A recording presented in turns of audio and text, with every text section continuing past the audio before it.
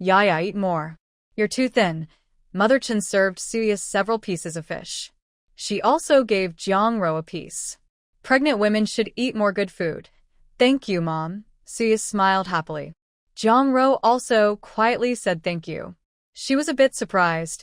This was the first time her mother had served her meat. Mother Chen also gave Fu Bao 2 pieces of fish and told everyone to eat freely. Second sister-in-law quickly served herself several pieces for her 2 children. She also took 2 bites herself. Then she stopped. Compared to the older brother's children, they could only serve themselves. After all, they are just kids and can't reach the meat. When they served a piece of fish, the meat was already gone. The eldest brother didn't bother to help the children. Just focus on eating quietly. Mother Chen didn't interfere much. She still has a few more years to live. She can't control everything forever. After Mimi finished eating, she was about to go back to her room to rest. Chun Ming accompanied her all the way. This peaceful country life is really nice. But, of course, things can't always stay calm and smooth. Su Nuonuo has been very anxious about approaching Chun Ming. Chun Ming's wife is about to give birth in 6 months. She's worried she might have a difficult labor and die. She wants to act sooner. But last time, she was too impatient, and now she can't even get close to Chun Ming. Whenever Chun Ming sees her, he quickly runs away. At the youth commune, she's also looked at with suspicion. She doesn't care. These people are so self-righteous. If they knew Chun Ming's future wife would be a provincial party secretary and might have a difficult labor, she doesn't believe they wouldn't be tempted. But they don't know. She knows that several people at the youth commune later pursued Chun Ming. One of them was Xiao Yuanyuan. Now, she looks down on her with contempt. Su Nuonuo feels helpless and a bit superior, like she knows everything. She never thought about what to do if she survived rebirth and didn't die from childbirth. She instinctively avoids thinking about it. Right now, she's focused on how to make Chun Ming like her. She remembers Chun Ming often appears in the back mountain, so she plans to hide there. She waited for many days and finally met Chun Ming. Because of the incident with Su Nuonuo, Chun Ming hadn't been to the back mountain for many days. He really hates people who are so shameless. Chun Ming is a bit lazy, but he knows he shouldn't mess around. This Su Nuonuo, even though she knows he has a wife and a child soon, still wants to pursue him. Is Chun Ming really like that? Chun Ming keeps his distance from Su Nuonuo. He doesn't even want to fall into any traps. What a nuisance. He just wants to leave quickly. After waiting so long, Su Nuonuo won't just let Chun Ming go easily. Don't go, she says. I have something to tell you. Su no, stop Chun Ming. Chun Ming looks expressionless. Just say what you want to say. I apologize for what I did last time. I didn't know you had a wife. I just fell in love with you at first sight because you look handsome, so I pursued you. I'm sorry for the trouble I caused you and your wife. I love you so much that I couldn't control myself. Ching Nuonuo said sincerely. This was what she had thought about for a long time and decided to say. She really liked Chun Ming very much, which is why she stopped him. Chun Ming. What are you talking about? Chun Ming couldn't believe that a face alone could fool people in the city. Moreover, he had heard from his wife that this woman had even come to his house. It was obvious she knew he was married. Now, he looked at Ching Nuonuo with disgust. Stop it. I'm married now. I won't accept your apology. Just stay away from me in the future. Chun Ming said coldly. He also stepped back from Ching Nuonuo. He was really afraid he might lose his reputation and his wife might dislike him. Hearing Chun Ming's words, Ching Nuonuo felt angry and bitter. Wife. Her wife was only a little more attractive than her. So what? Brother Ming, can you give me a chance to make up for this? Ching Nuonuo forced herself to hide her jealousy and showed a smile of apology. Can't you understand what I'm saying? Chun Ming thought this woman was really strange. Ching Nuonuo's smile on her face stiffened. What does he mean? Chun Ming turned around and walked away. He couldn't keep arguing with her. Ching Nuonuo suddenly decided to give up and threw herself to the ground. Brother Ming, help me. Ching Nuonuo called out to Chun Ming. Ming was walking quickly, but now he started to run. Oh my. What kind of woman is this? He decided to go back and find his wife. Suya was practicing her wood element powers. She felt that she had gained 3 new energy sources inside her, one of which was very faint. Could she be a triplet? Or even triplets? The smallest fetus was very weak, so she could only try hard to cultivate her wood element power to transfer energy to her. Suya drank several glasses of spiritual spring water. She also planned to replace all her water with spiritual spring water, hoping to save her smallest fetus. She felt her breath was very weak. The medical equipment in the hospital is not very good right now. She needs to go to Beijing to see what is really happening with the baby inside her. Suya touched her belly. Baby, you must stay strong and live. When you come out, I will buy you lots of fun toys and delicious food, and take you on trips.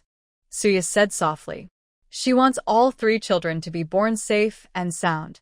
Honey, I'm back, Ming whispered. Suya looked at her husband, but didn't feel like talking. Right now, she only thought about how to get to Beijing. She heard that taking the train is crowded and not friendly to pregnant women. There are no high-speed trains or planes at this time. Going straight to Beijing might not be a good choice. How should she get to Beijing? Honey, what's wrong? Ming quickly noticed Suya was upset and asked. Pregnant women shouldn't be in a bad mood. She needs to stay happy. I think I am carrying triplets, she said. I had a dream about it. One of the babies is very weak and I want to go to Beijing to see, Suya told Ming honestly. His decision isn't that important, but she still wants to know what he thinks. In this chaotic time, she worries about going alone to Beijing. If something happens during delivery, like her baby being taken or swapped, it would be a big problem. What? He exclaimed. Triplets. His wife isn't pregnant with twins? And about going to Beijing to check? He had this idea a long time ago. He was worried she might think it's too far or too troublesome. But now, she says one fetus is not doing well in her dream? His heart tightened. I will go to the village chief's house to get a letter of introduction later. Tomorrow morning, we will buy tickets to Beijing. Thinking about what might happen to his child, Ming felt nervous. He comforted his wife briefly and then went out to find the village chief. Suya didn't expect her husband to believe it so easily, and he shared her thoughts. She wanted to visit the hospital in the capital city. In today's world, not going to the hospital is common. Some people even give birth in the fields. Going to a county hospital is already quite expensive. Who would want to go to a big city hospital like in the capital? For the first time, she felt a sense of belonging at home. Mingzai, where are you going so late? Mother Chen saw her son about to leave when she went out. You now have a wife, and you can't be wandering around all the time. With such a beautiful wife who also gave you children, you should cherish her. Mother Chen spoke earnestly to Chen Ming. Her mother's lack of trust made him uncomfortable. Mom, Yaya might be pregnant with the 3rd child. Yaya dreamed that the 3rd baby's breath was faint, so we want to go to the capital city to check. Chen Ming explained to Mother Chen. To the capital city. Mother Chen was caught off guard. She hadn't been back to that place in a long time. That place felt very distant to her. Mom, I need to hurry and get an introduction letter from the village chief, Chen Ming said, and was about to leave. Mother Chen grabbed him. Here's 500 yuan. Take it and go to the capital city with Yaya. If it's not enough, I'll give you more later. Mother Chen handed him the money. Mom, Chen Ming was stunned by the amount of money. He thought their family only had this much money each day. Could it be all their savings? Would that be too much? But thinking of his child, he still took the money. He had never been to the capital city and didn't know how much it cost to see a doctor there. Your father, and I don't know about this money. Keep it and don't say anything, Mother Chen reminded Chen Ming. She knew her younger son was usually smart, but this was a large sum of money. Chen Ming nodded. Go quickly to find the village chief. I'll prepare some food for the trip. Mother Chen finished and went into the kitchen to prepare. Chen Ming immediately ran to see the village chief. Many families are already preparing to go to sleep. The village chief's family is also getting ready. What's wrong? Is there something you need? The village chief gets up and looks at Chen Ming at the door. I'm going to Beijing to have my wife checked. Bring a referral letter. Chun Ming says, panting. Come in then. The village chief doesn't say much and quickly stamps the letter. He likes Chun Ming very much. If he hadn't canceled the college entrance exam, this boy would probably have a government job. No old person dislikes children who can read and learn. Thank you, village chief. Chun Ming turns to leave. Here's 50 yuan. We haven't been outside much, only know that it costs money. This money doesn't need to be paid back right away, the village chief says kindly. Chun Ming accepts the money and keeps it in mind as a favor. He also notices the village chief gave him a few blank referral letters with stamps. He doesn't say more thank yous, choosing to show his gratitude through actions. He quickly returns home to pack his things. Do you really like Mingzai, this child? The village chief's wife asks. I like smart children who can read. Too bad I don't have one. The village chief glances at his wife and says, What do you mean? Are you saying I only have one son? I don't see much use in reading. Chun Ming is notorious in the village. His wife responds irritably. Don't argue with a simple-minded woman like you. Our descendants must learn to read, regardless of gender, unless they are too poor to learn, the village chief says firmly. He doesn't believe this situation will last forever. Now the country is recovering and needs talented people everywhere. Where there are talents, the college entrance exam will eventually be reinstated. He just wonders if he will live to see the day when the country is strong and prosperous. Suya doesn't have much to pack. She only takes a few clothes. Meanwhile, Chen's mother is busy in the kitchen. The rest of the Su family gradually wakes up, as the kitchen is quite noisy.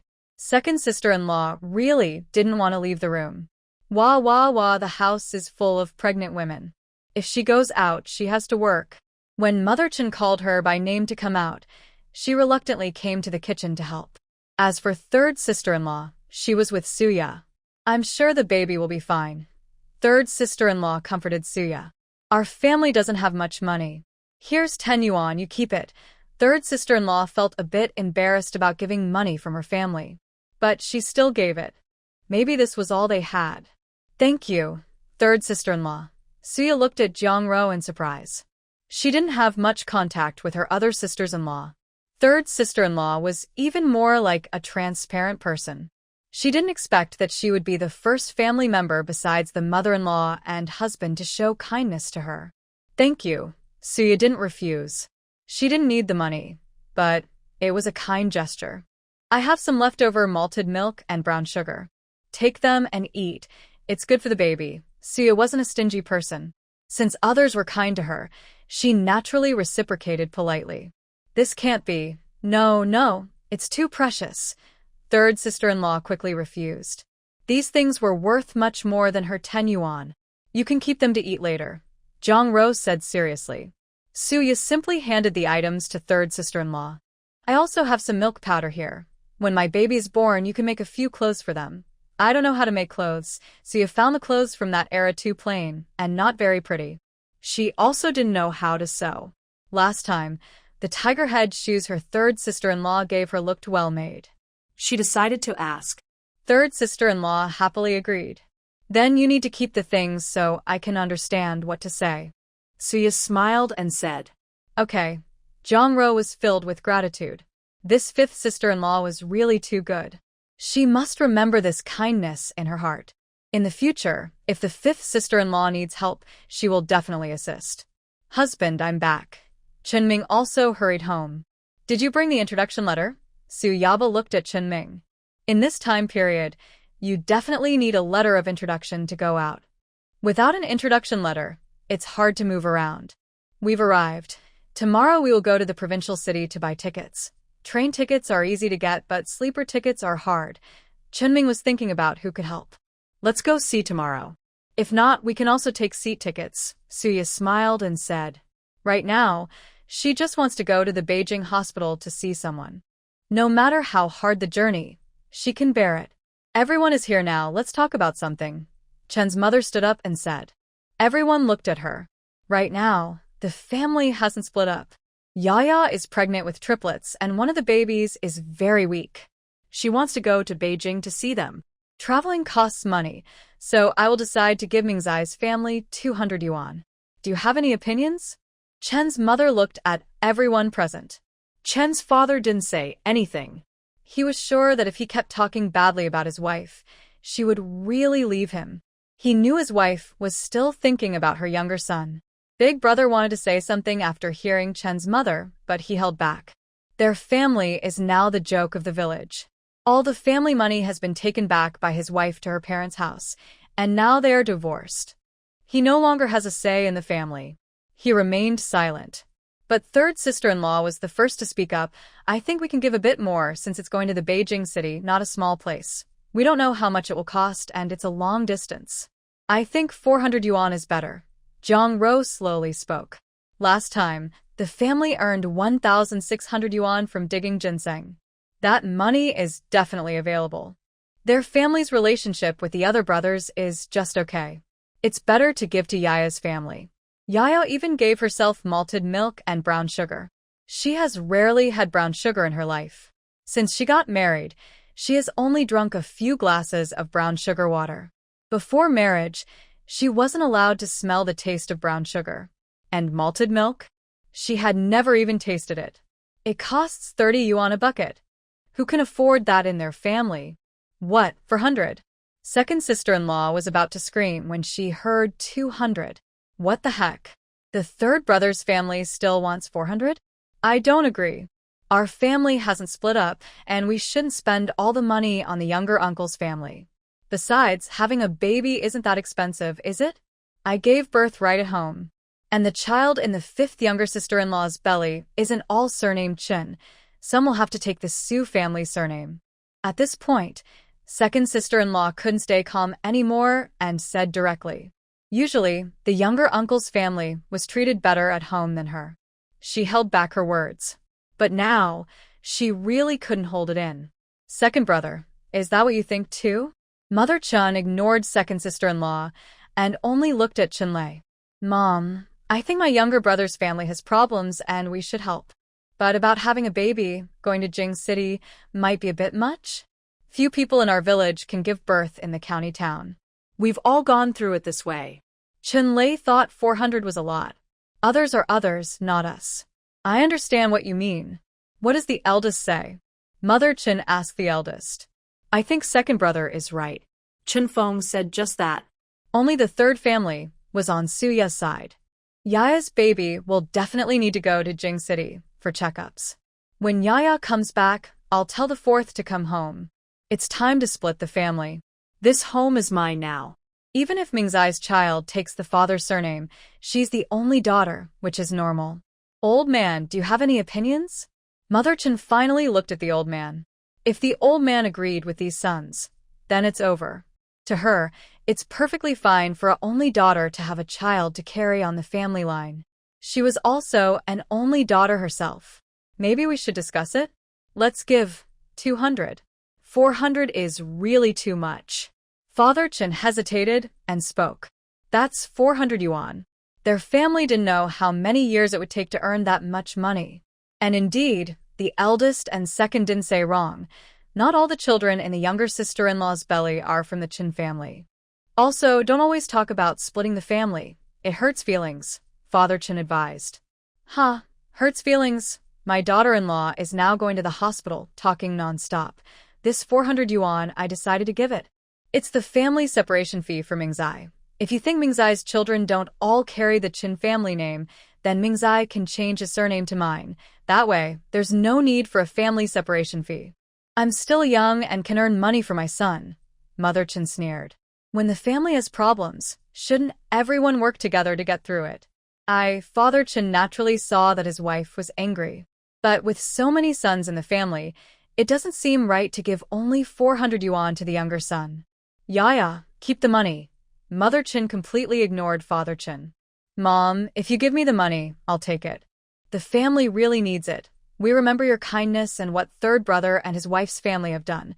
So Yaya quickly caught the money and put it in her arms. She also hopes to split from the Chen family. Right now, she just wants to go quickly to Beijing to have the child checked. Other things can wait. The eldest and second families saw their mother's unhappy face and stayed silent. But since everything has been done, this is just the calm before the storm. Mother Chun then went to Su Yaya's room to pack her things. Mom, how can you be willing to split the family just now outside? Chunming was too shy to ask. Now, with only a few of them, he asked directly. Not splitting the family before was because I was worried about you. Worried you wouldn't have a good life, wouldn't go hungry at home. Now the family isn't united. Yaya's parents are well off, so we can't keep bothering you. Mother Chun said unhappily. If you split the family, you can live with us. Chunming offered. He had talked to his wife about this, and she agreed. Who else would I live with if not you? I raised you all my life.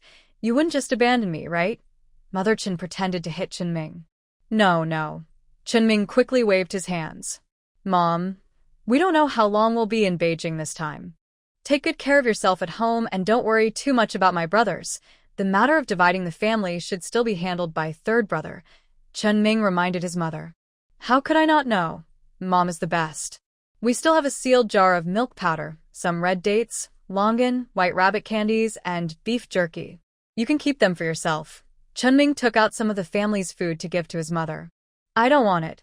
Yaya is pregnant now, and she needs to take care of her health. These things are not heavy. You can eat them on the way with Yaya. His mother firmly refused.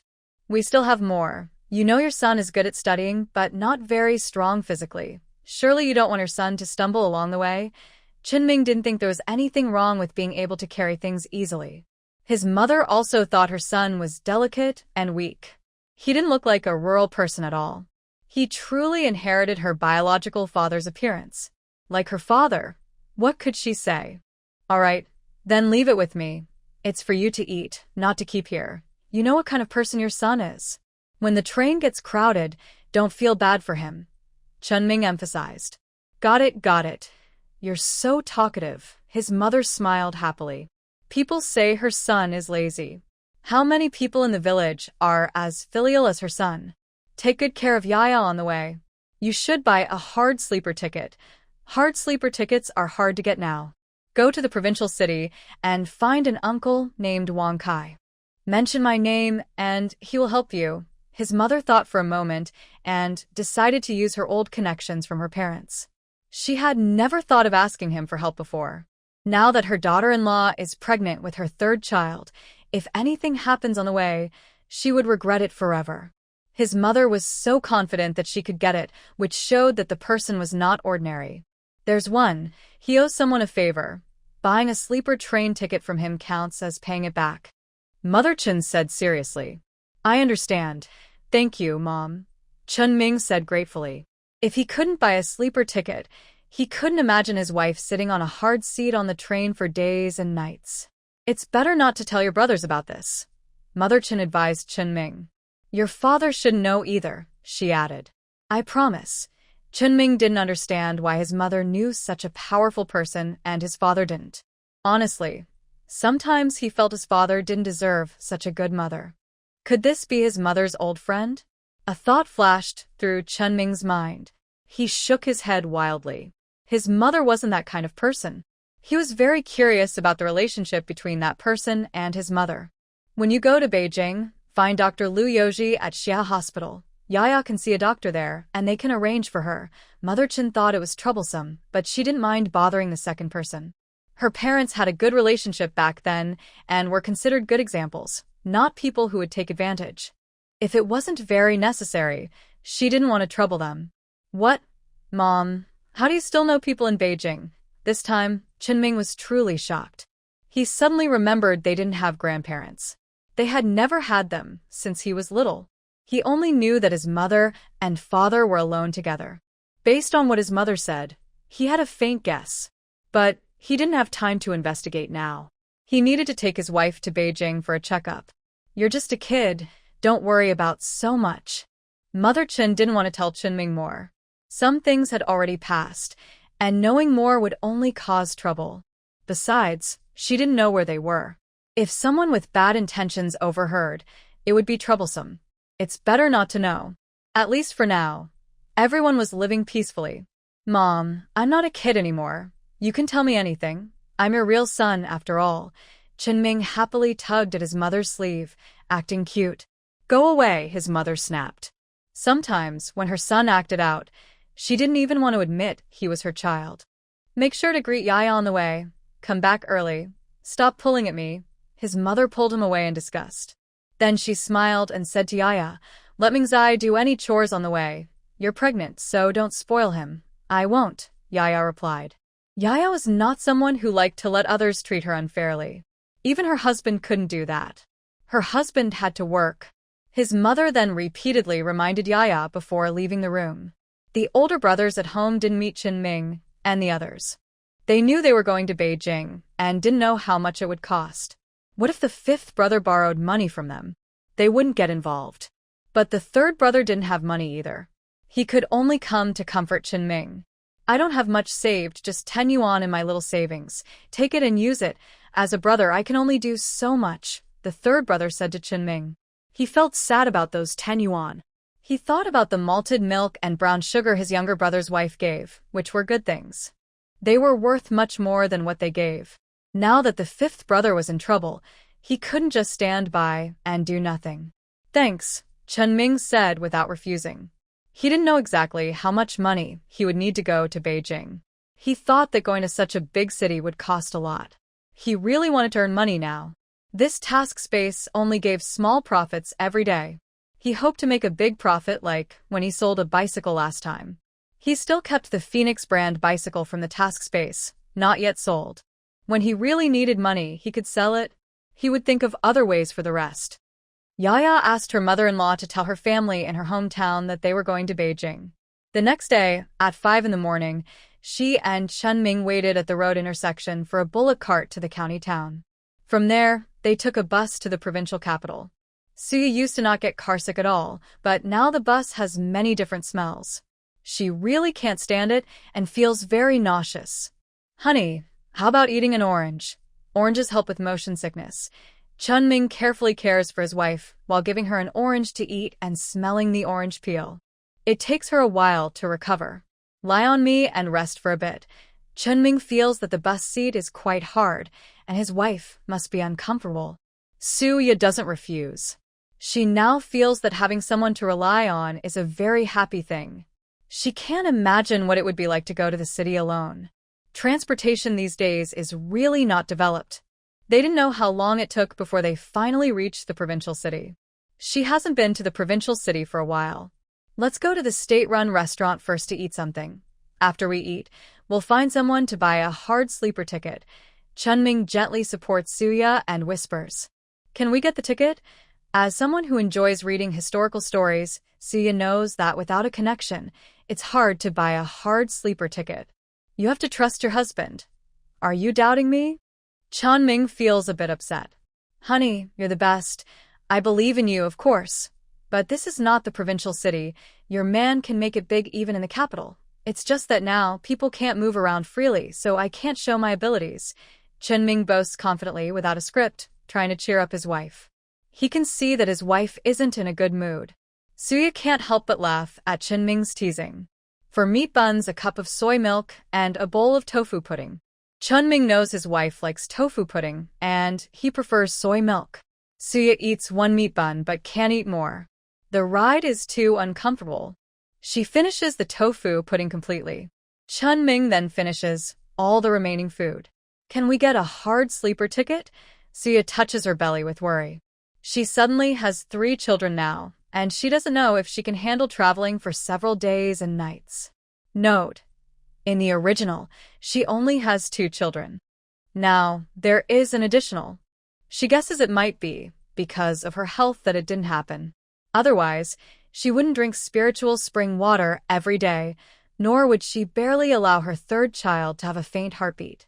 She doesn't know if rushing to the capital city with her other 2 children, risking their lives for a small chance, is the right choice. She only knows she can't abandon her. She can feel the life force from 3 different babies inside her and their small interactions. She wants all 3 to be born safe and sound, without missing anyone. Of course, I want to get it. Chen Ming is very confident. He trusts his mother a lot. Whatever his mother says, he won't doubt. Chen Ming asks someone for the location of the police station. Suya. Why are we going to the police station? Suya is confused. To find someone who can help us get the hard sleeper tickets, Chen Ming said easily. Huh, Suya's never heard that Chen's family knows anyone in the police. Nowadays, if a family has some powerful connections, everyone would know. Even if they don't say it, many people will find out. She hasn't heard that Chen's family has such strong connections. She didn't say much, just followed Chunming closely. Is there a problem? The police officer at the station asked when they arrived. We need to find someone named Wang Kai for a small matter, Chunming said with a smile. Why are you looking for our Wang Bureau? Our Wang Bureau is usually very busy. If it's nothing important, don't bother him. Just talking to us is enough. The police officer replied. It's a personal matter. Just tell him a former friend named Gu Qiujin is looking for him. Chunming spoke according to what his mother taught him. Okay, I'll ask. One of the junior officers at the police station went to find Wang Bureau. Hello, Bureau Wang. Someone named Gu Qiujin says she wants to see you. When Wang Kai heard this, he immediately stood up. Where is she now? Right outside the police station. Wang Kai immediately came out of his office. He came out but did not see Gu Qiujin. Where is she? Wang Kai looked around but couldn't find her. It's my mother. She asked me to come here to get rid of you. Chunming stepped forward and said, Are you her son? Wang Kai asked this question. Chunming replied, For her son is already so grown up. Wang Kai looked through Chunming to see the shadow of an old friend. Has she been doing well all these years? Wang Kai softly asked. Suyo exclaimed, This has a story behind it. Captain Wang, let's go into the office to talk. Suya noticed some nearby police officers starting to watch curiously. It's better to keep some face for the elders outside, especially now when things are sensitive. Chunming immediately understood his wife's meaning and pulled Wang Kai toward his office. Wang Kai obediently pointed to a spot. In the office, Chunming closed the door before answering Wang Kai's question. My mother is doing okay. He didn't say she was doing well. After all these years, how could his mother, who raised 5 brothers, be doing well? Where is she? Wang Kai asked anxiously. He hadn't seen her in 20 years. She's in a village just below, Chunming answered vaguely. He was unhappy about his father's favoritism, but he never thought about breaking them apart. He didn't know what his mother meant either. So, naturally, she wouldn't speak openly. So, she's not far from me. Why haven't you looked for me all these years? Wang Kai smiled bitterly. She's afraid of burdening me, he sighed. What did she want you to come find me for? Wang Kai asked directly. He knew her well. If it wasn't very important, she wouldn't have gone 20 years without contacting him, and now she sent her son to find him. Well, my wife is pregnant and needs to go to Beijing for a checkup. I want to trouble you to buy a hard sleeper ticket. Chunming spoke slowly. That's a hard sleeper ticket. It takes 3 days and nights to get from here to Beijing. I'll take care of the train ticket for you, Wang Kai said happily. You don't come to the provincial city often. Let me treat you to a nice meal at the state-run restaurant. He invited Chunming and the others. No need, Chunming declined. We're in a hurry to get to Beijing and want to go as quickly as possible, he explained. Being smart, Chunming naturally saw that this person was interested in his mother. After so many years, he didn't know what to do now. He could only refuse. Your grandfather has helped me a lot. I treat you well now because of him, Wang Kai said. Are you curious about your grandfather? Wang Kai noticed Chunming's hesitation and quickly changed the subject. Grandpa, Chunming asked. Isn't that my mother's father? You know him? Chunming was very interested in his grandfather's story. He had never heard his mother mention him before, as if that person didn't exist. Want to have a meal together? Wang Kai invited again. This time, Chunming didn't refuse. They had been walking for quite a while. Although they only ate 2 meat buns, it was already noon, and they needed to eat properly. He wouldn't eat, and his wife couldn't go hungry either. Sure, Chunming agreed happily this time. Suya heard that the ticket problem was solved, so she naturally agreed to eat. She couldn't go hungry now. As a pregnant woman, she needed to eat well. Her baby's nutrition depended on her absorbing it. Wang Kai ordered 6 main dishes: braised fish, stir-fried chicken, roast duck, braised pork, lamb meatball soup, and stir-fried beef. Chunming looked at the big table of dishes, some of which he had never seen at the state-run restaurant before. Does the state-run restaurant serve stir-fried beef? Chunming asked with some doubt. That's only for special guests, Wang Kai explained simply. It's reserved. Chen Ming understood what he meant. He marveled at how different people could be. Suya was also surprised. In the historical stories she read, there was no mention that state-run restaurants had people who could get special treatment behind the scenes. Didn't everyone eat the same? It was surprising that there was such a difference. Money and power really made a big difference. She looked at her husband. From the way Su Nuonua was acting, her husband would definitely become an official someday. Otherwise, Su Nuonuo's eyes wouldn't be so passionate. She used to think that her ultimate dream was to be a landlord collecting rent for the whole world. Now, she also wanted to help her husband become an official and enter politics. Right now, Suya was busy eating, and she was eating with great enjoyment. She felt that the food was even better than what they usually ate. Is this the chef's cooking? Suya asked. You're quite clever for a young girl, Wang Kai praised openly. Chen immediately picked up his chopsticks to eat. He exclaimed, Wow, this is so delicious. His eyes lit up. Without saying a word, he eagerly joined the eating team with his wife. Wang Kai watched the two happily. Her son was already showing up. It was easy for him to find her now. Eat as much as you like. If you come often, I'll bring you here to eat. All meals and accommodation are included, Wang Kai added with a smile. All right, that will be a bit troublesome for you then, Suya happily agreed. She had been to a state-run restaurant in the provincial city before, but the food there never tasted as good as this. She thought it was pretty good at the time. Now, after comparing, she was shocked. The difference in taste was huge. Right now, Suya just wanted to satisfy her craving. Wang Kai was even happier to hear that. Of course. It's not a problem at all. I've always had a very good relationship with your mother when we were young, Wang Kai said with a smile, reminiscing about the past. Suya was very curious. She looked at her husband. Her husband clearly also wanted to know. Tell us, we don't know much about it, she said. Didn't she tell you about me? Wang Kai asked in disbelief. How could that be? Suya didn't dare to speak now. This was clearly a love-struck person. Her mother-in-law, she couldn't say she had no feelings for him before, but at least now, she had let go. This era is full of surprises. Yes, that's just her personality. I am her childhood friend, and when we were young, she always called me Big Brother as she followed me around. Wang Kai recalls the past with a big smile on his face. Suya is busy eating while listening to gossip. She doesn't feel very positive about her current father-in-law. She prefers the man in front of her more.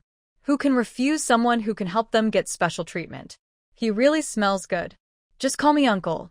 Wang Kai is very friendly towards Suya and the others. After all, he is her real son-in-law. Do you want me to find a doctor for you at Xia Hospital? Wang Kai asks again. My mother already found one for us, Suya replies slowly. That's good. She also knows that person, Wang Kai says. You're Chen Ming, right?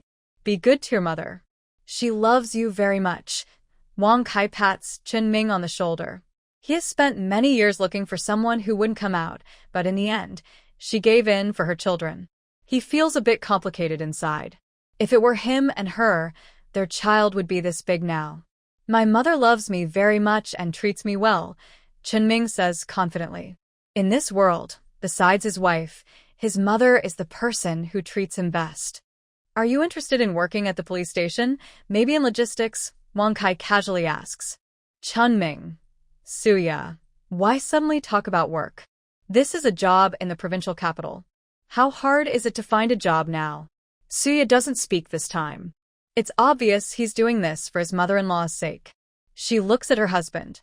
Chen Ming, that sounds really tempting. I need to go back and discuss it with my mother. Thanks a lot, Uncle Wang. Chen Ming sincerely thanks Uncle Wang. Getting a job feels like gaining new parents. After graduating from high school, Chen Ming once thought about finding work in the county town. But he had no connections, and his family had no money to send him out, so he could only go back to the village. Later, he gave up. Working was too hard. Now, a job in the provincial capital is right in front of him. He didn't agree immediately. He wants to go back and ask his mother. His mother never talks to him about her family, but now it seems her family has a notable background. Now is a sensitive time, so he must be very careful. Wang Kai watched Chen Ming with increasing fondness. He didn't agree immediately, thinking about his own relatives who would love to take advantage. He smiled. What about her son? He wouldn't be bad. Uncle Wang, you should eat some too. Chen Ming proactively served Uncle Wang some food. Wang Kai ate happily. Since it was his son who served him, it was like his own child was doing it. I'm almost done eating. Wang Kai put down his chopsticks. Chen Ming looked at the big table of food, feeling a bit regretful. Can I pack some to go? Chen Ming thought he could eat it later by soaking it in hot water in the car. Sure, Wang Kai agreed without hesitation. Chen Ming packed all the leftovers. Would you like to come to my place to rest? I can get some tickets. Wang Kai invited Chen Ming and his group to his home. Wife, do you want to go? Yes. Suya, full and satisfied, really wanted to rest. If the baby was stable now, she wouldn't go. But since the baby's heartbeat was weak, she would rest if she could. They came to a small private yard with 4 rooms and a small piece of land at the entrance. But clearly only one man lived there, so the place was quite messy. Nothing was tidied up. Uncle Wang, isn't Aunt Wang home? Suya didn't know what would happen later, so she asked out of habit. I'm still a bachelor, no wife. Wang Kai smiled happily. Suya was surprised to hear that. From today, she could tell that Uncle Wang had feelings for her mother. But after more than 20 years, the man still waiting in the same place really touched her. How deep must his feelings be to wait so long? Usually, I'm busy with work and don't have time for these things. Woof! A dog suddenly ran out quickly, a golden retriever. Good boy. Wang Kai, he's a friend I brought back. Wang Kai patted the dog's head, and it calmed down. You rest in this room. I will go out first. Suya looked at the room in front of her, noting the clean sheets and the window with good glass. She just noticed that Wang Kai's room was only covered with newspaper. This room was unoccupied, meant for someone else. Did your mother ever tell you about Uncle Wang? This was the first time Suya wasn't curious out of gossip, but genuinely wanted to know about their past. No, she didn't. My mother doesn't talk about the past. Chen Ming casually said. Is this your first time meeting Uncle Wang? Suya asked. Yes, she was worried you'd get pregnant and couldn't handle sitting on a hard seat, so she finally spoke when she left. Chen Ming's eyes showed jealousy. Before he married, his mother was very kind to him. Now someone else had taken her place. Mother is really good to me. Suya sincerely expressed her feelings. During her time here, she felt warmth and love. You're my wife, of course I treat you well. Rest a bit. We slept on the train, and it wasn't as comfortable. Chen Ming helped his wife lie down. When Suya woke up and reached out to touch the side, she found her husband wasn't there. Wife, you're awake. Chen Ming heard the noise and immediately came to check on Suya. I'm awake. Uncle Wang just came back and knocked on the door. I wanted you to sleep a bit more, so I went out for a while. The sleeper ticket is booked. The train leaves at 8 tonight. Chen Ming's face was full of smiles. Sure enough, someone outside was helpful. If it were him, he might not have been able to get a sleeper ticket. Really? Suya sighed in relief upon hearing about the sleeper. She couldn't imagine 3 days and nights on a hard seat. It would take half her strength. Let's go early. Suya didn't know what the train station was like at this time. Nowadays, there are many transportation options. Now, the only way out was by train, and there were few trains, so the crowd would definitely be large. Okay, I'll call Uncle Wang. Be careful on the way. I usually use national ration tickets for meat, snacks, and other items. Bring Yaya to Beijing to enjoy good food. This is the food I prepared for the trip, mainly for Yaya. Pregnant women need to eat well. When you return, remember to come find me. I also contacted the director at Xia Hospital in Beijing. He should come to the train station to pick you up around the right time. Wang Kai was telling Chen Ming. He said, I will definitely come to see you when I return. Goodbye, Uncle Wang, Suya said as she squeezed onto the train with Chen Ming. She really has a good impression of Uncle Wang. Why isn't my mother with him? If she were, I'd be called a government kid, Chen Ming said with feeling. His biological father is not very kind to him. He has good eyes and can see that clearly. Before Suya could speak, various smells filled her nose and mouth. She felt dizzy. Honey, go rest in the sleeper car. Uncle Wong bought the lower bunk for them. When Chunming got on the train, he realized it was a high-quality hard sleeper. There was no third level. It even had a private door. The compartment had only 4 beds, and the aisle had no space. But the air felt a bit better. Suya finally calmed down. We should thank Uncle Wong properly when we get back, she said. We can just tell Mom. She will handle it, Chunming said casually. He didn't think they arranged such a good bed for him just because of him. We should also show our appreciation. This is our way of showing thanks, Suya told Chunming. Got it, I'll listen to my wife, he replied. Do you want to eat something, wife? Chunming asked kindly. Just an orange, Suya said weakly, sitting on the bed. She felt that pregnancy made her easily tired. Luckily, it's a peaceful time now. Conditions are a bit tough, but people are safe. Here, wife, eat this, Chunming said. I'll go get some hot water for you. Wait here for me, he told his wife. 2 other people also came into the compartment, a man and a woman, both pregnant. The girl had a very obvious baby bump and a delicate face. Can you also help me get some hot water? Why are you so clueless? Didn't you see what your husband was doing? The girl spoke impatiently. Women really are full of surprises. The man became somewhat impatient and unwilling to go fetch water. Where are you going? The girl took the initiative to talk to Suya. I'm going to Beijing. Suya thought about the 3 days and nights on the train and decided they should get along well. That's funny, I am too, the girl said excitedly. Is that your husband? How old is your baby? My baby is 8 months old. The girl was very talkative and could chatter all alone. For months, Suya also liked listening to others talk. The girl noticed Suya didn't seem annoyed, so she became more interested. Can I try a piece of your orange? I'll trade you with some canned yellow peaches. The girl hadn't eaten fresh fruit for several days and looked very eager. Sure, here you go. Suya didn't refuse the canned yellow peaches. She had never tried northern canned yellow peaches before, but she gave the girl 4 oranges. So sweet, full of juice, really delicious, the girl exclaimed. It was her first time eating such tasty oranges. They were both sour and sweet. Before, the oranges she ate were either too sour or not very sweet even when they were sweet. She ate several oranges in a row. When Chunming returned, he saw his wife happily chatting with the girl. He didn't say anything. Meeting on the train and chatting to pass the time was also good. Husband, this canned yellow peach is so delicious. Suya's face lit up with a smile. Yes, it's tasty. When we arrive in Beijing, let's buy more. Chunming thought about the money his Uncle Wong gave him. His wife could probably eat whatever she wanted. Compared to his own father, he showed no interest at all. He didn't want them to spend money in Beijing. Chunming decided not to think too much. Right now, what mattered most was their checkup at the hospital. If I'm not here, how can you eat things others give you so casually? Are you not worried there might be something wrong with it? The man came in to get water and saw his wife eating oranges she didn't know where they came from. What are you doing? I was the one who asked for the oranges. The girl immediately looked upset. Look at how poor they dress, like farmers from the countryside. Why are you eating their food? The man looked at her with disgust. Suya. She was wearing old clothes because she was pregnant and worried that new clothes might have harmful chemicals that could affect the baby.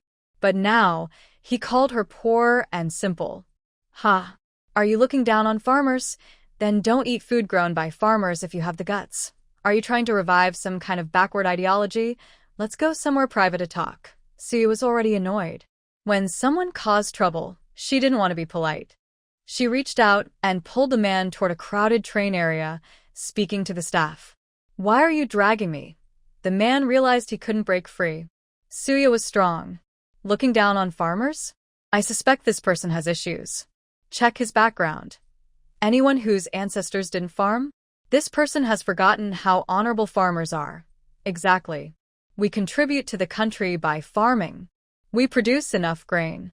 Why do they look down on us? The train was full of people, many of whom were farmers. It was a direct hit. I demand this person apologize to all farmers. We also want to know where he works so we can ask how someone like him gets hired. Suya spoke firmly. The man's face turned pale. He knew he was in trouble. Aren't those country folks all insecure? How can they criticize him? Quick, apologize. Are you really trying to lose your job? The girl pushed him. She was blind to her own situation, having initially fallen for someone like him. If her family hadn't helped her, she wouldn't know how she would be living now. Yes. I'm sorry. The man hesitated. I won't accept that apology. People need to be sincere. Everyone present was emotionally hurt. Please arrange some food to comfort each person, Suya requested. The man. Everyone heard this, and their eyes lit up. Who wouldn't like free food? The man was reluctant. There are hundreds of people in this workshop. Providing food for each one would be a big expense. With so many people, and not all of them are farmers, he argued. Then let's report this to the authorities, Suya said with a threatening tone. People in the city look down on farmers, right? We agree. We are all farmers' children, they shouted. Although I am now a city person, I won't forget my roots in the village.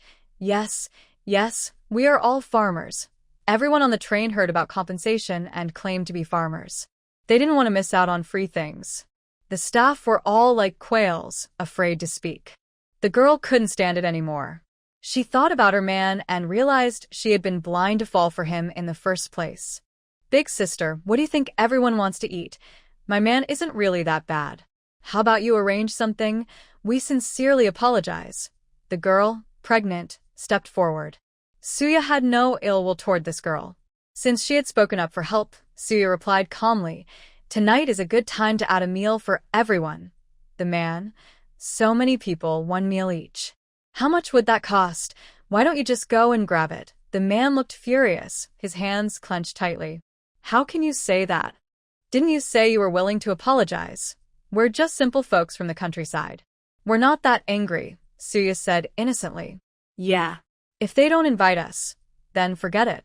This person is from Jing City, right? We'll write a joint letter to report how they look down on farmers.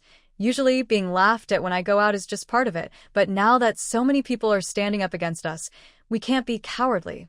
Exactly, that girl spoke well. She's eating our food and still criticizing us. Slap. The girl directly slapped the man. If you can't speak properly, just shut up. The man looked at the girl in shock. Why did she slap him? You. Slap. The girl slapped him again. This person must be mentally ill, not thinking clearly. Everyone don't pay attention to him. I am his wife. I will pay for your dinner tonight. You can get a meal with your ticket. This is our way of making amends. I'm really sorry. The girl softly apologized. Hearing that there was food to eat and seeing her gentle attitude, everyone's anger faded one by one. You should take good care of your husband. Don't say anything foolish outside. We won't argue with you anymore. We're just hungry and glad to have food. Yeah. Food. Many people nowadays can't even get enough to eat. Suddenly having free food is a luxury for those present. They all wanted to eat meat. On the train, meat no longer required a ticket. Almost everyone eagerly pointed at the meat. In the workshop, people were chatting happily, very lively. Many also came forward to thank Suya. Thank you, young girl. This is dried chicken mushroom from our family. Try some. Try our homemade chili sauce. A bunch of people came to give Suya gifts. Suya was overwhelmed.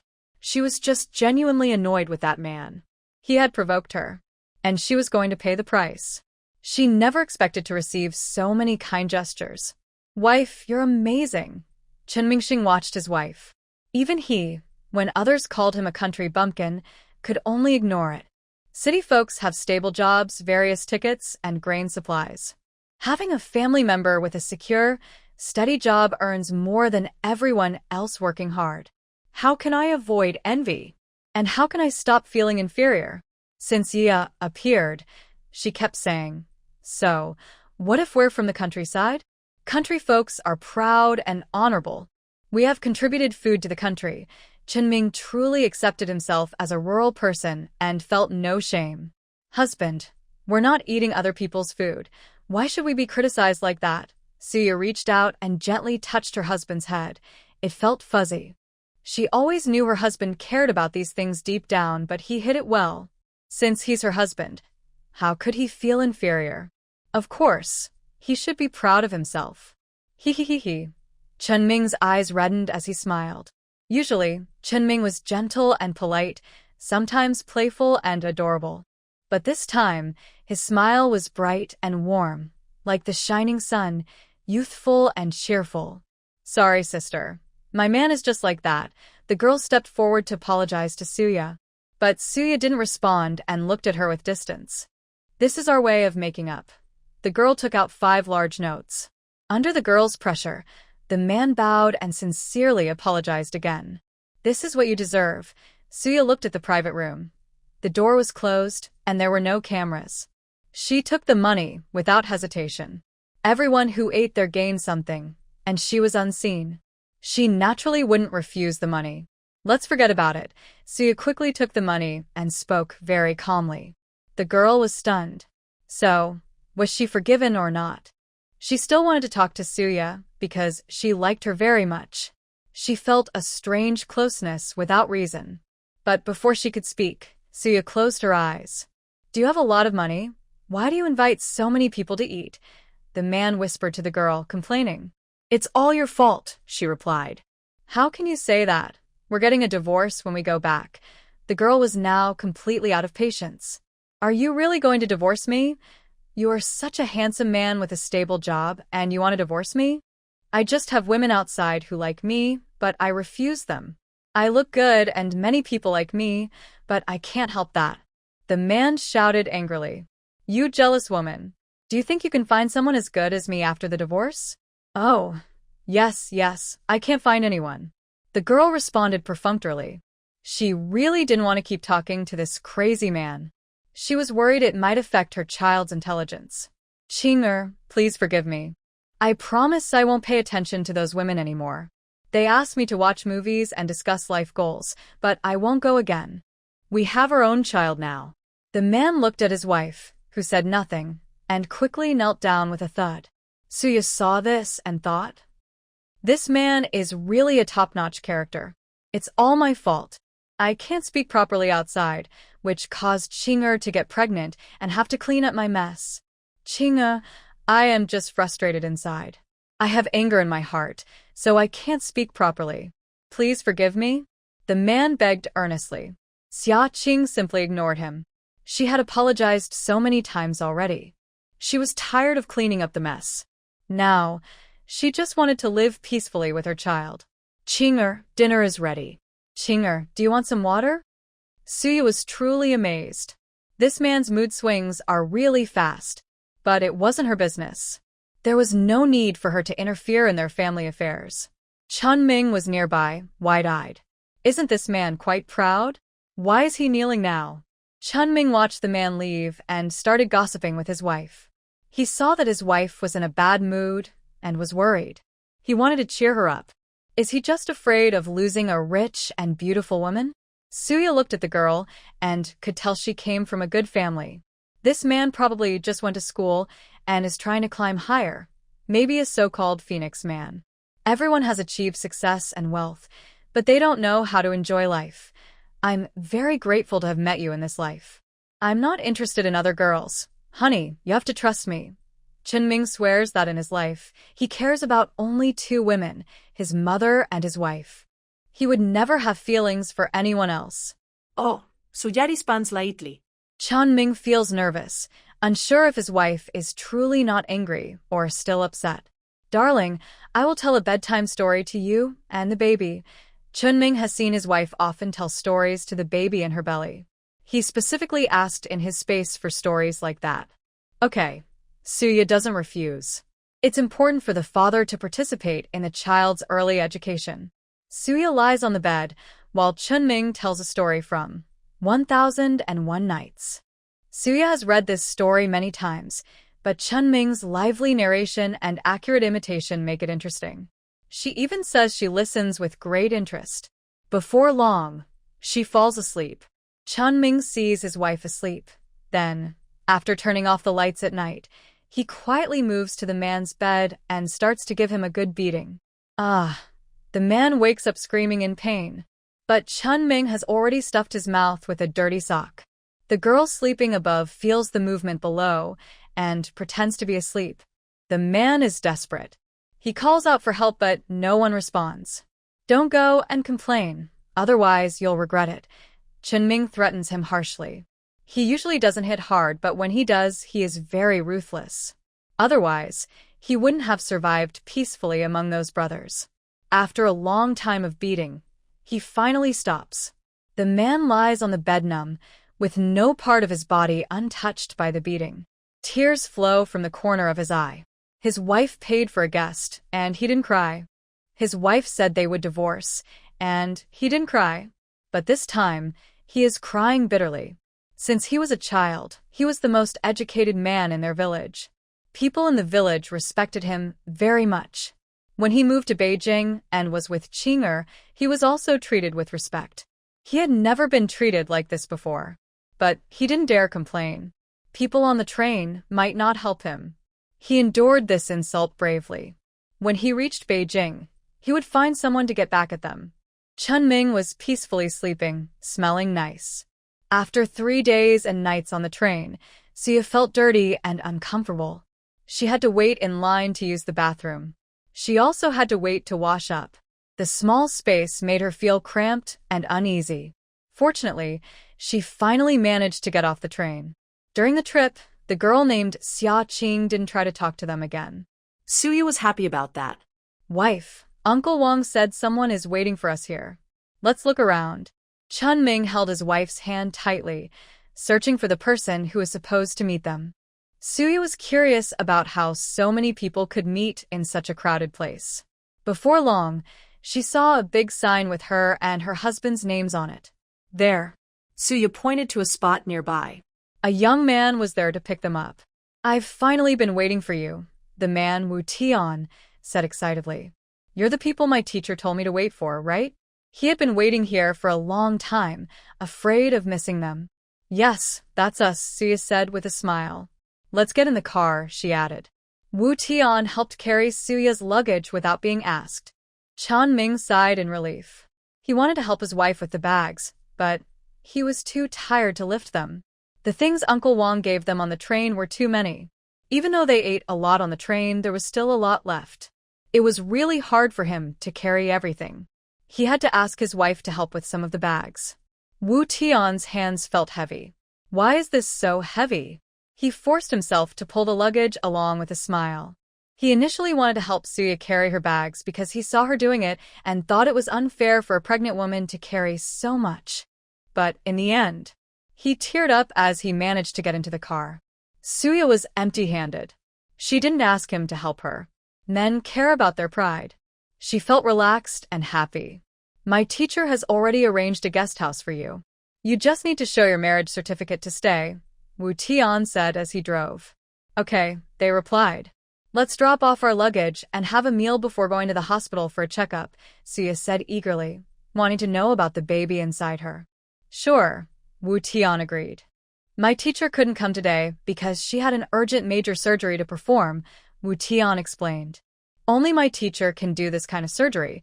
He could tell that his teacher cared a lot about these two people, so he quickly clarified to avoid any misunderstandings. It's okay, Suya said, understanding the situation with the doctors at the hospital. She felt grateful for their sincerity and was pleasantly surprised. She had thought that coming to Beijing with her husband would be like being a wanderer, but everywhere they went, people took good care of them. All of this was thanks to her mother-in-law, and she felt very thankful. They soon arrived at the guest house. After showing their marriage certificate and an introduction letter, they were allowed to stay. Suya found it quite interesting. Was it really so complicated to stay at a guest house? Because Beijing often has homeless people staying around, the checks are strict, Wu Tian explained as he carried their things. That makes sense, Suya said, glad that her husband had brought extra introduction letters. Otherwise, if they had to wait a long time, they might have been mistaken for homeless and sent away. Go inside and get ready. I'll wait outside, Wu Tian said, setting down their things and giving space for Suya and the others. Suya thought the service was very thoughtful. She had wanted to mention that they needed to prepare, but they had already left space for her. Your mother knows a lot of important people, Suya said in admiration, noting that they were all big figures. Yes, Wu Tian replied. I didn't even realize how impressive my mother is. Chunming was also surprised. His own dear mother. What else did he not know about her? You really have a good mother, Suya said with envy. She used to be an orphan, then was adopted by a billionaire. After her adoption process was complete, her foster parents died in a car accident. She was very wealthy, but felt very lonely. In the end times, she didn't trust anyone. Upon arriving in this world, she truly envied Chunming. She has a loving mother who cares for him wholeheartedly, always willing to ask for help just for her son. Yeah, my mother is your mother too. Chunming holds Suya's hand and sincerely tells her. Yes, she is. She is also my mother. Suya suddenly smiles. You also have a mother-in-law, and they're very kind to you. You're saying that makes me envy your wealthy family. You're an only child, so all your parents' love belongs to you. How could Chunming not envy Suya? So much money. He also wants to be a wealthy person. But marrying you, roughly speaking, is like my child having money. My child will be rich in the future. Chunming feels satisfied too. He never thought that his wife's family's money was his. After all, not many good men want their wife's family's money. He is a good man. Why not say it's yours? Suya asks curiously. Not brave enough. Afraid my mother will scold me. My mother told me not to always spend your money, Chunming says hesitantly. Suya can't help but laugh. Her mother-in-law is truly caring, and she feels very lucky. Her husband also takes good care of her. Her parents love her too, and she feels very happy. Her child will not lack love in the future, and her family has strong support, giving her strength. She touches her belly, a happy smile on her face. At the noodle shop, this is a famous meat sauce noodle. You should try it. Wu Tian enthusiastically introduces Chunming and Suya. Suya orders a bowl of meat sauce noodles. Chunming also orders the same. Delicious. Suya has eaten many kinds of noodles, but she finds this one especially tasty, smooth, and flavorful. She tastes it carefully. When they first got out of the car, she had no appetite, but now she is eating very quickly. One more bowl. Suya feels she isn't full yet, so she adds another. Delicious. Chunming also eats 2 bowls. After finishing, Suya wipes her mouth and takes a sip of water. Honey, do you want some soda? Chunming is craving soda a little. No, Suya refuses. She had never been pregnant and had no experience. She didn't know which foods were safe to eat and which were not. Because of her pregnancy, she needed to avoid certain foods. So she simply stopped eating other things. Although Chunming wanted to eat, he didn't buy anything when he saw his wife not eating. He understood that his wife was worried about eating the wrong things and harming the baby.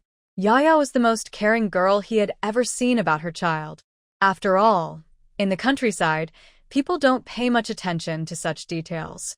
At Peking Union Medical College Hospital, follow me to the department at the back, Wu Tian said, leading Suya and the others inside. Suya had been to the county hospital, where there were very few people. In small towns, people usually don't go to the hospital unless it's a serious illness. Pregnancy checkups are rarely done there. In contrast, Peking Union Hospital was crowded, with many people coming for examinations. Suya saw many pregnant girls with big bellies. But they all came alone, without anyone accompanying them. She looked at her husband beside her. He was quite considerate about this. Wait for my teacher in the office, Wu Tian said. I'll go find him. He should be in surgery. Go ahead, Suya replied, waving her hand. Chunming poured a cup of warm water for his wife. Since she got pregnant, she stopped drinking cold water and only drank warm water. Good progress, Suya praised Chunming.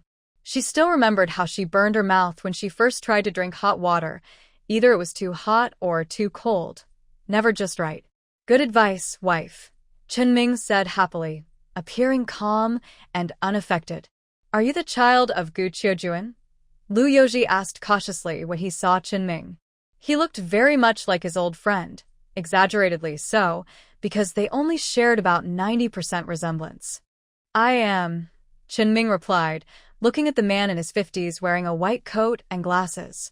I'm a friend of her father, Lu Yoji. You can call me Uncle Lu, Lu Yoji said.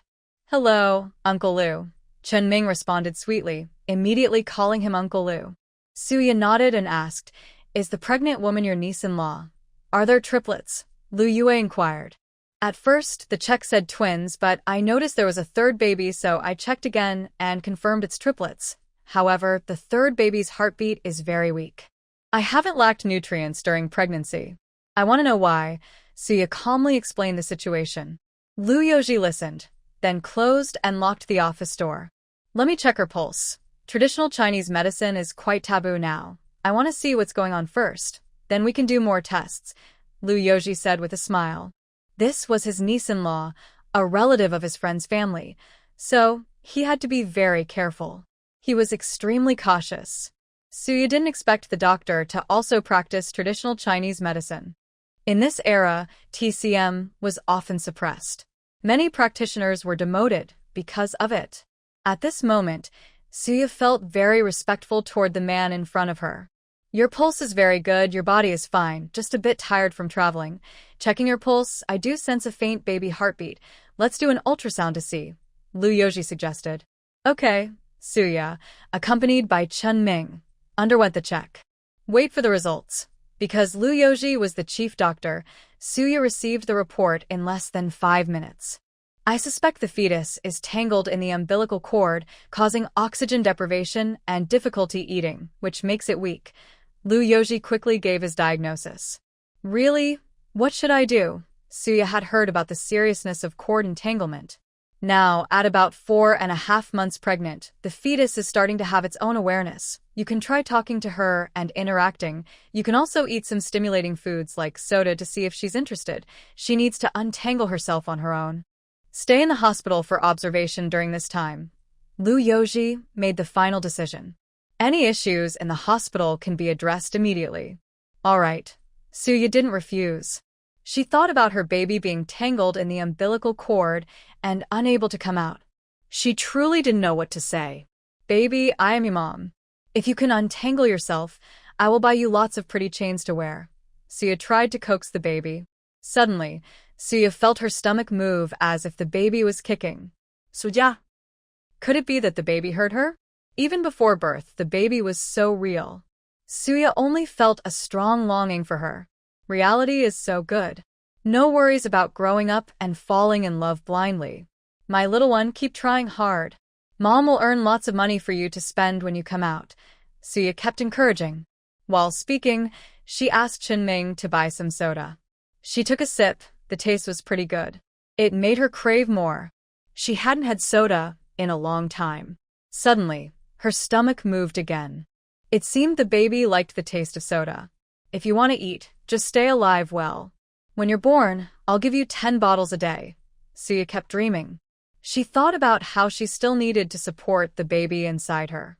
Once born, she could change her mind. Chunming watched this scene with amazement. His child was really clever. So young and already understanding words. At this moment, Suya's plant-based supernatural energy was running low. She decided to gather all her energy to check inside her body. She didn't know what was happening before and didn't dare to act blindly. With her remaining energy, she planned to use it all now. She clearly saw 2 big babies inside her, sitting peacefully. And another smaller baby, half their size, was tightly tangled in the umbilical cord. The baby was trying hard to free itself. Suya. She helped the baby untangle itself along the cord. But the cord was already wrapped around the flesh, leaving marks. Her eyes filled with concern. She chatted with the baby while carefully helping it come out safely. The baby looked around after emerging. Suya found this very amazing. Could it be that she discovered something about herself? Baby, be good and obedient. Eat a little more. Don't be so naughty anymore.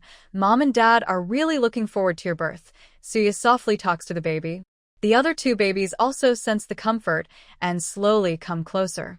Suya looks at the 3 babies and decides to use some spiritual spring water to turn into energy and put it in her belly.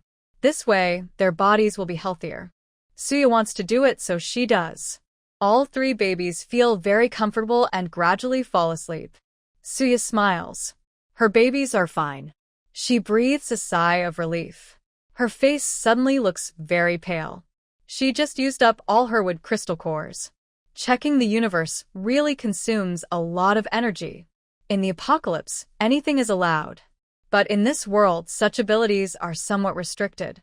Or using them also requires a lot of energy.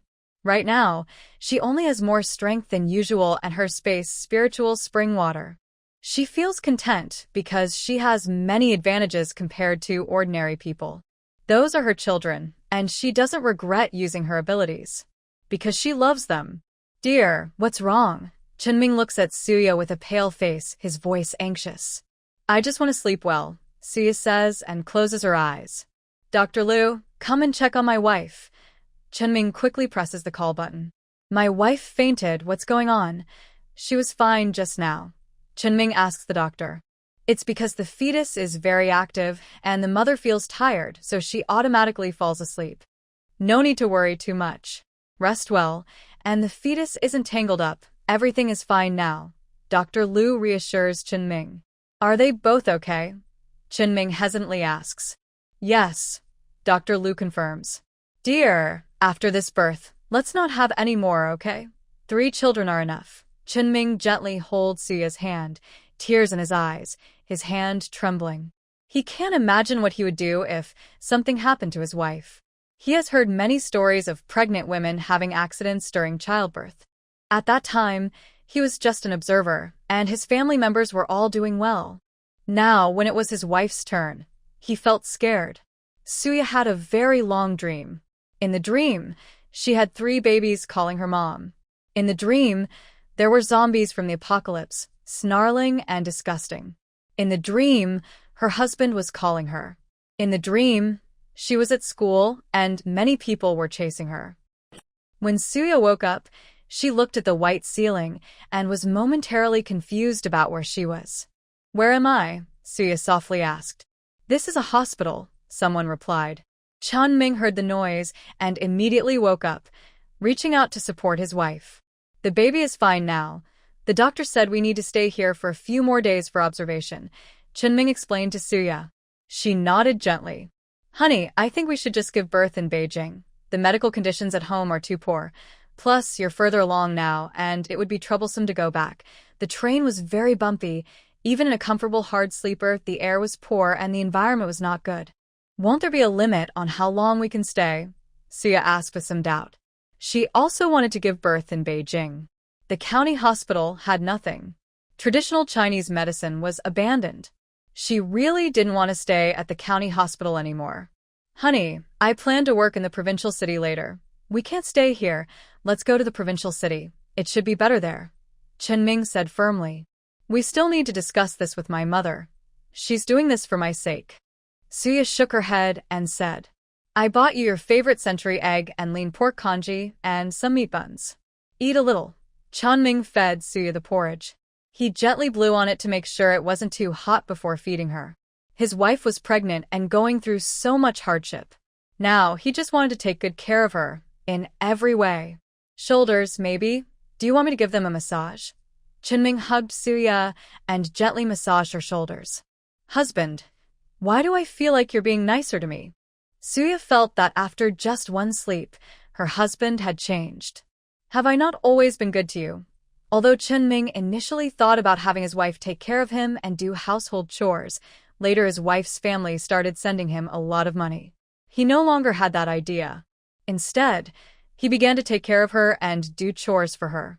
He also worked hard to earn money. Because his family was not doing well, he had nothing. So, he could only contribute his labor. He decided that living off his wife was comfortable, and she and her family treated him well, better than his own parents. Naturally, he helped with household chores. That's different. Suya felt that at first, her husband was reluctant to do chores. Now, he did them willingly, and even enjoyed doing things for her. I've always been good. Wife, you can't slander me. Marrying a wife is just to care for her. Chunming confidently praised himself. I remember when we first got together, you expected me to serve you. Huh. Suya's tone was subtle. Chunming felt a chill and quickly tried to explain. Wife, listen to my explanation. Isn't it just because we just started living together? Since I met you, my thoughts have changed. Marrying a wife is to care for her. Suya responded calmly. Chunming carefully apologized. Suya didn't argue with him anymore. She only liked his face. She didn't care much or pay too much attention. She stayed in the hospital for a week before the doctor told her she could be hospitalized. They had no place to stay in Beijing, only a guest house. At this time, Beijing was very chaotic. The streets were tense. Even she was cautious, afraid of causing trouble. She wasn't afraid alone. With a baby in her belly, if a conflict happened, it would be bad. She really wanted to stay in Beijing, so she asked Dr. Liu. Since he helped her once, she believed she could repay him if she helped again in the future. Dr. Liu, what do I need to do to stay in Beijing? Suya asked him. Things are very complicated here now. You need to have a job in Beijing. Jobs here are hard to find now, Dr. Liu sighed. Su Yali immediately understood what it meant. If Beijing doesn't work, then the provincial capital will do. If it can't be forced, then just accept it. Based on the energy she input, her 3 children will definitely be safe and sound. Big sister, what are you doing here? Xiaoqing looked surprised and a bit confused when she saw Suya.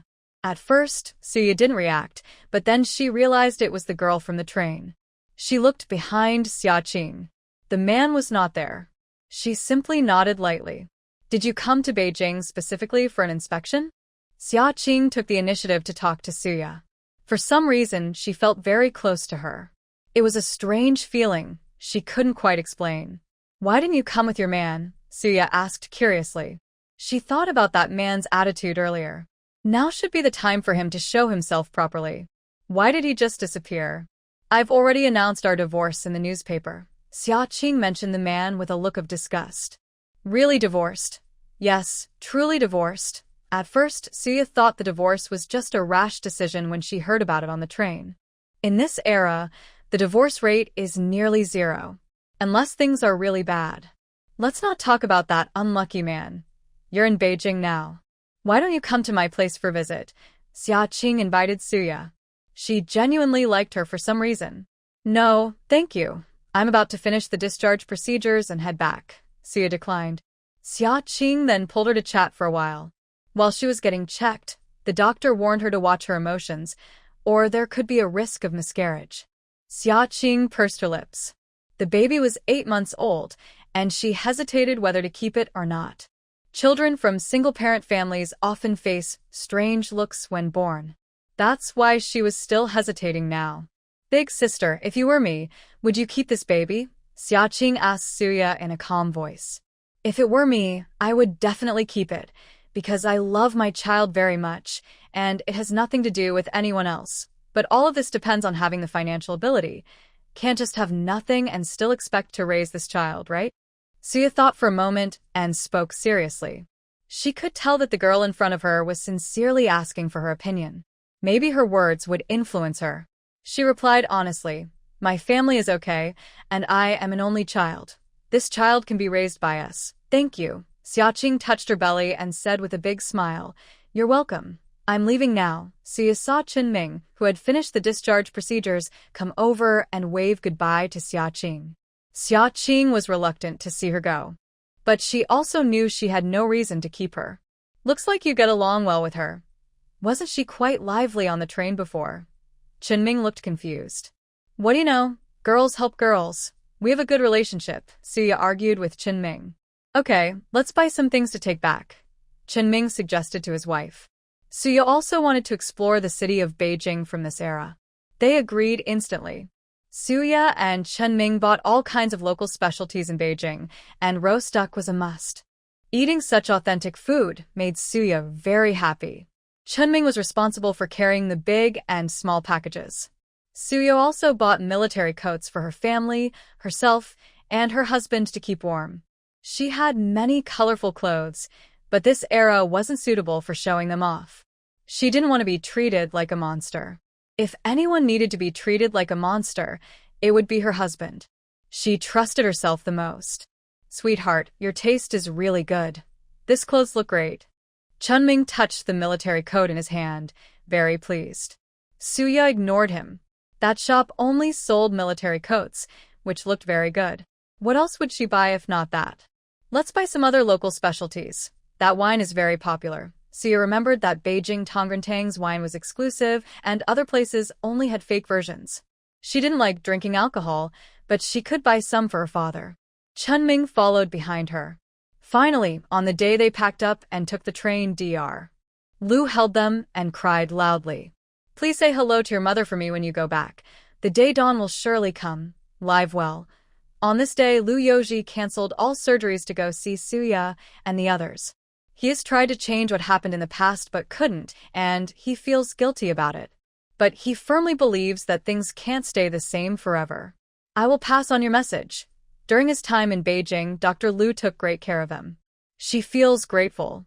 Good children. When the college entrance exams are back, you must take them. I'll wait for you to come to Beijing. Your mother grew up here, Dr. Lu advised. Suya's heart skipped a beat. There was meaning behind his words. Of course, once an official document is issued, there must have been some prior discussion, not something suddenly announced. Clearly, someone is already working on this. Thank you, Dr. Lu. We understand, Suya said seriously. When Chunming heard about the college entrance exams, his eyes sparkled, then quickly dimmed. The exams have been cancelled for many years. How could they suddenly be restored? Chunming shook his head, feeling amused. Hubby, do you think the exams will come back? Chunming couldn't help but discuss with his wife. Missing the exams has always been his regret. His health isn't great, he can't do manual labor, and he doesn't want to. If he had the chance to take the exams, he could give his wife and child a better life. Maybe if he works hard enough, they could settle in Beijing. The difference between big cities and rural areas always felt very stark. Until his wife got pregnant, he truly realized how big that gap was. It will happen, Suya said firmly. We're still young. We can prepare early for the future exams. Let's work hard together. Chunming clenched his fist, filled with uncertainty and hope for the future. Seeing her husband so motivated, Suya couldn't understand why others think he's lazy. She didn't realize that her husband was always willing to help her with anything, doing all the chores. Even when dealing with Mrs. Chun, he was just asking for favors. On the train back, nothing special happened. They were traveling in a comfortable, hard sleeper carriage, heading straight to the provincial city. Suya just wanted to get home quickly and rest. The smell on the train was really unpleasant, and she found it hard to tolerate. Wife, let's visit Uncle Wang, Chunming said to Suya. I want to work in the provincial city, she replied. I want to stay in the city with you, Chunming said. But you're pregnant. The county hospital isn't very good, she pointed out. Chunming hesitated, unsure if his wife could accept his situation. That's fine, Suya agreed. She knew that asking for favors meant they would need to keep in touch often. They had no strong connections, so they had to seize any chance to improve their situation. She never expected her husband to be so thoughtful. Uncle Wang, we're here to see you, Suya said, carrying oranges, tangerines, and some food, all given by her husband. She was just responsible for bringing them. You're back, Uncle Wang asked warmly. Have you eaten yet? How was the checkup in Beijing? We haven't eaten yet. The checkup in Beijing went well, Suya replied with a smile. Uncle Wang looked excited. That's good to hear. We're going to a state-run restaurant to eat, she added. Uncle Wang was eager to celebrate, so they didn't refuse. The food there was so delicious, with a unique homemade taste. If they could always enjoy that flavor, they wouldn't need to rely on others for meals. If you like it, just ask me to take you there next time, Uncle Wang said cheerfully. Uncle Wang, please don't bother us too much in the future, Suya replied. They finished their meal and, feeling full and satisfied, said goodbye to Uncle Wang. They hurried back home, or they wouldn't make it today. Her mother-in-law and Uncle Wang had a somewhat awkward relationship. Since she had already visited, she didn't want to be too bold and stay longer. Take your time and go back slowly, she said. Wait for my news. Go back and study hard, Uncle Wang said repeatedly. Suya also knows that getting a job now is not easy. There are procedures to follow. Uncle Wang, I will. Chunming naturally seizes the opportunity. On the way back to the village, Suya struggles to walk forward. Her belly is now almost 6 months pregnant. It looks like a big ball. Wife, should I carry you back? Chunming tentatively asks, estimating if he can carry his wife back. Okay, Suya does not refuse. She doesn't want to walk anymore. When Chunming carries Suya, he feels like he's carrying 1,000 pounds. It's too heavy. He usually doesn't feel his clothes are heavy. These 3 babies together probably weigh 30 or 40 pounds. Husband, walk slowly. Suya watches Chunming sway unsteadily, feeling scared. If her husband falls, so be it. But he can't hurt her or their babies. Chunming also thinks of his wife and children. Naturally, he clenches his white teeth, afraid of slipping or losing his grip. At the Chun family home, since Suya and the others left, the atmosphere has become strange. Chen's mother has already sent 3 telegrams to the county to urge her 3rd son to come back quickly. She really doesn't want to worry anymore. All these sons, if they don't understand gratitude, that's one thing, but she hopes they won't turn against each other later. As for the old man at home, she couldn't be bothered with him. She feels sorry for her eldest son, but she might as well go work for him as a farmhand. She definitely doesn't want to be a farmhand anymore. Whoever wants to can. At home, the 2nd son's wife hasn't argued with the eldest son's ex-wife since their divorce. So the house is surprisingly clean. She is now wondering why her youngest son and his wife haven't come back yet. Is something big happening? Mother, my younger uncle and Yaya are probably doing well. Recently, Jong-ro has been keeping her company to cheer her up. Chen's mother has a decent attitude towards Jong-ro, saying, hopefully so. Every day they come back just waiting for me to cook. The 2nd sister-in-law looks at the cold stove and finally can't help but speak sarcastically. What's wrong? You're not cooking rice and you're waiting for me, your poor wife, to do it? I worked hard to raise you all. Now that your wife is married and you have children, do I still have to serve you? Mother Chen said very bluntly. She used to think that a harmonious family would bring happiness. Everyone helping each other and living together. But now, her daughter-in-law wants to go to Beijing for treatment, and even asking for a little money makes her feel so disappointed. She raised such a big family of children, and she never had to spend her own money to live well. But unfortunately, she raised a bunch of ungrateful people. Now she's asked to do chores? Don't even think about it. 2nd sister-in-law didn't expect her mother-in-law to suddenly change from her usual kind attitude and start arguing. Look at other families in the village. What do their daughters-in-law do? I believe I never treated you badly. So what if you come back and cook? Are we all living like this? Mother Chen said coldly. She cares about the girl who married into the family. Who cares about her? Her parents don't even know where they are. The only relatives she has in this world are her younger son's family and the unborn child in Yaya's belly.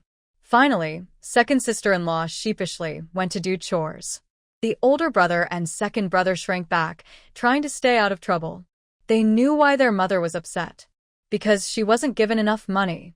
But they didn't split the family, and the money in the household belonged to them too. How could they use it for their younger brother's family's medical expenses? In the countryside, they couldn't save much money, and they knew that the money in their family should be their mother's dowry. Yes, they realized that their family was better off than others because their mother was contributing money. To them, their mother's money was everyone's money. They couldn't just let their younger brother's family spend it. When they were young, their younger brother spent more money than they did.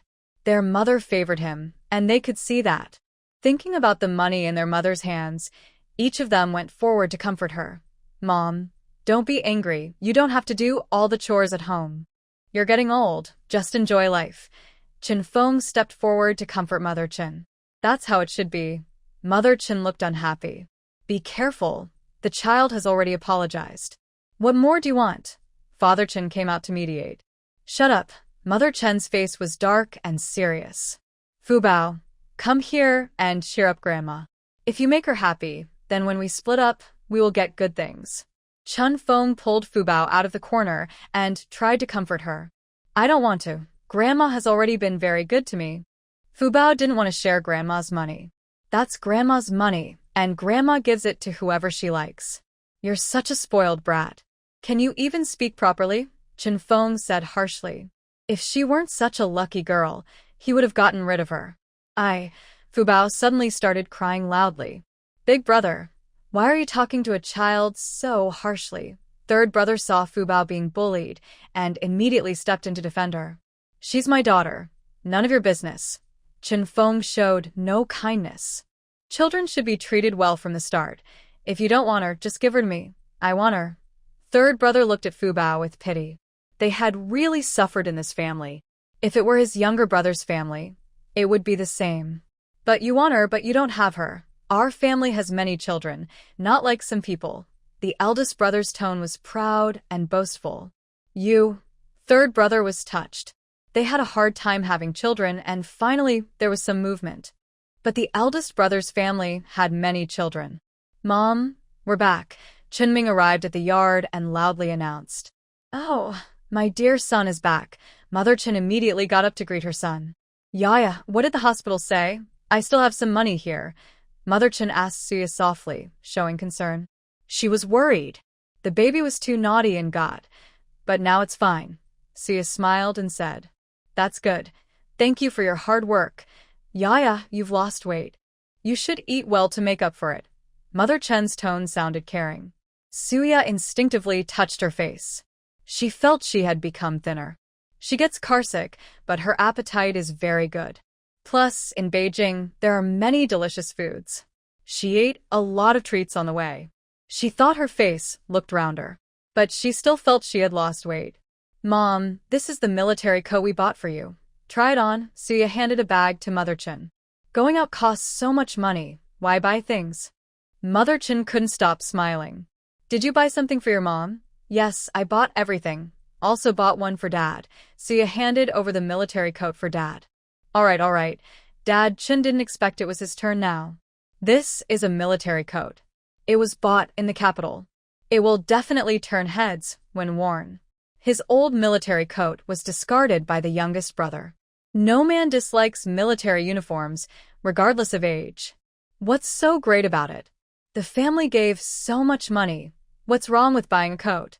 Didn't you buy anything for all of us? Second sister-in-law started criticizing. Suya's smile faded quite a bit. Mom is willing to give me money. What does that have to do with you? You all say my mom favors me. Isn't that normal? Chenming immediately retorted. That money was earned by all of us together. Why should it be spent on your family? Second sister-in-law was not convinced. Huh. Suya burst out laughing. What do you mean? Do you want to count how much work the whole family does? The kids are in school, and during the new year, you still want your share. How much is left? Can we even have 10 yuan a year? Since coming into this world, Suya's been trying to understand it, so she won't be tricked or taken advantage of.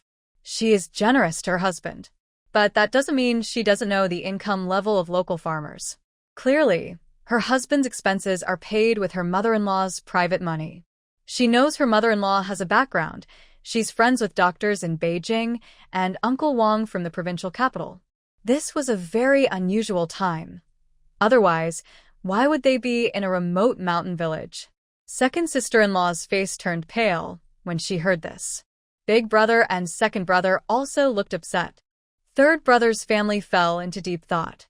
Even Chunming was confused. Yes. His mother gave him so much money, clearly not from their family.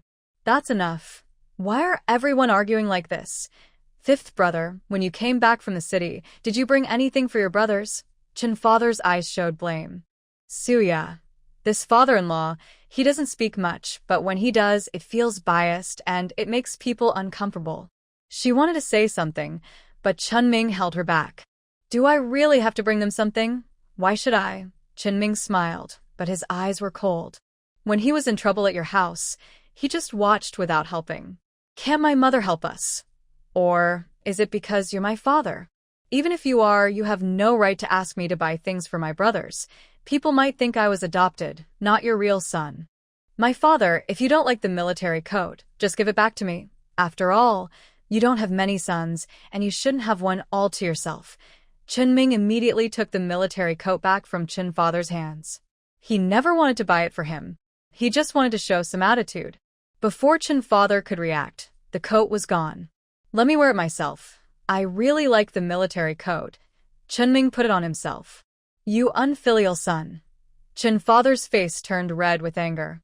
Shut up. Chen mother slapped Chen father across the face. How is my son unfilial? Old man, don't talk nonsense. Chen mother's face turned pale. Does her son have to suffer all the time? In this day and age, how important is reputation? The word filial is the most important. If people find out her son is unfilial, she would tremble with fear. Suddenly, the house fell silent. Everyone was stunned. Their mother had actually hit their father? This was the first time they saw their mother raise her hand. Sister-in-law was also scared. This mother-in-law is really intimidating. Father Chen realized he had touched a sensitive nerve with his wife. Look at his attitude. Does he even see me as his father? Father Chen wanted to explain and defend himself. Look at your attitude. What do you want my son to do? Support the older brothers? Over the years, she has been kinder to her older sons than anyone in the village. She almost favored Mingzai, but she felt no guilt. And what did she get in return? It was taken for granted. It was as if her sons should sacrifice for the family. If they didn't, they were unfilial and ungrateful. Chen Yonghua, my son doesn't owe anything to this family, Mother Chen said clearly. Qiuju, what are you saying? Yaya, you should talk to your mother-in-law. Father Chen felt embarrassed. His wife cared most about their youngest son. Since the youngest son wouldn't listen to him, his gaze fell on Suya. Suya. She was shocked. Is this really her biological father? They are all his sons. It's so unreasonable. Does he think he must give something to each of his brothers when he buys anything? She was very grateful that her husband was clear-headed. Otherwise, this family would be... Dad, don't you think you're being too biased? I've been married for almost 6 months, and I haven't seen my husband's brothers give anything to our family. Why should our family have to give them things? Suya's voice was very cold. Your family is well off, has some money, and when you marry into our family, you're part of the family. Everyone helps each other. And if some are doing well while others are struggling, we all share and work together for a better life, okay? Father Chen simply couldn't understand why he was being so selfish. They're all brothers. Why argue over small things? And Qiuju too, she married into this family, so she should help raise the children, not divide by closeness or distance. Suya smiled happily. I called you Dad, but you don't think I really see you as my father, do you? You people of the Qin family, you can't even provide anything for your own son. So why are you so focused on our family's belongings? I didn't marry into your family with nothing, but I only share what belongs to the Su family with my children. I won't give to those with no blood relation to us. Suya's face looked very unhappy. Also, you should have been outside and heard about how serious the consequences of being unfilial can be. Is my husband any less good to you than others? You're trying to hurt him. People might think you're a stepmother. Suya usually didn't pay much attention to the Qin family's affairs, but that didn't mean she was easy to bully. It's not that serious. Father Chen denied it strongly. Suya ignored him completely. I'm not part of your Qin family. Since you say so about my husband, I won't take this anymore. Don't worry, we will give you the basic things the village should provide. Please stop thinking about our Su family's belongings. I'm an only daughter, but I have 3 children in my belly. I am not without heirs. Suya got angrier the more she spoke. It was so ridiculous. Her family is well off, so they must support their family? How funny. Wife, don't be angry. I'll stand by your side. Chenming comforted Suya, ignoring the so-called father. Tomorrow, we'll ask the village chief to come and divide the family property. I'll stay with Mingzai. Just don't bother this unfilial son anymore. Mother Chen's face was cold and emotionless. All the other brothers saw her like that and fell silent. They didn't dare speak. Afraid of offending Mother Chen. This time, the Chen family left angrily. Chen Ming then took Mother Chen to his room. He had something to tell her. Don't take that old man's words to heart. Anyone who dares to think about your family's money, I will break their leg. Mother Chen looked at her son as she said this. Chen Ming. His mother really was. Before he had a wife, she was very obedient to him, almost as if she felt guilty, giving him whatever he wanted. But after he married, everything changed. But he thought about how, at night, Someone would sleep with him, and someone would give birth to a child. His wife would also support him unconditionally, just like a good mother. He was very happy with his current life. Mom, he treats me very well. Suya looked shy. Mother Chen saw Suya's expression and knew the young couple got along well.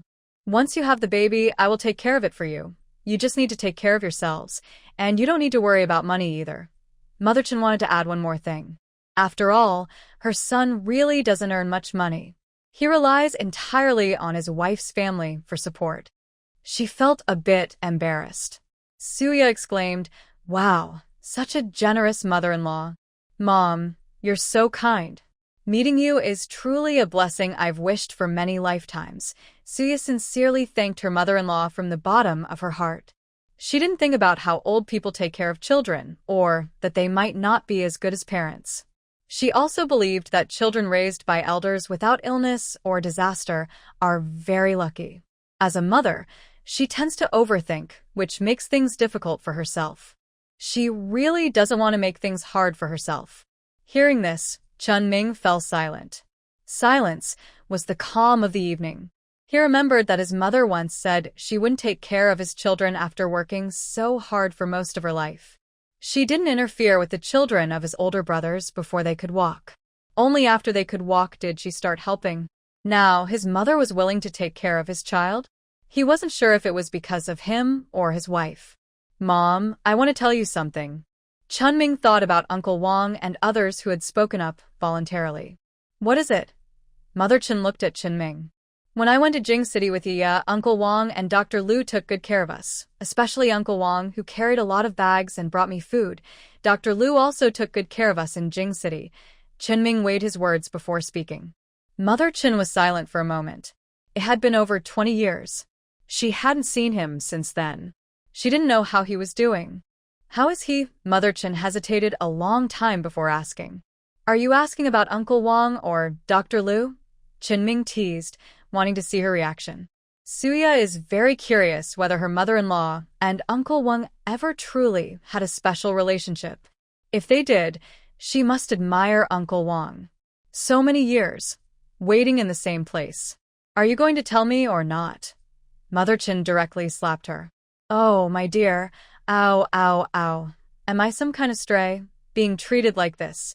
Chun Ming exclaimed, pretending to be in great pain. In fact, Mother Chen didn't really hit him.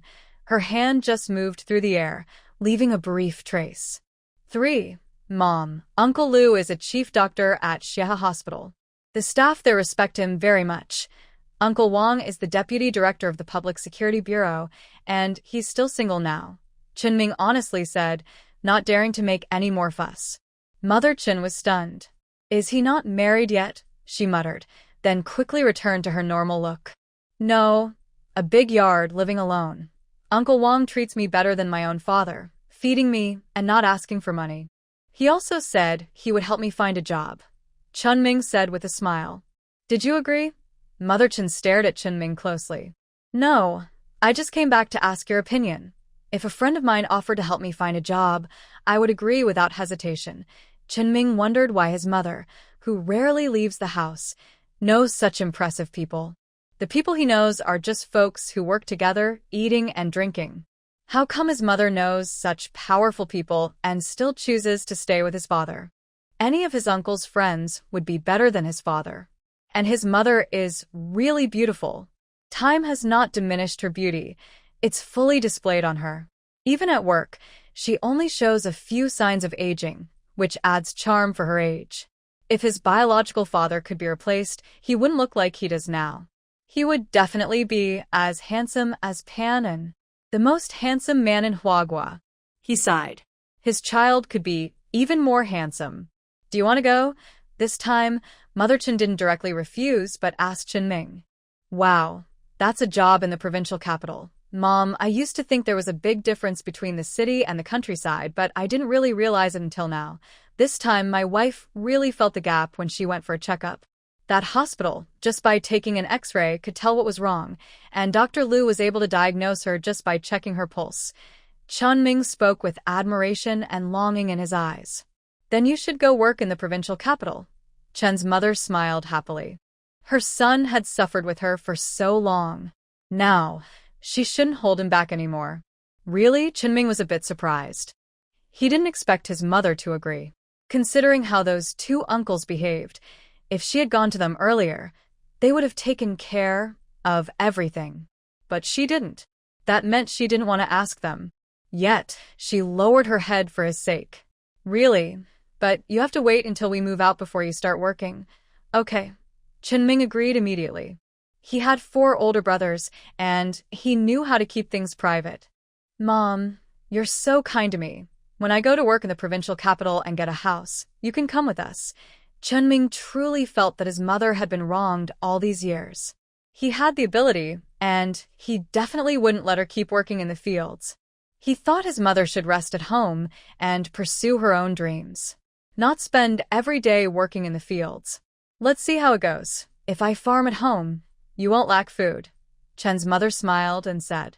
Chunming didn't press further. He knew it wouldn't be easy to convince her right now. Once the baby was born, it would be easier to talk. Does Uncle Wang have anything else to say? Chen's mother couldn't help but ask. Not much. He just cares about you. Do you want to meet him? Chunming suggested. No, it's been so many years since we last saw each other. You should thank him properly. Chen's mother shook her head in refusal. Now that she was married, it wasn't appropriate to meet again. The past was the past.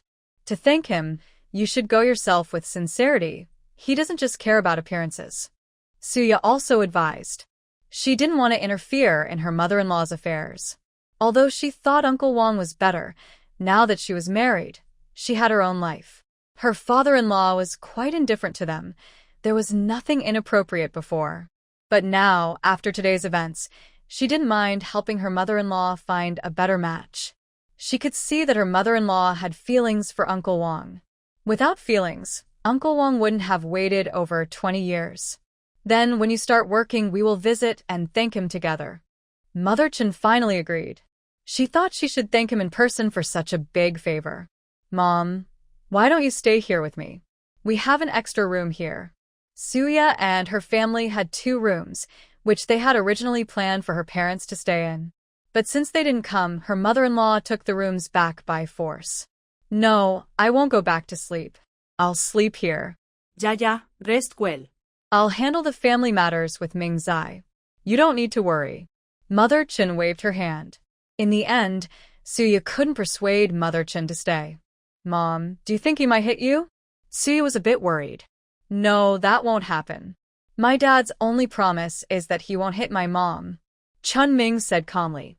That's the most basic thing, isn't it? Suya rolled her eyes. Yeah, after we split the household, my wife can live with us, do chores, take care of the kids, and even work to earn money. My mom is really good to me. I can't ignore her in this family. If you feel like there's a mother-in-law who's too controlling and you can't be the head of the household, our small family can be fully managed by you. My mom tricked me. If you're uncomfortable about anything, tell me. I'll talk to her. I promise I won't let you suffer as a little wife. Chunming had wanted to tell his wife about this for a while. But splitting the household was just a talk before. Now, with the current situation, it was definitely time to split. Some things need to be discussed early. He couldn't just ignore his mother. Even if he promised now that she wouldn't live with them, what about when she gets old? He couldn't possibly ignore her. And even now, he didn't want his mother to live alone. Huffed. Do you think I'm a bad person? If my daughter is such a good person, how could I not care about her? Mother can cook, do housework, and take care of the children. Where can you find such a good mother? She treats me well. We are together now. She is like my mother. Don't say such things in the future. Suya was truly touched by her husband's small acts of kindness. He would discuss things with her, consider her opinions, instead of taking her for granted and ignoring her ability to make decisions. Thank you, wife. I will work hard to earn money, to give you, mother, and the children a good life. Just wait and see. Chunming genuinely wanted to support his family and give them a better life. He was from a small town, had never been outside, and could live a simple life. Having seen the prosperity of Beijing, he knew he couldn't just stay in this small town forever. If he could take the college entrance exam again and get a chance, he could leave the mountains and go to Beijing. He wanted to settle there. Right now, the opportunity offered by Uncle Wang was the only chance in his 19 years to change his social class. He couldn't refuse it. He would repay him someday. The bright future in the boy's eyes made Suya stunned. She had come out of a pile of dead bodies and now only wanted a peaceful, happy life. The light in the boy's eyes shone into her dark heart, bringing a glimmer of hope. All right, I'm looking forward to it. You can do it. Suya believed in her husband without doubt. How could her husband not be amazing? You are the person I chose. Your future is bright. Chunming looked at his wife, unable to look away. His wife wouldn't mock him. She believed he could do it, and she even praised him. How could he have such a lovely wife? During his college entrance exam year, the exam was cancelled, cutting off his bright future. After that, he seemed to have no good luck. He went from a talented prodigy to someone known for being lazy and lazy. He had spent years gathering his luck, and now he met such a good yaya. Suddenly, he let go of the resentment from that year when he couldn't take the exam and the frustration of not being able to show his talent. That night, only Suya and her husband spoke comfortably. Other people's houses were all in chaos. My older brother's house was also in chaos. He was angry and had no one to talk to. No one was nagging him. He felt truly upset inside. In the past, my mother's favoritism was only emotional or sometimes financial, mostly towards my younger brother. My mother had never argued with my father. This was the first time he realized that, in his mother's eyes, none of them compared to his younger brother. In the house of the second sister-in-law, was it so obvious that your mother favored your younger brother since he was a child? She asked. Not really, he replied. It must be because she liked him more. He talks nicely and looks just like her.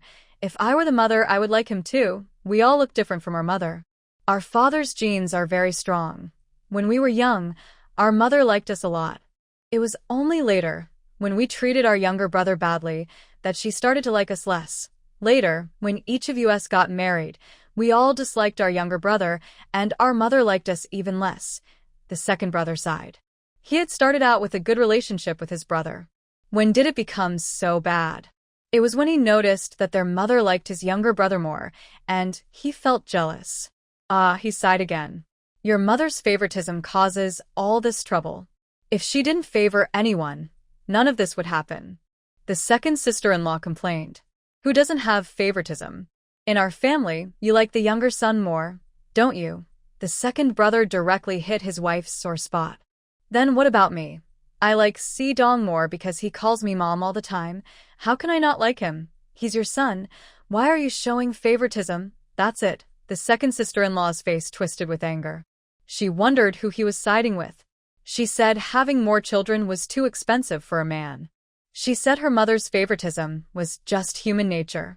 She was so angry, she felt her chest hurt. She couldn't sleep all night, tossing and turning. In the room of the third brother, Rower, since you're pregnant, don't worry too much about family matters. I feel like I'm invisible at home. I don't get anything. When we split the family, our mother definitely won't give us nothing. We'll live well and raise our children. Brother gently spoke to Jiang-ro. What do you mean?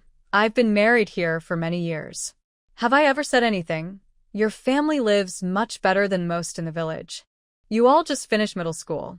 Your mother really cares about you. Nowadays, studying costs a lot. Your family usually works, but there isn't that much money. It should be your mother's own money. Brother thought for a moment. I haven't heard where your mother's family's money comes from. Jiang-ro was genuinely curious about this. I don't know either. When I was little, I asked my mother, but she always said she was an orphan and had no grandmother. As I grew up, I stopped asking. But now I think maybe there's more to it. Please don't tell others about this. Brother wasn't stupid.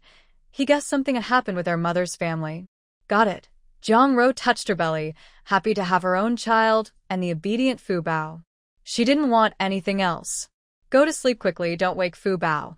Fu Bao is really pitiful. She has good luck but was born into the wrong family. Jiang-ro looked at Fu Bao with tenderness in her eyes. Have you talked to your older brother? Jiang-ro asked. I did, but he doesn't want to. After all, Fu Bao is lucky, and it's hard for us to get custody. If she knew what normal girls are like. Brother didn't finish his sentence. If it weren't for Fu Bao's luck, which gave them their own child, they wouldn't want to adopt her. Even if they decided to adopt, it would take several more years. Jiang Ro was silent. The two of them stopped talking. After they fell asleep, Fu Bao moved her hand. Although she was only 3 years old, she realized her father didn't love her that much. She also understood that others' kindness was conditional. It seemed only her little uncle, aunt, and grandma truly loved her.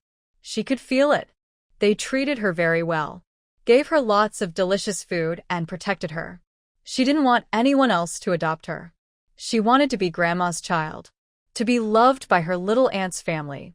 Auntie looked at her as if she were the mother she had longed for. If she really went to live with Annie San's family, they wouldn't care about her so much. In Mother Chen's room, there's only 500 yuan left at home now. Divide 100 yuan for each child. I raise them, and each year I give them 100 jin of grain, which costs 20 yuan per person. You can distribute the rest as you see fit. Mother Chen said coldly. Qiuju, have you really been like this all these years? You promised to treat the children well. Father Chen looked at Mother Chen with a helpless expression. Am I not good to them? When they were young and bullied Mingzai, I didn't take it seriously. All 5 children are yours, but only Mingzai is truly mine, carrying the family bloodline. You're joking. Why do you expect me to treat them all equally? I believe I care for the children just as much as anyone in the village. If I want to, that's my choice. You can't force my son to treat his older brothers the same way. Mother Chen became hysterical, tears streaming down her face. She regretted it. Regretted following him, so she wouldn't burden others. Dragged her son into a deep abyss. Clearly, her son could live like people in the city. She had lived a good life since she was young, but her son, for the first time in many years, went to the city and returned with amazement in his eyes. They're all raised by you. Now they all have children and the burden of supporting the family is heavy. They didn't have a mother since they were young. Can't you be a little kinder to them? Father Chen took a cigarette, smoke swirling as he spoke. I'm not going to waste words with you.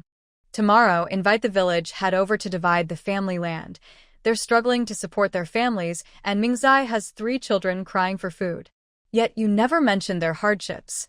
You only think about taking things from him to support your own older sons. Get out of here.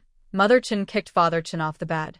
Go find your good older sons to take care of you. Mother Chen pulled the quilt over herself and went to sleep.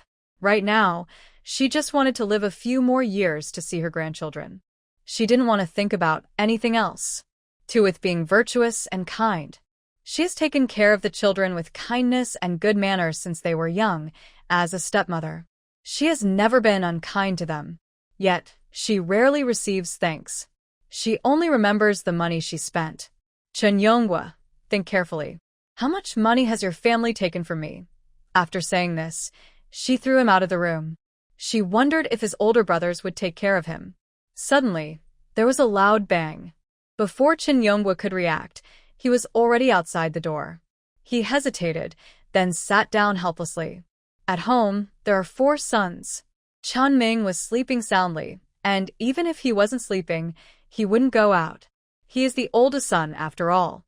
The loud noise was heard by all the brothers except Chen Ming. They looked to see who would step up and take charge.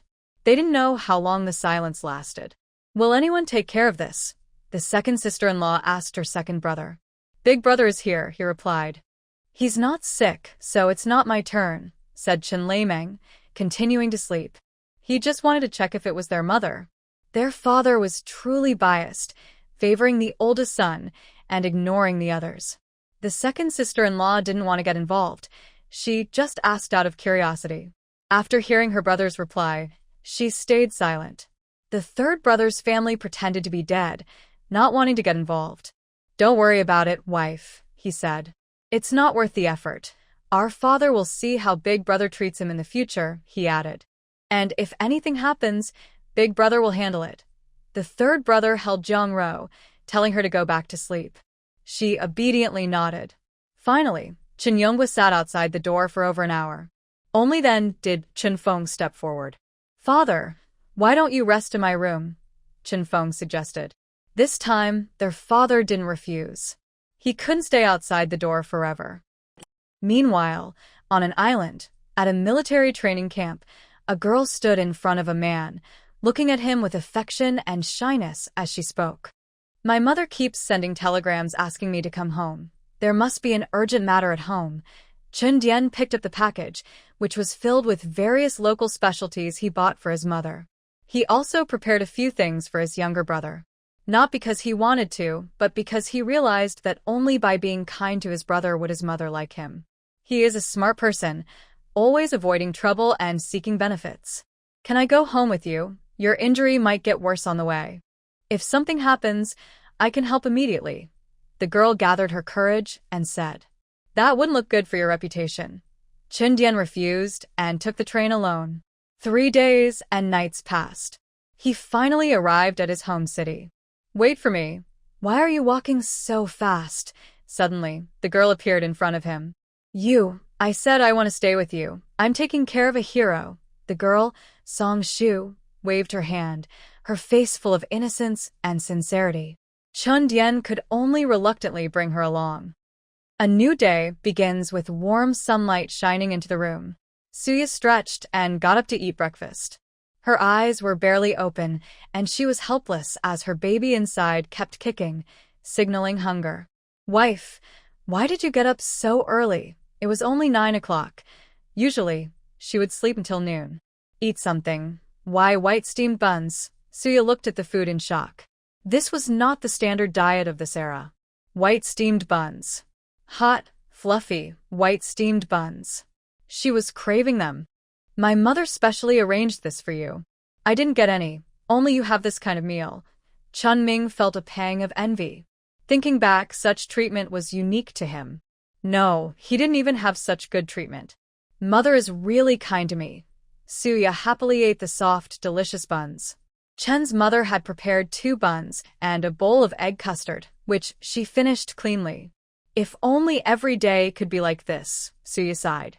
Although she usually sneaked snacks, she couldn't say everything in her space, and she always made sure the taste was the best. White steamed bread. She mainly relied on plain bread during the apocalypse, as it was simple and easy to add toppings. There are no more plain breads left in the space now. After all this time, they are completely gone. The meat buns are also finished. During the apocalypse, she focused on bread and buns, which were filling and nutritious enough. Now, the space is filled with hot dishes, grains needing further processing, and lots of snacks. She hasn't had plain bread like this in a long time. Her mother-in-law's cooking skills are really good. Let's split up the family. When the time comes, I'll arrange things for you. Chun Ming spoke softly. Okay. Suya couldn't wait to split the family immediately. She was eager for her delicious feast. At this moment, the family members, who had been working outside for a while, had all come back early. After all, today was the day to split the family. Farmers rely on their fields for food, but even so, they all went to work in the fields first before gathering at home. Chen's mother had already spoken to the village chief early on. Are you really going to split the family? After all the hard work raising several children, if you split up, you won't get anything. Besides, parents not splitting the family is quite normal in the village, the village chief advised Chen's mother. He could vaguely guess something about Chen's children. Because of this, he felt sorry for her after all her years of effort. They had raised the children, and now it was time to see some return, so they decided to split up. I've made up my mind, Chen's mother said firmly. Honestly, with so many children, some think I favor one over the others. Mingzai isn't very obedient, but he's very filial. Once, he bought a plain bread in the school cafeteria, ate half himself, and brought the other half home to share with me. The cafeteria only had a little meat, but he wrapped it in oil paper and shared 1 piece with me. If I didn't eat it, he would just throw the meat away and not eat it himself. In our family, I handle most things. Only Mingzai, even though he doesn't work much now, used to help me behind my back when he was little, giving me massages. I admit I am biased. My fingers are uneven, but how can I not like such a good Mingzai? Although it wasn't time to leave work yet, some of the sisters-in-law, who were slacking off, had overheard this. Currently, the work point system is in place, and those who work hard do not get proper rewards. Naturally, people tend to do just enough and slack off. Their ears are very sharp, and they immediately sense some gossip. That Mingzai was really a well-behaved and smart child when he was young. When Qiujing went to wash clothes by the river, he helped carry some clothes. My kids at home do nothing. Such good children. They even want to share their food with their mother. My own brat would rather eat everything himself. The sisters-in-law felt sad when they thought about their own children. Is laziness really a problem? Back then, Chunming was a genius in their Chin village, the top in the whole county. When he was young, he even won awards at city competitions. It was only because the college entrance exam was cancelled that they knew Chunming would not be like ordinary village kids. He would have been a precious university student. Chen's mother was pleased when she heard the gossip from the women around her. She was determined not to let public opinion ruin her son. Being lazy and not doing much work is understandable. Who doesn't want to slack off sometimes? That's not a big problem. But being unfilial is a different matter. If someone is called unfilial, no matter how talented they are, their future is ruined. Chen's father and the others didn't know about the little incident. When they returned home, they saw many villagers gathered at their door. What's going on? There are so many people. Chen's father approached with a friendly smile. I heard your family is splitting up and Qiujing asked us to come see. Yes, why are you splitting up? Mingzai is such a good kid. Going to the hospital costs money, and you have triplets. Your Chin family is really lucky. Yes. My daughter-in-law married in a few months before Yaya, and she's still not pregnant. Everyone in the village admired the family with triplets. In this era, the more children, the more labor they bring. Few people dislike having many kids. Chen's father didn't know how to respond. He didn't see anything special about his younger son. But he thought about how good Qiujing was as a mother. He just didn't understand what was going on. Her nose wasn't her nose. Her eyes weren't her eyes. Suya and Chunming heard the noise in the room and came out. Chunming has a good relationship with the village women. He usually slack off and is part of the group of women who relax together. He talks nicely and is very popular among the women. He quickly joined their chat group. Suya laughs happily. She used to be a lively and cheerful girl, but after the end of the world, she became more reserved and focused on working. Since she got along well with others, she was more gentle. She is not a hero. In such a tough environment, she just lives by letting go of attachments and love. Things are much better now, but she still talks more, though she's not overly talkative or boastful. Yeah, I heard you're pregnant with triplets. Let my daughter-in-law share in the happiness. And Annie looked at Suya with a bright smile and held her hand tightly. Suya wanted to pull away, but didn't dare to be too forceful, so she let her hold on.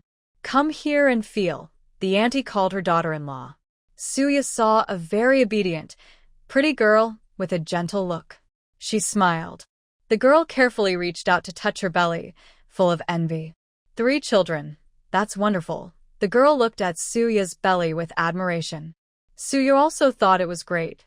Having 3 children, she thought she might have a girl among them. Thinking about a soft, warm little girl made her happy. The village chief is also here. Someone in the crowd spoke. Please be quiet. Everyone come over. We want to talk about the Chin family's division. Chen's mother asked everyone to quiet down. I've been married into the Chin family for over 20 years. I've worked hard for the family, raised 5 children, and helped them find wives. Now that they are grown, it's time to split the family. Chen's mother spoke politely. Immediately, some people stood up to oppose the division. Many elders wanted the family to stay together for 4 generations. They also worried that splitting up might cause children to be unfilial. Everyone strongly advised against dividing the family. I have made up my mind. Since the 4th child is not home, we should wait for him to return and marry before splitting. But as everyone knows, Mingzai is going to Beijing. A family that isn't united doesn't need to stay together forcibly. So let's divide the family assets. I will decide how much money to give to the 4th son, an extra 100 yuan as a gift for his wife. As for the money spent on Mingzai's medical treatment, it was Mingzai who gave up his spot to join the army. This matter has been over for many years. I just want to clarify it now, so everyone doesn't think Mingzai took advantage. Mother Chin explained everything clearly. She has now realized that the idea of peaceful coexistence was based on her son's suffering. Suya looked at her husband in surprise. He gave up his spot to join the army? That doesn't seem like something he would do. The villagers were buzzing with excitement. I knew it. That's why my son didn't succeed in signing up, but Chen's fourth son did. She was beaten by my son back then. This shows Mingzai was really wronged. The Chen family has been doing better these years because they have someone who can join the army. The benefits are good. Why are you bringing this up? Father Chen frowned when he heard this. I'm just worried everyone will think Mingzai took advantage. Mother Chen ignored him. She took out a notebook. This is the money we have left. A total of 500 yuan. 100 yuan for the fourth son's wedding gift, and the remaining 400 yuan. The five of us will share it, 80 yuan each. We also need to use the pots, bowls, and utensils at home. You can divide the dishes according to the number of people. Mother Chen explained simply. What about the pigs, chickens, and ducks we raised? Her sister-in-law looked at the animals at home. They are quite valuable. The pigs will be slaughtered at the end of the year for meat. The chickens and ducks are few, not enough for everyone. I will keep them myself, and you can buy chicks. We have 600 jin of grain left. One family gets 100 jin, and my husband and I will each take 50 jin. I will stay with Mingzai. My husband prefers the eldest son, so I let him stay with him. My pension standard is 20 yuan per person per year. Mother Chen finished explaining everything in one breath. When Chen Feng heard that Mother Chen wouldn't be living with him, he became anxious. Mother, usually parents live with their eldest son after dividing the family, but you want to live with the youngest.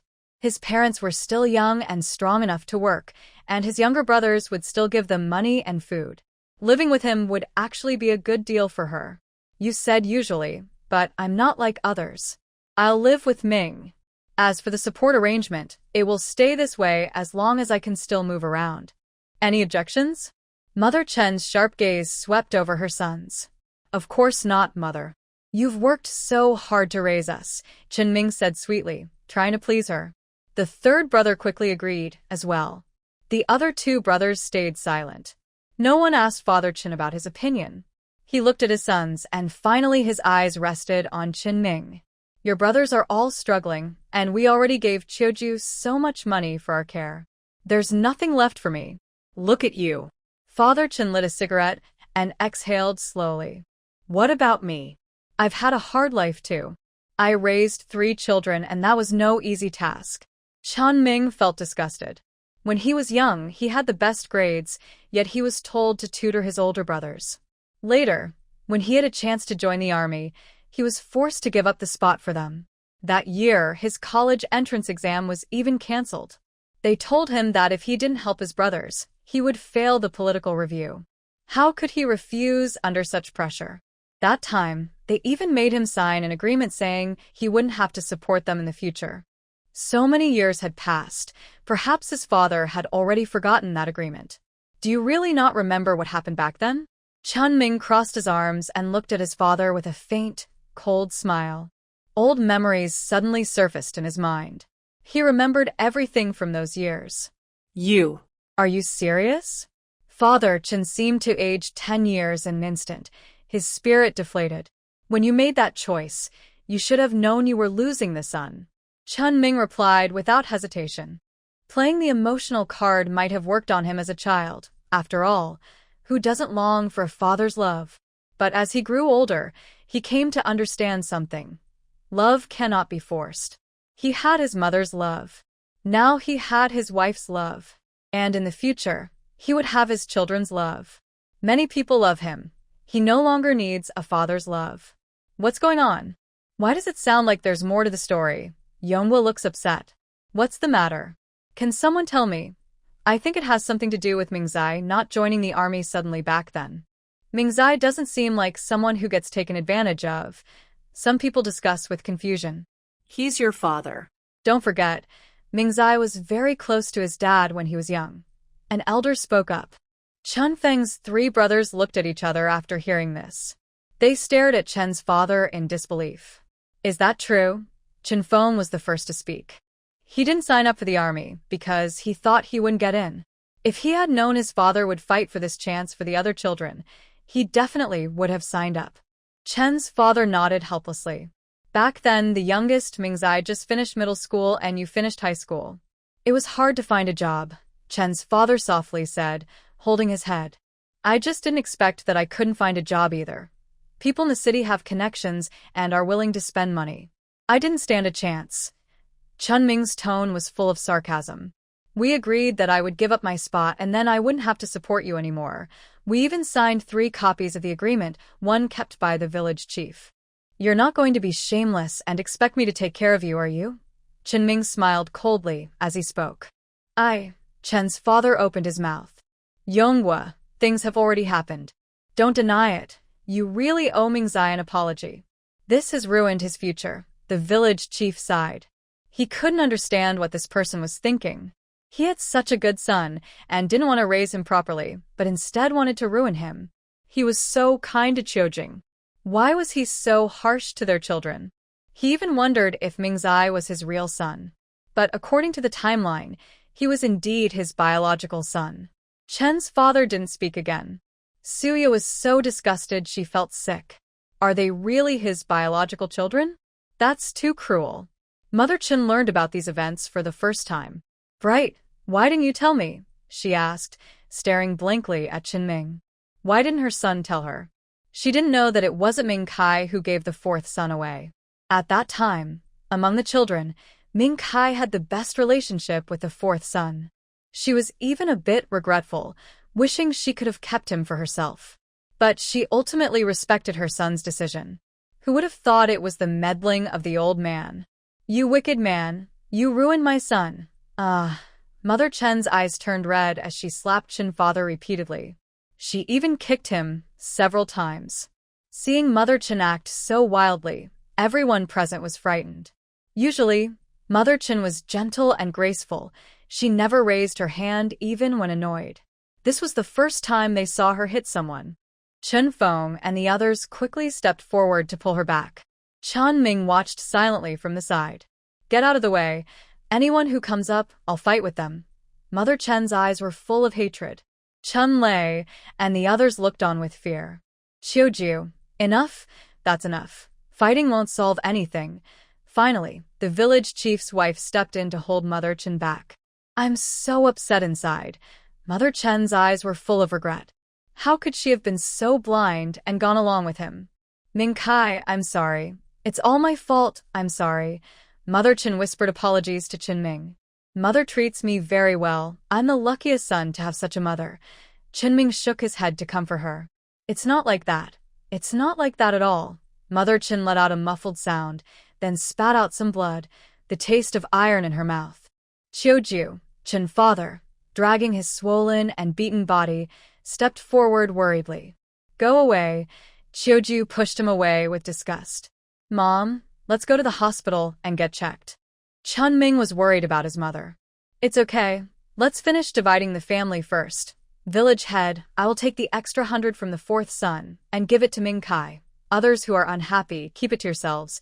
Mother Chen spoke calmly but with authority. Her son said nothing. At that moment, Chen Dian arrived at the door with Song Shu. This is my home, he said.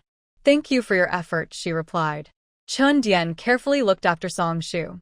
She gazed at the endless mountains and realized what a mountain valley really looks like. Thinking about the Qin family's wealth, she knew she would hold tightly to him. Chen Dian inherited all of the Gu family's assets, secured his future, and became the richest man. His jewelry alone could sell for hundreds of millions. The family had dozens of traditional courtyards, priceless treasures. Plus, the Gu family's connections helped Chen Dian rise quickly. Thinking of all this, Song Shu clenched her teeth. None of it mattered. I'm not tired, she said. Being with you makes me happy wherever we go. I enjoy it very much, she added, pulling up her white dress and smiling admiringly at Chen Dian. Shu, you're really different from other girls, he said. His eyes showed a strange feeling. He knew Song Shu liked him, but he thought about his family's situation and felt they weren't a good match.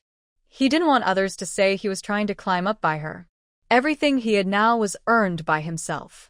Thinking of this, he became more distant. What's wrong? She asked. Inside, She was annoyed by his mood swings but looked at him with confusion. Shoo, I just want to get home safely, he said. Going back with me isn't good for your reputation, he added. You're great, but I don't want people to say I'm trying to climb higher by you. We're not suitable, he said firmly. Ah! She exclaimed. What is this? They had come deep into the mountains, and now he wanted her to go back the way she came? Is this man crazy? What kind of logic is that? She decided to keep her feelings inside, thinking about the wealth and status she could have. Finally, she bit her lip hard, her face turning red, trying to hold back tears. Are you asking me to leave? My family situation isn't something I can decide. If I could, I'd be willing to start from nothing and stay with you through thick and thin. I don't care whether you accept me or not. I will deliver the hero home. Song Shu's eyes showed stubbornness and determination. I didn't chase you away, Chen Dian said helplessly. In the end, he chose to take Song Shu home. When he arrived in the village, it was just noon. However, almost no one was outside or active. He found it strange and hurried toward home. Mom, I'm back. Chen Dian stood at the door, looking at the crowd gathered outside. He could only call out. Fourth brother is back. It's good that you're back now that the family is splitting up. Coming back from the army makes you look different, like a city person. This is the army. If Ming Zai hadn't given a spot to him, this opportunity wouldn't have been his. Do you think he even knows about this? Various voices of discussion from the crowd. Their voices were loud, and some even sounded happy or mocking. Why is everyone a rural person, but he suddenly seems like a city person? Chen Dian was stunned when he heard these words. Splitting the family? Did the opportunity to join the army come from the fifth brother? Mom, is that true? Chen Dian asked in disbelief. Seeing Chen Dian return, Chen's mother didn't look happy either. This was stealing her son's future. Her son should be proud to return from the army. Go ask your father. Our family is splitting today and we've almost divided everything. This is your 80 yuan. Since the family isn't splitting, the money sent back was used to repair the house. Our family has many expenses, and this is all we have left. Chen's mother explained everything clearly. Chen Dian opened his mouth. He wanted to say that he served in the army for 5 years, and as his salary increased, he kept a few yuan for himself, sending nearly 2,000 yuan home. And only 80 yuan for him? He couldn't bring himself to say it, just by looking at his mother's face. What he wanted even more was to know if he truly earned his chance to join the army on his own. Dad, is what they said true? Chen Dian looked closely at Chen's father. If you also think I did something wrong, you can go back to farming and voluntarily resign. Father Chen was told this by everyone, and he realized he shouldn't have done this in the first place. Others also agreed with him. Why is the fourth brother looking at him like that? As if he had done something very bad. Chen Dian was speechless. He wondered how to explain to his fifth brother. He had worked hard in the military for so many years and was now a company commander. He really couldn't accept going back home to farm. Fifth brother, I'm sorry. Do you want any compensation? I'll give you everything I can. Chen Dian quickly thought of a plan. He didn't know the full situation anyway. Now, he just sincerely apologized. Really, you'll give everything? Chen Ming asked with a teasing smile. Suya looked at Chen Dian, who was handsome and well-spoken, but didn't mention going back to farm. Now that her father-in-law had spoken openly, if he had the ability, he could go home and farm. She thought about shifting the blame back. Really, I'll give everything. Chen Dian promised seriously. Song Shu felt anxious when she heard this. Rural people would definitely ask for money. What if they kept asking for more and more? She didn't know what to say. She had no standing to speak. She could only pull Chen Dian aside. Maybe you should arrange for him to join the army? Song Shu suggested to Chen Dian. Chen Dian's eyes lit up. Fifth brother, do you want to join the army? I don't want to. Now is no longer the best age for enlisting. I also want to serve the country, but I'm not suitable for that now. Chen Ming spread his hands. He wouldn't admit he didn't want to join the army. After all, his wife and child were now the focus of attention. When he was young, he did want to defend the country and achieve his dreams. But the truth was, he had no strength, young and tender, more suited to being a pretty face. puffed. Suya also laughed. Her husband's biggest strength was his self-awareness. The villagers also started talking. Exactly, when he was young, you couldn't tell what Mingzai was like, but now he's just someone who can only hold a pen. If he had gone to school a year earlier, Mingzai wouldn't be here now. Joining the army? That's probably just to send people to their deaths, haha. Chen Dian hadn't been back for many years and didn't have a strong impression of his younger brother anymore. He only knew that his brother didn't need to do any work and focus solely on studying. What do you want? I want all your salary. Give me 5 years. Chen Ming understood clearly that his brother would probably just be a figurehead in the future. No matter how nice the words, real money is better. Chen Dian was silent for a while after hearing 5 years. His current monthly salary was 40 yuan, so 5 years would be 2,000. Song Shu clenched his fists. No wonder he's such a strange relative. He's really asking for a lot. If Chen Dian hadn't gone to join the army, with his small build, he would have already given up, right? 5 years isn't too much. When fourth brother was rejected, he took my husband's spot, so asking for 5 years' worth of money isn't unreasonable. After all, if my husband went to join the army, I wouldn't have to stay in the countryside. Suya spoke slowly and calmly. You're? Chen Dian didn't know Suya, but he guessed her identity vaguely. However, the girl in front of him was too beautiful, more attractive than the daughter of the local leader. She had a unique aura, relaxed but also scholarly. At first, Song Shu looked much better than the village girls, but in her presence, he seemed dull and unimpressive. You're my sister-in-law. I'm pregnant with triplets, and they're all crying to be fed. Fourth brother wouldn't disagree, would he?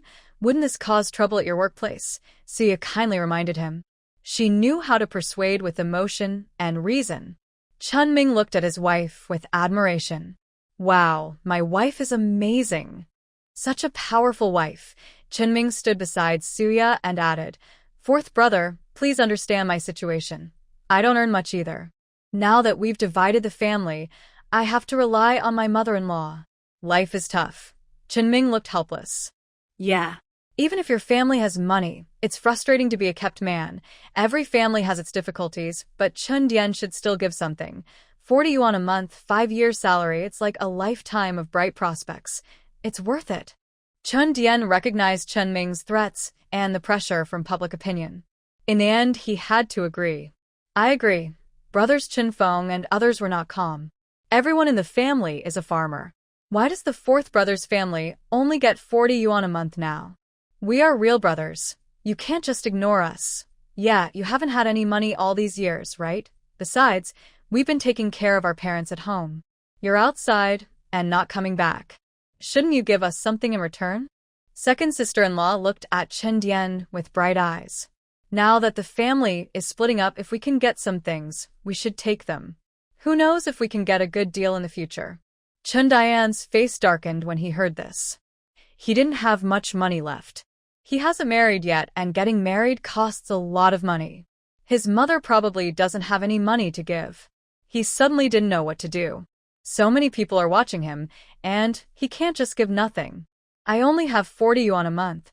I've already given my younger brother his share, so I have no money for you. I can get some cloth tickets and meat tickets each month, so I'll share with a few brothers and sisters-in-law. Chen Dian thought for a moment and promised. Second sister-in-law's eyes lit up. It's easy to get things from this fourth brother. Then sister-in-law, just say thank you here. Second sister-in-law agreed, without hesitation. They didn't ask about the tickets. Suya and the others didn't say anything. Their family currently has no shortages. Getting 2,000 yuan would be like owning a city apartment. Suya was already very satisfied. As for Song Shu, she only knew that the Chen brothers' relationships were average, but she didn't expect that besides Chen Dian, the others were like vampires. She felt uncomfortable inside, but she had no standing to say anything. The villagers praised Chen Dian. Although he took the military enlistment spot, achieving this much isn't something to criticize. That fourth brother is pretty good. Yes, he's capable. Chen Ming, you're really lucky to have such a brother. Yeah, he's going to be fine. I'm not a petty person. Of course I'll go. Chen Ming smiled happily. He was naturally happy to receive the money. Brother, remember to give me 50 each month. Otherwise, I might come to your workplace to ask for it. Even brothers should settle accounts clearly. Let's write an IOU. Chunming spoke straightforwardly. He didn't want to end up with unpaid debts later. Gu Qiujuan also agreed. Fourth brother, write an IOU.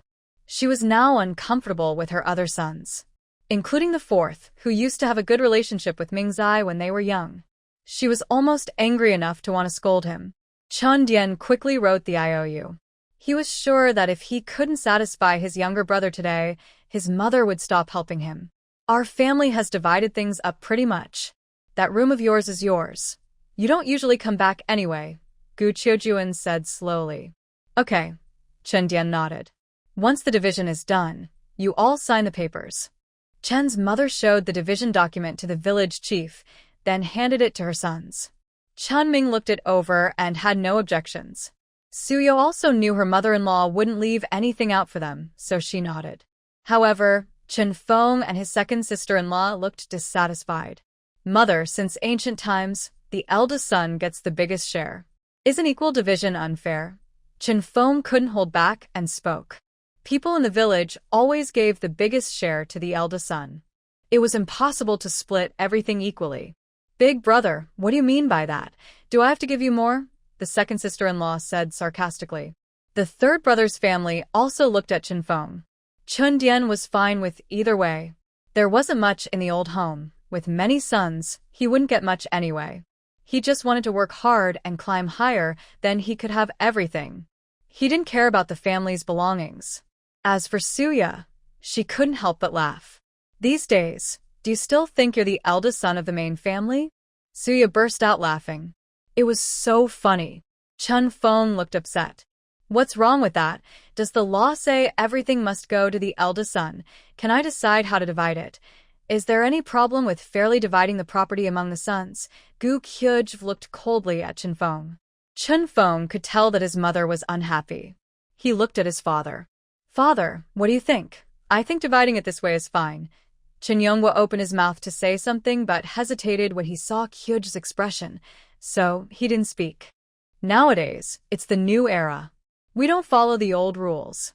Many families in the village also split property equally among sons.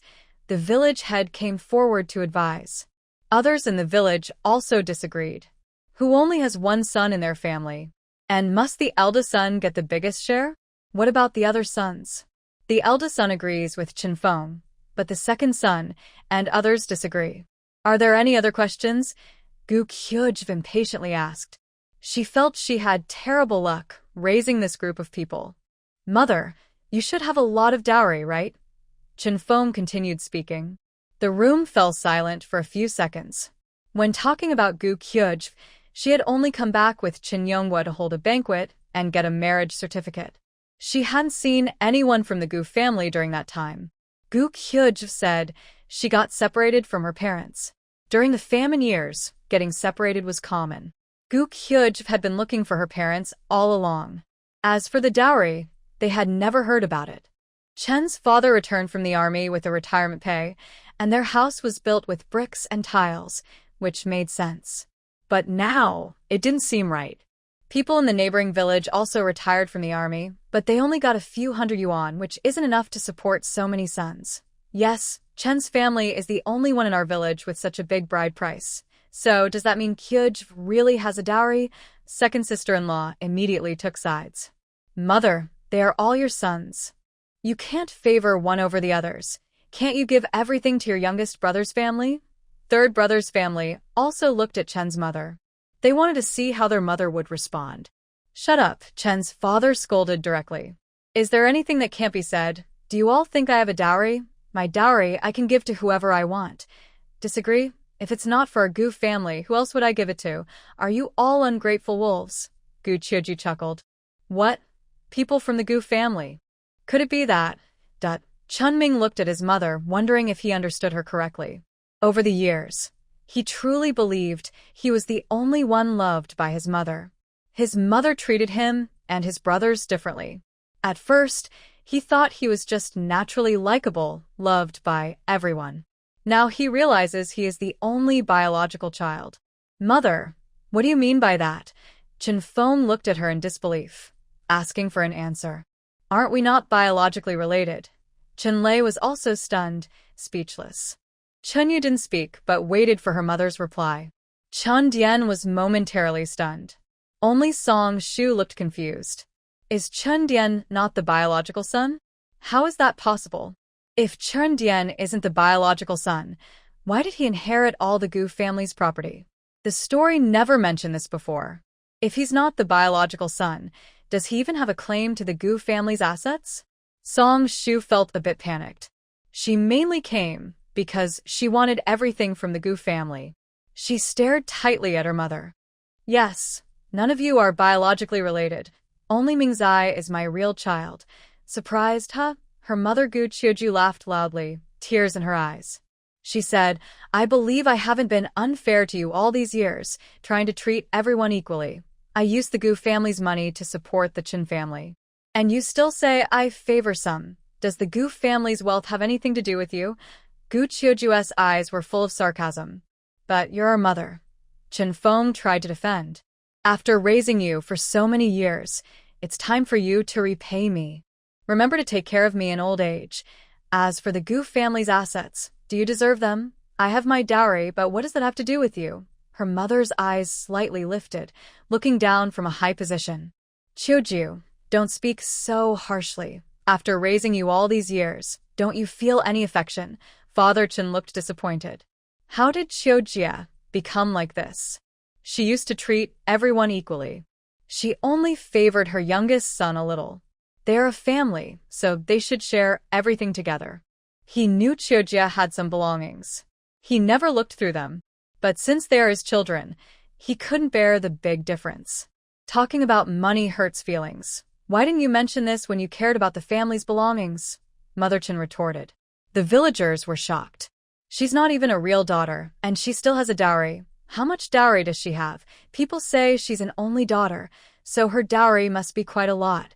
After all these years helping the Chen family, there can't be much left. Since she's not a real daughter, I doubt many people would be as young and beautiful as her and willing to be a stepmother. Let's calculate your expenses since childhood. Mother Chen took out a notebook and started counting. Over the year, besides food and drinks, your family only had 20 yuan left. For schooling, it was a deficit. Over the years, the 4 of you children, besides spending all the family money, cost me a total of 1,500 yuan. Mother Chen counted each expense carefully. The faces of Chen Feng and others turned pale. Did it really cost so much? Chen Lei muttered. The villagers were also surprised. School expenses are quite high. These days, education costs a lot. Families with many children find it hard just to learn a few characters. It's rare for a family to have all children graduate from junior high, especially if they didn't do well enough to continue. Chunming is still in high school. Qiujia is actually so wealthy, spending so much money. Qiujia is really generous. This also shows that Qiujia treats them like her own children. What's wrong with favoring her own real children a little? I sold the house back then to come here. I believe I have no guilt towards you. It's your decision. Even if they're your biological parents, that's how it is. Gu Qiujin's voice was cold. Suya was stunned when she saw how much money there was. This is the countryside. Why did you spend so much? Suya asked Chenming. Each of my brothers spent several hundred on their weddings. When we were studying, our mother never neglected us. We are no worse than the kids in town, Chenming explained to Suya. He has never felt ashamed of being from the countryside. Only when he came to the city did he feel insecure. Among town kids, he didn't think he was inferior. Looking back now, his mother really worked hard. Chen Lei felt guilty when he heard this. Thank you, Mom. Mom, you've worked hard. Chen Lei spoke eagerly. Chen Yu sincerely thanked her. Chen Dian suddenly knelt down. You're not my real mother, but you are like one. You are my mother. I will be filial to you. Chen Dian bowed to Chen's mother. Gu Qiujin didn't refuse. She could handle this bow. Where's my real mother? Chen Feng asked, biting his lip. The villagers, gossiping, all pricked up their ears. That's something to ask your father, Gu Qiujin said sarcastically. Chen Feng's brothers all looked at their father. Your mother had an affair and ran off with someone. She left you kids with me. We were arranged by an organization, not out of love. Cheojin was the one I pursued. I felt wronged for her. Chen's father looked regretful. He didn't care about money. His military pension was usually managed by Gu Cheojin. He always thought the family had enough money. He never expected Cheojin had contributed so much. She felt wronged. Chen's father looked pained. He thought money should be shared equally among the children. But he never considered that his wife needed to contribute so much to the household expenses. All your mother's money has been spent on you. How can you be so shameless to ask your mother for money again? Father Chen said with a heavy heart. The several sons all kept their heads down and said nothing. Second sister-in-law also remained silent. Her reason for asking for money was that her husband was her own son. Since he wasn't her biological son, and she had already spent so much money, she didn't feel it was right to ask again. As for her biological mother, she had run off with another man, and she was glad she didn't have such a mother-in-law. Having such a mother-in-law would make her ashamed to visit her own family. She didn't want others to gossip about her. Now that it was brought up, she felt the villagers were talking about her. Why couldn't her mother-in-law just close the door and discuss things privately? She didn't think about her own problems. Chun Dian was especially glad that their mother wasn't that kind of mother-in-law, or his background check might have been affected. Now, he was a bit worried about his background check, because of this stain. I, Chun Dian, only have you as my mother. I, Chun Lei, only have you as my mother. The sons quickly assured her that they only had Gu Qiujie as their mother. I'm getting old, and you should be filial to me. Gu's family still has some heirloom items, passed down through generations. You shouldn't be so bold as to claim you're descendants of the Gu family.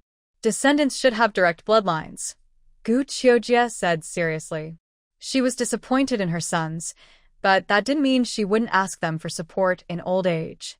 After raising them for so many years, she felt she deserved respect and filial piety. She wouldn't foolishly say, the bridge is the bridge and the road is the road. Of course, you should be filial to your mother. The sons, including Chun Dian, quickly promised. Even if Chen Feng was unwilling inside, he wouldn't refuse to support their mother. That would be too obvious to others.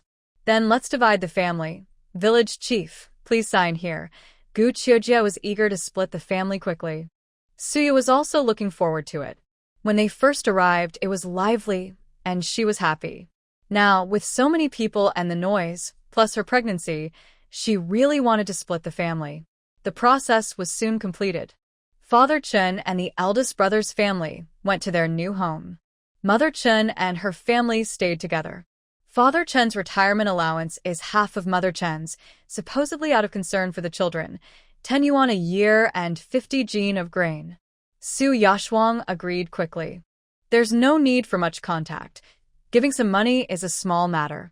Wife, we'll go to your parents' house to rest after the baby is born. Chenming is very excited about the idea of dividing the family. He misses his parents-in-law very much. Mother Chen stays silent when she hears this. Yaya's family has good food, so it's fine to stay there. Being an only daughter means enjoying a happy life wherever she is. No need to worry about eating good food later. Everyone will talk happily. Qiuju, are you really not going to live with me? Father Chen is surprised she really won't live with him anymore. Isn't it all written clearly in black and white? Gu Qiuju doesn't look up. But Father Chen wants to say more, but all he gets is her back. Gu Qiuju is going to pack her things. She doesn't plan to live with him anymore. There's an empty room at their son's place. She wants to live alone. Chun Ming fully supports her. As for the biased father, just ignore him. Only superficial feelings remain. Suyo also agrees. Seeing her father-in-law like this, she just wants to help her mother-in-law find happiness with Uncle Wang.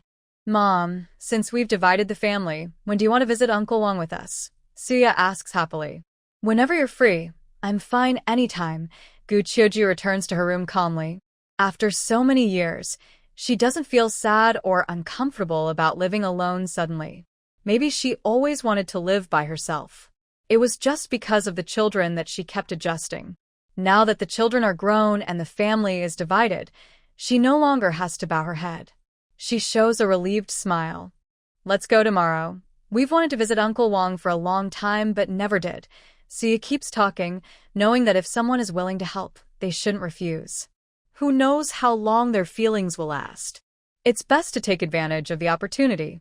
Chunming has the same idea. If there is no division of the family and he has a job, then it will be hard to split the family. Having a good job now is priceless. If the family is divided and there is a job, it depends on each person's ability.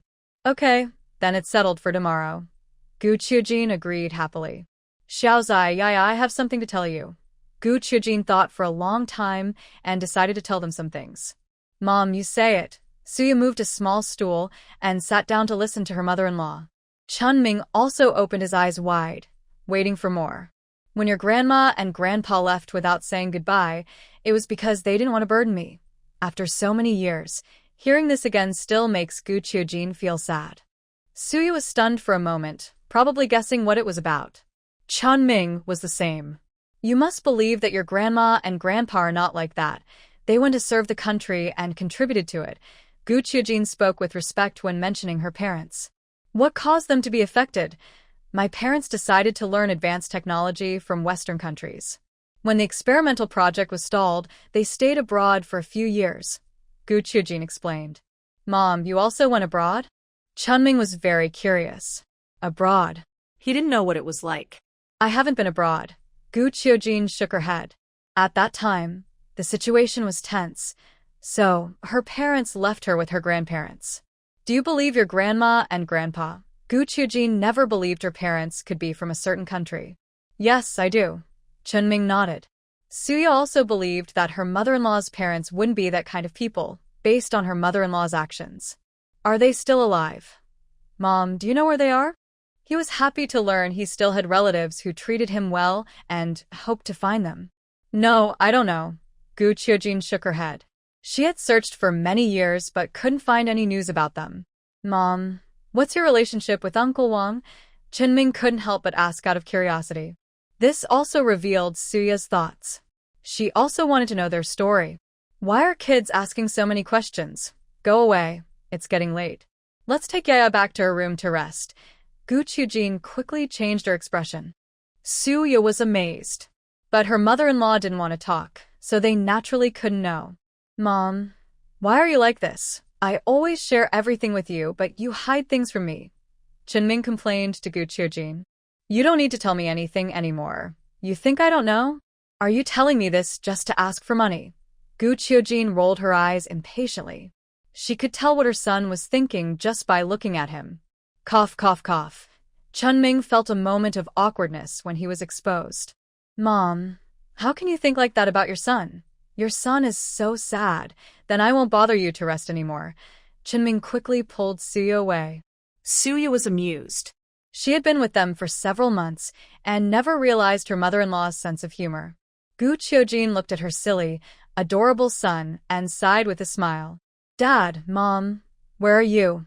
Gu Qiujin muttered softly. Chunming's heart was pounding fast as he took Suya back to their room. How is Mom so clever? Chunming thought about his many years of small tricks. He believed his mom saw through him, but didn't argue with him. You're your mom's child. Isn't it obvious she can tell? Suya said helplessly. Her husband was very smart outside, but in front of her and her mother-in-law, he was like a cute, lovable dog, thinking he was the smartest. That's true. Mom won't argue with me.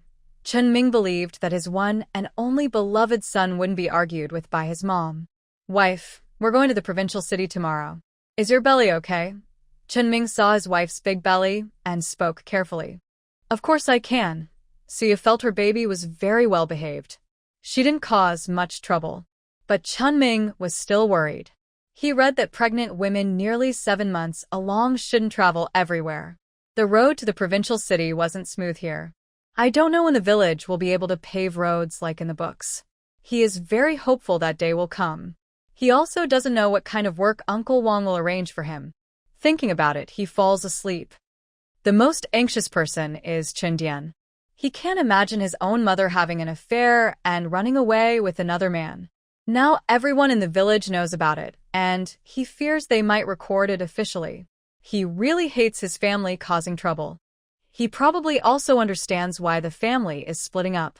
It's just that everyone thinks his mother favors the fifth younger brother, and since the fifth brother married a wealthy wife, they all want him to share the money. They must be crazy. They are deluded. Why should others share their hard-earned money? And his father, too, his mother only cares about her own son. Why is she so biased? He forgot that he also benefits from this. Right now, he doesn't know what to do. He was about to become a squad leader soon. If this news gets out, he doesn't know whether to retire and go home. Song-shu is also very anxious now. It turns out he is not a blood relative of the Gu family. Is it because the Gu family's bloodline is gone that it fell to him? Song-shu doesn't know what to say now. Without the Gu family's connections and wealth, can Chun Dian still rise? She remembers what the book said about him, but the book never mentioned Chen Ming at all. What is going on? She only knows that in the future, everyone in the Chen family was doing well. The Chen family didn't split up. Why has everything changed now? Could it be because in his past life, Chen Dian's foster mother passed away and no one knew the truth? Chen's father had Chen Dian take over and claimed he was a biological child of the Gu family? Song-shu feels like she has uncovered the truth. Maybe only this explanation makes everything clear. Now she is with Chen Dian, but what should she do next? Should she hope he still has a chance to climb up, or pack her bags and leave overnight? It's too late to leave now. It's in a mountain village, and as a girl, she definitely wouldn't be safe. She hasn't decided whether to go or stay. Right now, she just needs a place to stay. Where should I live? Song-shu whispered to Chen Dian. Chen Dian suddenly realized he hadn't arranged a place for Song-shu to stay. Stay in my room. I'll share with my nephew. Chen Dian turned to leave. He didn't see the camp commander's daughter clinging to him so tightly. He was thinking about whether to pursue Song-shu. She was pretty good in many ways. But thinking about his brother's wife made him feel uncomfortable. When Song-shu arrived at Chen Dian's room, it was very empty. Nothing inside. Since arriving in this era, she already disliked city life. She never expected rural life to be even worse. She felt nervous and uncomfortable. She was sticky and needed a bath. Here, they could only boil water. She annoyed Chen Dian, and he reluctantly boiled water for her to bathe.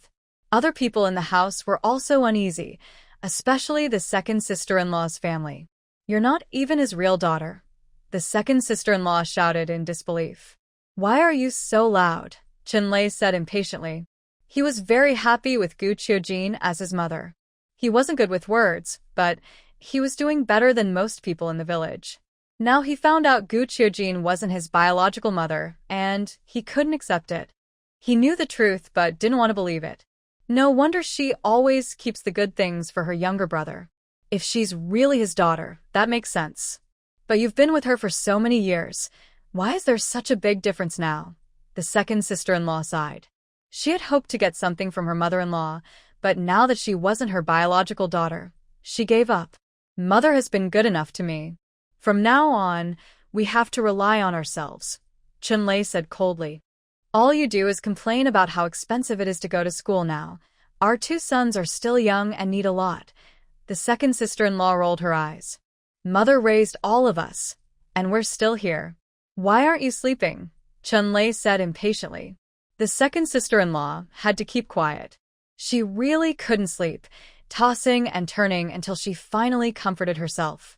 It's clear that the person isn't related by blood, and there's nothing more to say about that. Meanwhile, Chen Feng was angrily smashing things in his room. How could this happen? How could I not be related by blood? Chen Feng clenched his teeth tightly. He never expected that he wasn't his biological son. It disrupted all his plans. He knew his mother had something, but he wasn't her biological son. Why? Why am I not her real son? Chen Feng held his fists tightly to the point of bleeding, but he didn't feel any pain. Chen Dachuan and Chen Erxia were sleeping in their room. When they heard the noise from their father's side, they curled up and hid. Why did Dad suddenly change like this? He used to be so kind. Chen Dachuan missed the old Dad very much. Big brother, do you think Dad will change back? Chen Erxia whispered and asked. He didn't get a reply from Chen Dachuan. Annie isn't really our auntie. Will she still treat us well? I really like Auntie, Chun Erxia muttered to herself. Chun Dachuan also liked Auntie, but they weren't related by blood, and Auntie had already been good enough to them. From now on, they would have to rely on themselves. And little sister Fubao. Her sister is Fubao. Chun Dachuan's eyes lit up. If he could hold onto his sister's hand, life would be much better. He had already decided to get along well with his sister. Fubao, who was worried, was feeling confused and helpless. Dad liked her older brother more. Mom had divorced. The person she loved most, Grandma, was no longer her real grandma. Although she was young, it didn't mean she didn't understand anything. Why is this happening to me? Fubao felt anxious inside. She wanted to find her uncle and aunt, but they had already separated. She was her dad's biological daughter, so she couldn't be given to Grandma and the others. Her dad also didn't tell her to go back to sleep. Now she was living with her third uncle and third aunt. They treated her very well and liked her a lot. But she liked Grandma, uncle, and aunt even more. If she could earn a lot of money for them, could they fight to take her from her dad? Fubao lowered her head, looking very pitiful. Jiang Rou saw such a happy child and went forward to comfort her. Fubao, don't be afraid. We are now separated, but you are still my daughter. I will treat you well. Jiang Rou felt deep gratitude for Fubao. Fubao nodded slightly, without saying anything. She didn't want to speak. Jiang Rou patiently comforted Fubao, holding her in her arms and singing a children's song. She remembered how her mother used to sing it to her younger brother. Fubao slowly fell asleep in Jiang Rou's arms. Jiang Rou's eyes were full of tenderness. This child is so pitiful, she whispered softly. She was born into the wrong family. Such a sweet, lovely, and lucky girl like Fubao would be spoiled in another family. Chunyu, who was preparing foot wash water for Jiang Rou, responded. Is the girl brought back by fourth brother his girlfriend? Jiang Rou couldn't help but ask. I don't know. We just need to take care of ourselves. Now that we are separated, let's focus on nourishing ourselves first. I will work hard, and we will make our little home prosperous, Chunyu said seriously. Would you dislike me having such a mother? Chunyu thought for a moment and asked. He felt ashamed of having such a mother. He had no choice. If he could choose, he definitely wouldn't choose her. I wouldn't dislike you, Jiang Rou replied. You're my man, so it's not up to you to decide. Jiang Rou held Chunyu's hand. They looked at each other affectionately. Suya couldn't sleep. She noticed a new book in the space. Another female protagonist? Is Song Shu from a different story? This was originally a novel with multiple worlds and female leads. And now, there's even a story about someone traveling between worlds? Suya quickly skimmed through the story. Oh my gosh. It's better not to read it. The more she read, the angrier she got. Did her mother-in-law from the previous life get upset and disappear? Feeling upset, she suddenly vanished after a while. After she was gone, during the reform and opening up period, her mother-in-law's parents came to find her. But she was no longer there. Regarding the many sons at home, the parents-in-law are not fools. The earlier generations are not as clear in age. Only Qindian and Chunming are close in age. When they were young, the household registration was not strict, so Chun father actually made their ages seem closer. Then he explained to the parents-in-law that Qindian was their daughter's biological child. Suya, what is going on? They are all biological sons, so why is there favoritism? She truly cannot understand. She was very shocked. Because a long time had passed, and Chundian performed very well in the military. In the end, the Gu family's people helped him a lot, and since the Gu parents were not around their daughter and didn't plan to have a second child. Finally, the family's inheritance was given to Chundian, not the Gu children. Chun father specifically told them that the children got along well and not to say anything that would upset them.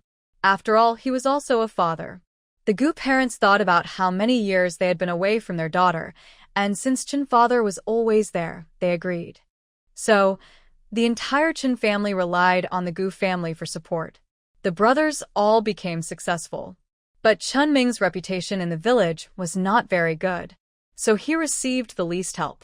That's what true family is. How did the author write this? Suya looked very angry. She tried to control her temper and keep reading. Later, when the Gu parents had only a little strength left, Chin's father told them the truth. Oh wow. At that point, what's the use of telling them? It really hit her hard. And then, she wasn't sure if the author got it wrong or what. Maybe because readers complained a lot. She started to think Chun Dian also knew and finally revealed the truth. But he only gave the least valuable antiques from his inheritance. Even the cheapest antiques were worth hundreds of millions. Suya. Her husband really didn't get any help. It's so pitiful. What kind of novel is this? Suya was so angry she wanted to tear the book apart. But she didn't get the chance. The novel just disappeared. She sat up in anger. Wife, what's wrong? Since Ming's wife became pregnant, he has been sleeping very lightly. This way, he can respond immediately if something happens to his wife. I had a bad dream. It made me so angry, Suya said with frustration. Don't be upset, dear.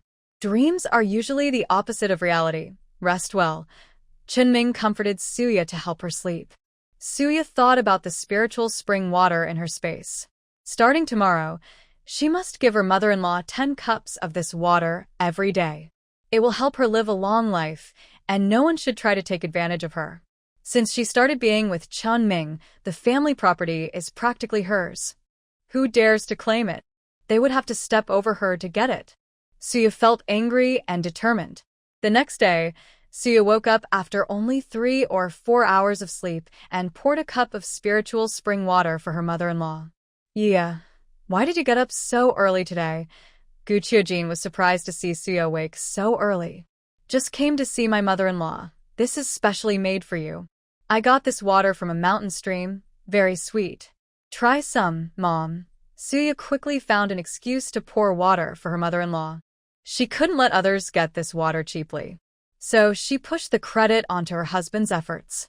The mountain stream water is indeed sweeter than well water, so her mother-in-law would definitely drink it all. As for Chun Ming, at first, to hide her spiritual spring water, she had her husband go several miles every day to fetch mountain spring water. So, she wasn't worried about being caught. Gu Qiujin heard it was her son's mountain spring water and drank it in one gulp. It was truly very sweet.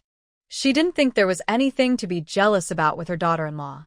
Her son, after all, was lucky to have a girl like her. She didn't say her son was not good enough.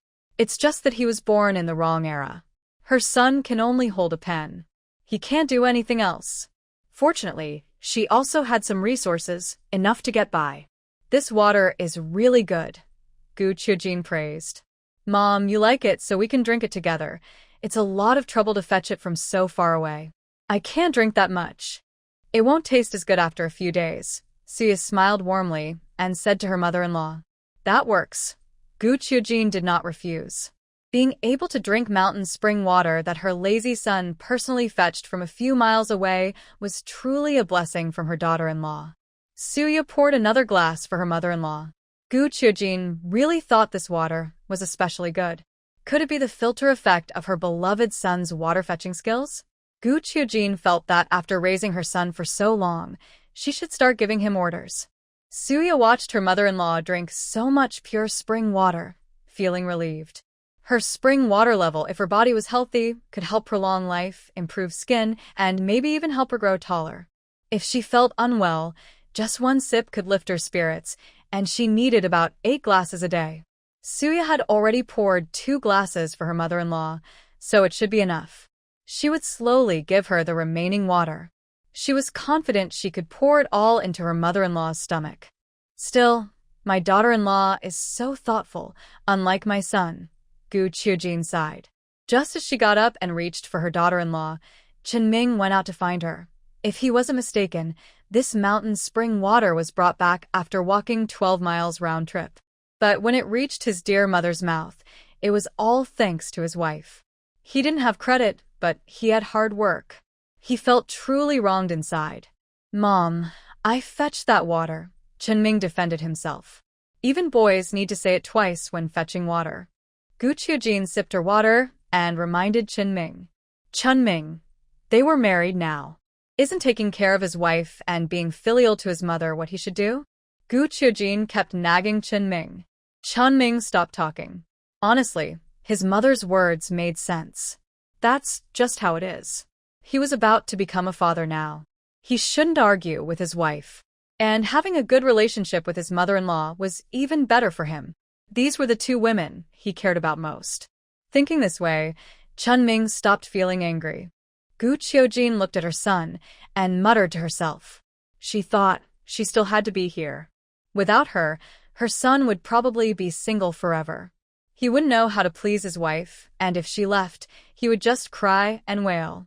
Yaya, come quickly and have breakfast. This time, Gu Qiujin made plain white steamed buns. She prepared milk for Suya. As for Chen Ming, he had nothing. Such precious food, how could everyone share it? Suya looked at her own milk and felt a little shy.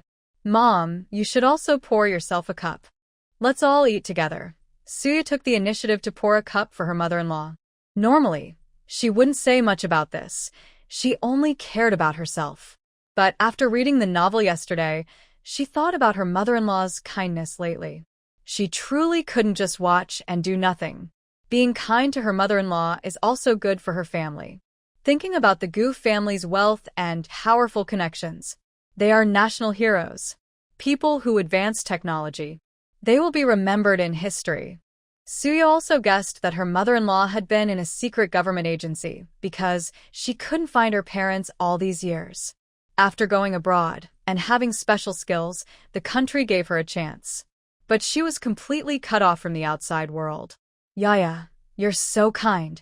Among all the daughters-in-law, only you care about me. This old wife, Gu Qiujin, didn't refuse her daughter-in-law's kindness. She calculated that if it weren't for the big family, just her youngest son's family, her money, milk, and plain buns would last her a lifetime. Thinking this, Gu Qiujin started eating. Chen Ming poured himself a cup of milk powder. He didn't have a wife to do this for him, so he made his own milk. At this time, the rest of the Chen family also got up. They were all awakened by the smell of the buns. White buns. Smells so good. Second sister-in-law's eyes lit up when she smelled the buns. But seeing the small plate on the table, she realized the family had split up. Mom, I want to eat a bun. Chen Xidong spoke to his second sister-in-law. What are you talking about? There's no way we can have such good conditions at home to eat buns, second sister-in-law said impatiently. Who doesn't want to eat buns? She also wanted to eat buns. Chen Xidong started crying loudly. If you really want to eat, go ask Grandma for some. Since the second sister-in-law found out that her husband was not her biological child, she no longer felt confident around her mother-in-law. Honestly, if she were the mother-in-law, she probably wouldn't give so much bride price to children who aren't her own. She understands this logically, but she still has the desire to take advantage of any opportunity to get something good. After all, the mother-in-law really treats her grandchildren well. Although Chen Xidong knows he's not the biological grandson, he remembers how kind his grandmother has always been to him. He runs to his grandmother and asks for a plain steamed bun. Grandma, I want to eat a plain steamed bun. Chen Xidong looks longingly at the bun, saliva almost at the corner of his mouth. Suya sees him wanting the bun, but doesn't say anything. Now that the family has split, if this happens once, it will happen many times. Since he's not her child, she doesn't have much sympathy. Ask your mother if you want to eat something. Why are you asking me, old woman? After taking care of you for so many years, it's rare to enjoy some happiness, and you still want to take food from my mouth, Gu Qiujin scolds angrily. She really has no feelings left for her previous sons. Honestly, she's fed up with ungrateful children. Xidong, come back. You don't have the right to eat plain steamed buns. Hurry up and eat the sweet potato porridge. If you don't want it, forget it. The second sister-in-law scolds Xidong harshly. Chen Lei sees his son like this and says, if you don't want to eat, then go hungry. Chen Xidong is very afraid of his father. He immediately stops talking. He obediently eats the sweet potato porridge prepared by his sister-in-law. As for the third brother's family, they just eat a little to get by. The eldest and fourth brothers, both men, don't bother to do anything. Everyone just stares at each other in silence. They are all waiting for the wind too. Mother, we didn't have time to do it this morning, look. Chin-di boldly speaks up. He's really too hungry. He just finished running and didn't think about making breakfast. When he came back and found there was nothing to eat, he realized the family had split. Song-shu also doesn't know how to cook, and she's a guest. No guest would be asked to cook. She hasn't seen that before. So she is hungry and her stomach is growling. She can't help but complain. Is she really a daughter of the Gu family? She's a guest, and no one has offered to serve her anything. I only made a little breakfast, not enough for you. Gu Qiujuan directly refused. Can my mother help me make a meal? Chen Dian touched his nose and asked. No, I have to go out later. No time. Chen's mother firmly declined. For someone who took away her beloved son's future, he was just as annoying as the boss. Her son. All these years, his reputation in the village was terrible. She knew her son just didn't want to do farm work. Family favoritism made him lose his motivation to try. Thinking of this, she felt very guilty towards Chen Ming. It's her fault. Why did she have to become a stepmother? Just to keep her reputation clean, without considering the real situation. Mingzai, have some egg custard. Gu Qiujuan handed the extra portion of her homemade egg custard to Chen Ming. She originally wanted to eat it herself. Is this for me? Chen Ming was surprised and happy. Since his wife came into the family, this kind of favoritism no longer belonged to him. It belonged to his wife now. He didn't compete with his wife for it. This rare care moved Chen Ming deeply. He realized his mother hadn't forgotten him. Eat quickly, Gu Qiujuan said impatiently. She had always wanted a daughter more, but only had a son. She had hoped to have another daughter, but giving birth almost took her life. She was afraid to try again. She hadn't seen her parents yet, and her children needed her care. So, she didn't have more children. When her daughter-in-law came in, she started to treat her like her own daughter. All of this just filled many of her long-standing regrets. Chen Ming ate his egg custard quietly. Recently, he had eaten many delicious foods. He also learned a lot in the space. He knew the space came from the future, and he had tried many times to see what would happen in the next 30 years, but he was not allowed. Chen Ming looked many times but finally gave up. But from what he learned, he could guess that education would be very important in the future. He was disappointed that he didn't take the college entrance exam. But this person didn't have a chance. In fact, his high school education was quite high for the whole town. There were very few college students. Only workers, farmers, and soldiers could go to university. He wanted to go to college, but had no opportunity. There were only 1 or 2 spots in a commune. So many young workers and local high school students were all competing eagerly. His family had no special connections, so he didn't expect much. His mother was kind to him. He was grateful and content. Mom, you're so kind. Chen Ming was touched as he ate the egg custard his mother gave him. He also shared a lot with her. He gave some to his wife, who was in the other bowl. Suya watched the 3 of them eat, sharing and caring, feeling very warm and moved. This was the life she wanted. In simple, peaceful days, the family would eat together, chat, tease each other, and take walks. Chen's father and others looked at Gu Qiujia, who completely ignored them, with a very unhappy face. How could this be? Is this really the Qiujia he knew? He felt Qiujia's change was very big. Why did Qiujia suddenly become like this? Qiujia was not like this before. Qiujia, we haven't eaten, so we don't have the strength to work. Chen's father felt helpless about Qiujia. Gu Qiujia slowly finished the egg custard, put down her bowl, and wiped her mouth with a tissue. What's wrong? Don't you understand that the family is divided? Even if the family is divided, I still have to be your free nanny. You really have some nerve.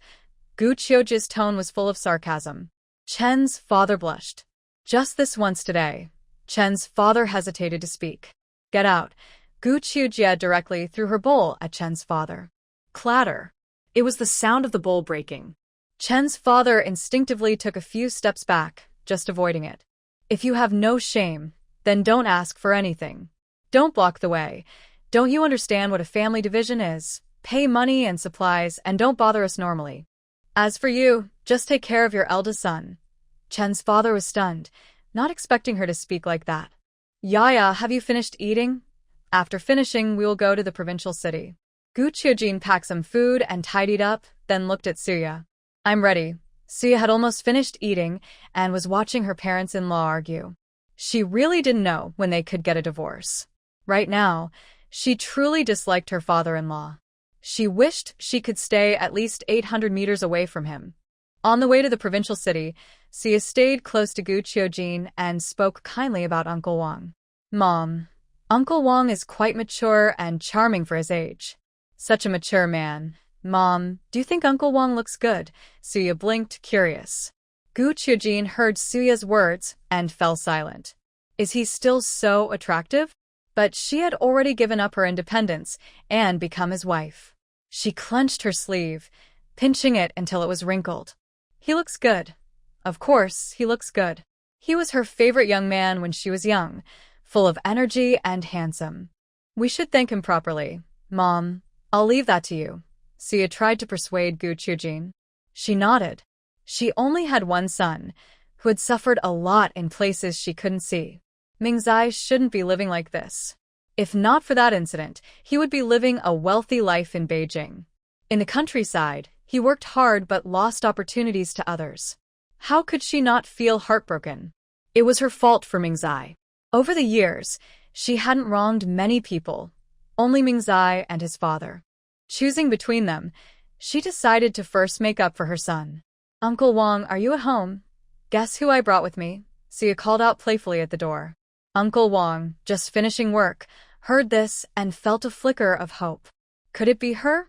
He thought so, but he wasn't sure. He hurried to check at the door. A Jew, he froze. How many years had it been? He had been looking for her all this time, but she never wanted to appear. Brother Kai. The brother at the end of Gu Qiujin's name was much quieter. So many years had passed, and many things had changed. He was no longer her brother. Is that really you? Uncle Wang's eyes were red. He reached out his hand to touch her. Suddenly, he remembered she was now married, and doing so might harm her reputation. He quietly withdrew his hand from her face. How have you been all these years? Uncle Wang asked softly, surprised. He had been checking on her life recently. She married a man from the countryside. Does she prefer this over marrying him? A sharp pain struck his heart, but he tried not to show it. He didn't want her to feel guilty. I'm doing well, Gu Qiujin replied calmly, trying to control her emotions. However, her trembling hands showed she was upset. I'm just glad you're doing well. Uncle Wang smiled. Let's go. Let's take you to the state-run restaurant for a meal. Uncle Wang knew Suya, and the others liked the food there. Suya's eyes lit up. I'll cook. Eating out costs too much. You helped my son find a job, and I haven't even thanked you. Gu Qiujin clapped her hands, deciding to eat at home. Uncle Wang opened his mouth, wanting to say it was nothing, but couldn't. He used to think everything he gave her was natural, but now, after just one job, she was so grateful. All right, I've never tasted your cooking before. Uncle Wang smiled. She never used to cook before. Mom, Uncle Wang, let's go buy some vegetables. Suya felt they were like big bright lamps volunteering to go shopping. She wanted to give them some space. After all these years, she admired Uncle Wang. In this era, unlike modern times, passing on the family line was more important than life itself. But Uncle Wang could wait for someone right there. She took Chen Ming to buy vegetables. She didn't give him a chance to refuse. Chen Ming didn't want to refuse either. He didn't want his mother to suffer anymore. No one could do that. Not even his own father. He supported whoever his mother wanted to be with. The yard was now empty except for Gu Qiujin and Uncle Wang. The two of them stood silently, their eyes filled with emotion. Why haven't you gotten married? Gu Qiujin finally asked, her voice hesitant. It had been on her mind for days. Because I am waiting for someone. Uncle Wang replied with a gentle smile, his eyes full of affection for the girl in front of him. I'm sorry, Gu Qiujin said with a full heart of regret. She thought that if she disappeared, he would eventually return to his life. But she didn't expect him to stand there so foolishly waiting. You don't need to apologize, Uncle Wang said softly. I chose this myself, he added. I never thought about marrying another girl. Being alone is fine. Free and easy, without anyone to control me. Uncle Wang spoke cheerfully, but Gu Qiujin felt a wave of sadness. What's so hard about it? She asked. Raising children is tough. She looked at him and saw how tired he seemed. Don't cry, Uncle Wang said with concern. Didn't you say you would cook for me? Are you crying just because you're being stubborn? He looked at Gu Qiujin with disbelief. I keep my promises, she replied stubbornly. The groceries just haven't been bought yet. She was her usual straightforward self, not prone to emotional displays. She didn't ask about his plans anymore. His ability to come to the provincial city, rather than staying in Beijing, already showed his determination. Can you tell me about your daily life? Uncle Wang asked, starting a conversation. He wanted to know what she had been through all those years. Even the small, everyday things like cooking and chores, he loved hearing about them. When he met her again, he never thought of breaking up her marriage. He just wanted to quietly protect her and make her life better. I do laundry, cook, and manage the household, Gu Qiujin said, instinctively squeezing her hands. Her hands had become rough after so many years of hard work. They were no longer delicate and beautiful. Different but beautiful. Uncle Wang praised sincerely. You are very brave, he added. You are a wonderful mother. Uncle Wang praised Aju. Really? I've held him back and didn't give him a good life. Do you know? It's very hard for him to get married, but luckily, Yaya liked his face. Gu Qiujin smiled as she spoke. This shows that we were waiting for Yaya to appear. Yaya is a good girl. Uncle Wang feels that as long as Aju likes someone, he also likes her. His impression of Yaya is that she will be a good daughter-in-law, so he thinks she's great. I also think she's good. I really don't know how Mingzai is so lucky to marry such a wonderful girl. Gu Qiujin talked happily about Su Yaya. By the time Yaya and others returned, Uncle Wang and the mother-in-law no longer felt unfamiliar with each other. Yaya, you're back? I'm going to cook now. Gu Qiujin rolled up her sleeves and started working. Uncle Wang followed behind her, wanting to help. Chun Ming tried to stop Uncle Wang, but Su Yaya held him back. Don't you have expectations for your own mother and father? Su Yaya looked at Chun Ming softly. If he was a naive and obedient son, she might reconsider her decision to be with him. After all, she is a selfish person and doesn't want to rely on anyone. Even children should be independent. She brought them into this world and will take responsibility, but she won't let them depend on her forever. She is also waiting for her children to take care of her when she gets old. Honey, why do you think I still have expectations for him? Do I look like I still expect something from him? Chinming quickly denied it 3 times. I'm just worried Uncle Wang might interfere and cause trouble for my mom, Chinming added. Then you don't need to interfere. Men willing to help can do so, but if they hold you back, let them. Who knew how to do everything from the start? Su Yaya rolled her eyes at Chinming. Girls shouldn't think boys can't do things or do them badly. Just let him try confidently. Even if the food is not perfect, it will get better over time. You're right, wife, Chinming agreed. It's better not to make his wife angry. You should learn to do it too. Mother is getting old. Are you willing to let her keep cooking for us? Sia starts to persuade Chinming. She can see that her husband cares a lot about his mother-in-law. Chunming. He wants to say he is willing. If he has to cook, he definitely is willing. No way, husband. You're not that kind of person, right? Sia looks at Chinming with disbelief. Chunming. His wife is giving him that look. What can he say? He can only say he will cook. Suya is satisfied now. Men, they don't work every day, just wait for the meal. Dreaming is nice. As for herself, she has money. Having money means she doesn't have to cook, and that's okay. They all contribute to the family. Suya convinces herself easily. She feels justified. In the kitchen, Uncle Wang is washing vegetables, dishes, pots, and burning coal. Gu Qiujia is preparing the ingredients and seasoning. Smells so good. Uncle Wang smiles and says, I'm pretty good at cooking. Xiaojia really likes to eat my food. Gu Qiujia is very confident in her cooking skills. She initially said she never touched spring water with her fingers, and she was very serious about learning. She doesn't use much oil at home because it costs money. But he definitely isn't short of money. She naturally won't save on ingredients. Of course, it smells good.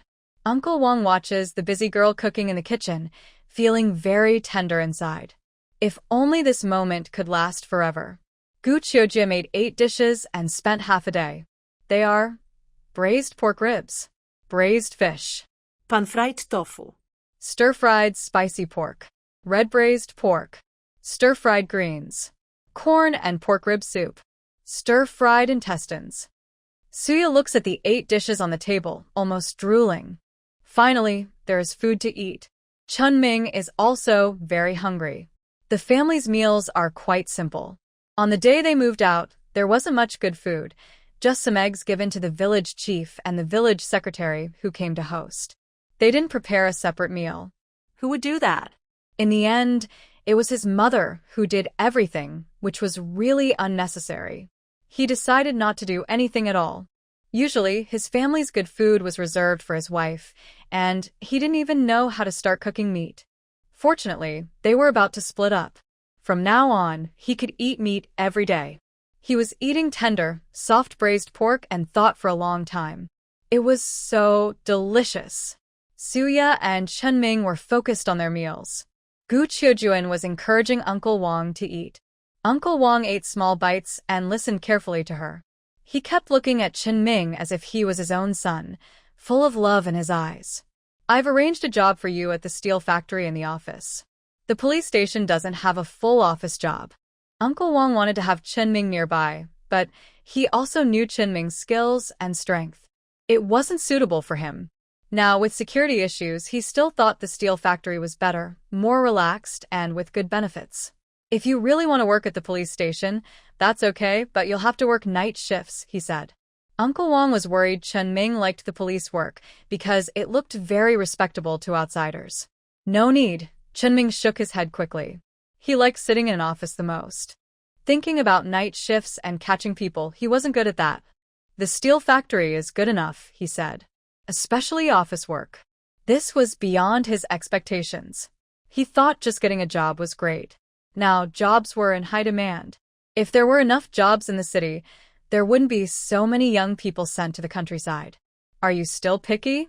Gu Qiujuan looked at her son and said angrily. No. You're really accusing me unfairly. You know what kind of person your son is. If I, with my small body, went to work at the police station, I'd be afraid I wouldn't see you anymore. Chunming cried out dramatically, making Gu Qiujuan and others laugh. I heard you have a high school diploma, so you can handle the job here easily. If anyone bullies you, don't be afraid. Uncle Wong will support you, she said. Uncle Wong patted his chest to assure her. Uncle Wong, you're really so kind to me. He's even better than my own father. My real father has never been that kind to me. Chunming's eyes truly turned red. His father only wanted everyone to be wealthy together. No matter how much he and his mother suffered, his father believed they were family and shouldn't argue so much. But how could he not care? Over time, it made him feel cold inside. Now, he really has no expectations for his so-called father. Gu Qiujuan heard this and fell silent. Uncle Wong laughed loudly, sounding very happy. Then shall I take you to complete the work procedures? Uncle Wong suggested. Chunming couldn't wait to go and handle the procedures right now. As long as the work isn't done yet, many things could happen. He didn't want to lose the job he was about to get. Suya and the others didn't go to watch. Gu Qiujuan said, You didn't bring the household register. I did. I took it secretly. Chunming blinked. Gu Qiujuan was very silent at this moment. Her son was really too clever. Mom, I believe Uncle Wong will do a good job because he's a good person. The sooner we do it, the sooner I get paid, Chunming cheerfully said. You're really smart, Gu Qiujuan said helplessly. Uncle Wong kept smiling and kept praising Chunming for being clever. Darling, I'll go over for a while. You stay here with Mom, Chunming told Yaya. Okay, go ahead. I'll take good care of myself, Suya waved her hand, urging Chunming to hurry and handle the matter. That way, she could go to the city with him. Yaya, don't worry about Mingzai's job turning bad. I'll make sure he willingly hands over his salary, Gu Qiujuan comforted Suya. She liked her daughter-in-law very much, but if her son ever wronged her, she would break his leg. Suya. She wasn't worried about that. She wasn't afraid Chunming wouldn't give his salary. He had already given a large amount. 30 yuan a month wouldn't be withheld. She didn't mention big money. The old lady was always worried about shady deals. Mother, meeting you is my greatest happiness. Suya's eyes were full of emotion. Being able to have such a good daughter-in-law who doesn't look down on my son makes me the lucky one. The two women praised each other warmly, their relationship very close. Meanwhile, Chunming followed Uncle Wang to the provincial capital's best factory, the steel plant. His starting salary there was 30 yuan a month. The salary would increase with years of service and skill level. The current factory director earned 130 yuan a month. Chunming was amazed when he heard Uncle Wang's introduction. No wonder people said a government job was so secure, it really was. Chunming decided to hold tightly to Uncle Wang's support. Such a good job had been arranged so easily. He even thought if only Uncle Wang were his father. Chunming looked at him with admiration. Uncle Wang took Chunming to the personnel office, greeted the staff, and began the process. As the deputy director of the Public Security Bureau, Uncle Wang was well known at the steel plant. Having connections really made things move faster. 20 minutes later, Chunming held his transfer application and his job report for the next day. He could hardly believe it. He finally had a job, and a stable one at that. After all those years of studying, he had gotten the job he wanted through someone's help. He was truly happy. Sometimes, connections worked better than effort. Now he had connections too. Work hard, Uncle Wang said meaningfully, and try to bring your mother and wife to the city. Of course, I'll bring them both, Chunming replied.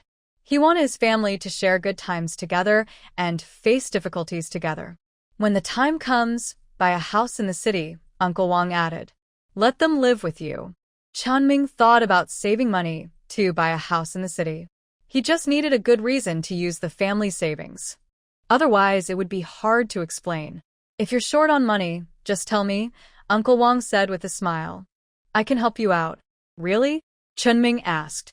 Of course, Uncle Wang replied. He had more than enough money, since his meals and housing were covered by the office. It was just right to help Ju's son a little. Uncle Wang, you're such a kind person. Chunming's eyes were filled with sincere gratitude.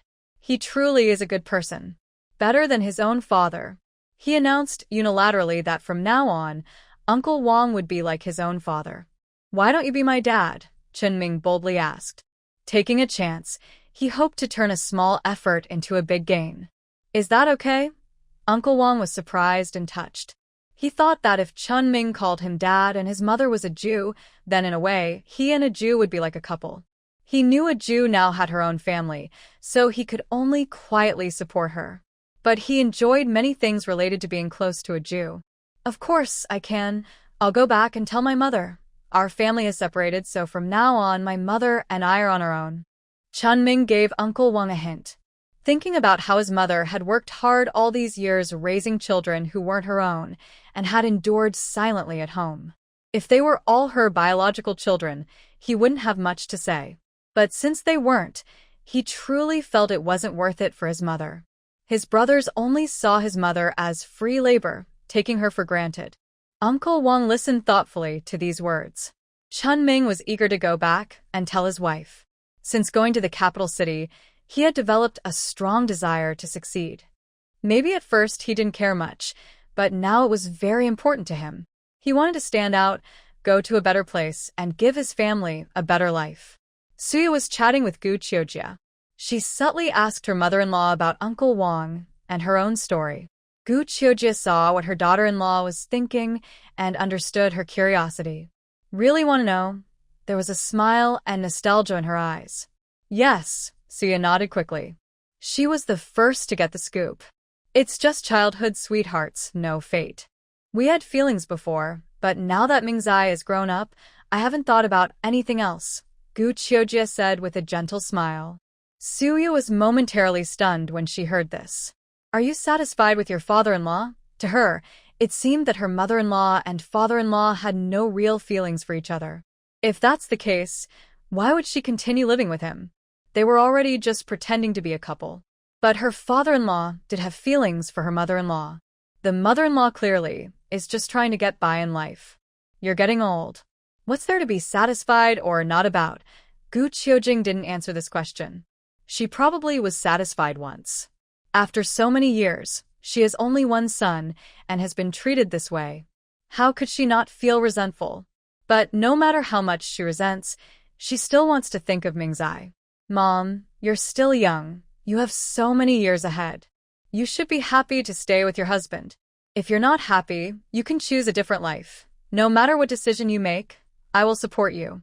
Your son will do the same, Suya seriously told Gu Qiujing. In these past few months, besides Chen Ming, the person she spent the most time with was her mother-in-law. She's not someone who likes to interfere in others' affairs, but she can't ignore the people around her. She hopes they can be happy. Gu Qiujing's eyes reddened, but she didn't respond. She still needs to think. Yeah, Mom, I've already arranged my new job. I just need to go home and transfer my connections. Chen Ming came back, very excited. He tried to stay calm outside, afraid of embarrassing Uncle Wang. He used to do well in school and learned a lot in space studies, but nothing made him as happy as this moment. This is a stable, secure job. And in an office. He grinned and laughed loudly. Even though the so-called space mentioned that the job isn't as secure as it seems, he couldn't understand why it wasn't as solid as iron. Now it's as secure as it can be. Husband, you're amazing. I'll just wait for you to support me in the future. So ya prassed Chen Min enthusiastically. Gu Qiujing reminded him, when you're working, men tend to spend money and get lazy. Remember to have you go pick up her salary every month. She's seen many such things when she was in the city. She doesn't want her son to become careless or confused because of money and a good job. Okay, my wife is pregnant, so I'll definitely give her the money. Chen Ming knows that a pregnant woman's emotions greatly affect the baby. He doesn't spend much of his money either. The money his wife knows about, he naturally has to give her. Are you saying you won't give me money if I'm not pregnant? Suya looked at Chen Ming with a gentle gaze. Chen Ming, listen to me explain, I didn't mean it that way. Bang. Suya went straight back into her room, ignoring Chen Ming. Chen Ming kept trying to explain at the door. Only Gu Qiujing and Uncle Wang remained in the yard. Thank you for your help, Gu Qiujing said with some distance. You know I don't want you to be like this, he replied. Even if you're married, I am still your older brother. Uncle Wang looked steadily at Gu Qiujing, seeing her reflection in his eyes. Time has left marks on her, but she has gained a different kind of beauty. When she was young, she was wild and bold, like a fiery red rose. Now, she is elegant like a chrysanthemum, with a quiet, refined aura, standing there effortlessly entering his world. He reached out, feeling his rapidly beating heart. He hadn't felt this way in a long time. Brother Kai, Gu Qiujing thought about their past years. He truly cared for her like an older brother. Ju, why did you leave without saying goodbye back then? I couldn't find you no matter how hard I looked. Many years had passed, and Wang Kai finally voiced his long-held doubts. He had the answer in his heart, but wanted to hear her explanation. All those years have gone by, and the answer isn't that important anymore, Gu Qiujing said, having expected him to ask this question. She had thought about how to respond. But when he finally asked, her feelings were complicated. She believed that if she left, time would help him choose to start anew. She truly didn't want to hold him back. He deserved a better life. Being with her would only delay his future. But she didn't expect that he would ruin his own prospects and stay in a provincial police station. With his pace and family support, he could have had a better future in Beijing. People need to look forward, he said. Ju, you know I can't move on without an answer, he continued. 20 years like this and 20 more would be the same. A lifetime like this, Wang Kai said firmly. Gu Qiujing's defenses finally broke. Because I was afraid of holding you back. Our family has issues and the situation is tense. If you make even a small mistake, I will drag you down with me and you'll be doomed forever. Aren't you afraid? You would probably say you're not afraid because you haven't experienced it yourself, so you can easily say those words. Once you go through your home being destroyed and losing your house, living like a street rat, you won't say that anymore. I'm sorry. I chose Mingzai's father myself. I'm living very well now. Mingzai is very filial to me. I have never regretted this choice. Gu Qiujuan answered Wang Kai seriously. She regrets this marriage, but as Mingzai grows up and calls her mother, she has no regrets. Never. Without Mingzai, she couldn't have endured all these years. She is like a parasitic flower, and Chen's father is just a. She took a break, knowing she could leave at any time. But then she met a little sapling, carefully nurtured it, and it sheltered her from the wind and rain. It became her spiritual support and reliance. With Mingzai, she would not regret. Did my mother find you, right? Wang Kai quickly understood what Gu Qiujuan meant. When their family had problems, he was on a business trip outside. When he returned, he heard about the trouble at Gu's house. He wanted to find Ah Ju, but she was nowhere to be found. She just disappeared. She was a girl who would always tell him everything. How could such a big thing happen without her first looking for him? I never suspected my mother. She obviously liked you so much. Wang Kai thought about the past, his tone complicated. Gu Qiujuan didn't deny it. She wasn't someone who lied easily. He guessed right, so she didn't try to hide it. Our family situation back then, Aunt's actions were correct. Gu Qiujuan's voice was cold. This wasn't Wang Kai's fault. She felt guilty inside and was distant toward Wang Kai and his mother. Ah Ju, I want to apologize to you on behalf of my mother. Wang Kai hesitated as he spoke. He clenched his fists tightly, controlling his emotions. He never expected that the person who ruined his love was his own parents. Gu Qiujuan is not a saintly person. She can understand her parents' actions, but she cannot forgive them. The two families had agreed verbally to marry, which was accepted within their circle, just waiting for the formal ceremony. Who would have thought such a thing would happen? This has nothing to do with you. It was my own choice. I don't want to burden you. Gu Qiujuan was hesitant at the time. She asked many people for help, but only a few were willing to assist. Most people turned against her. Many of them were her father's students. She was afraid of Wang Kai's attitude. She also wanted to keep some dignity. This was her choice. If her parents hadn't interfered, she wouldn't have dragged him into trouble. I will give you an explanation, Wang Kai said seriously. Besides aiming, are you happy with him? He was very clever. He had long seen that she was unhappy. He just didn't know how to start talking. He wasn't sure if he still had the right. He wondered if she still had feelings for him. Now he was certain. Gu Qiujuan was stunned. She couldn't honestly say she was happy. Ah Ju, give us some time. I will handle everything and come back to see you, Wang Kai promised her. Gu Qiujuan didn't refuse. She didn't agree either. So many years had passed, and when he stood in front of her, her calm heart still trembled. She didn't know how to respond. She could only remain silent. Wait for me a month. I will come back and give you an explanation about the past. Wang Kai wanted to say more but was interrupted by Chen Ming. It's okay, what's done is done. The past is the past. My mother, even if she wasn't happy with my father, doesn't necessarily have to be with you. Chen Ming was very cold. Suya tried to hold Chen Ming back, but failed. She didn't expect that eavesdropping on gossip would reveal such shocking news.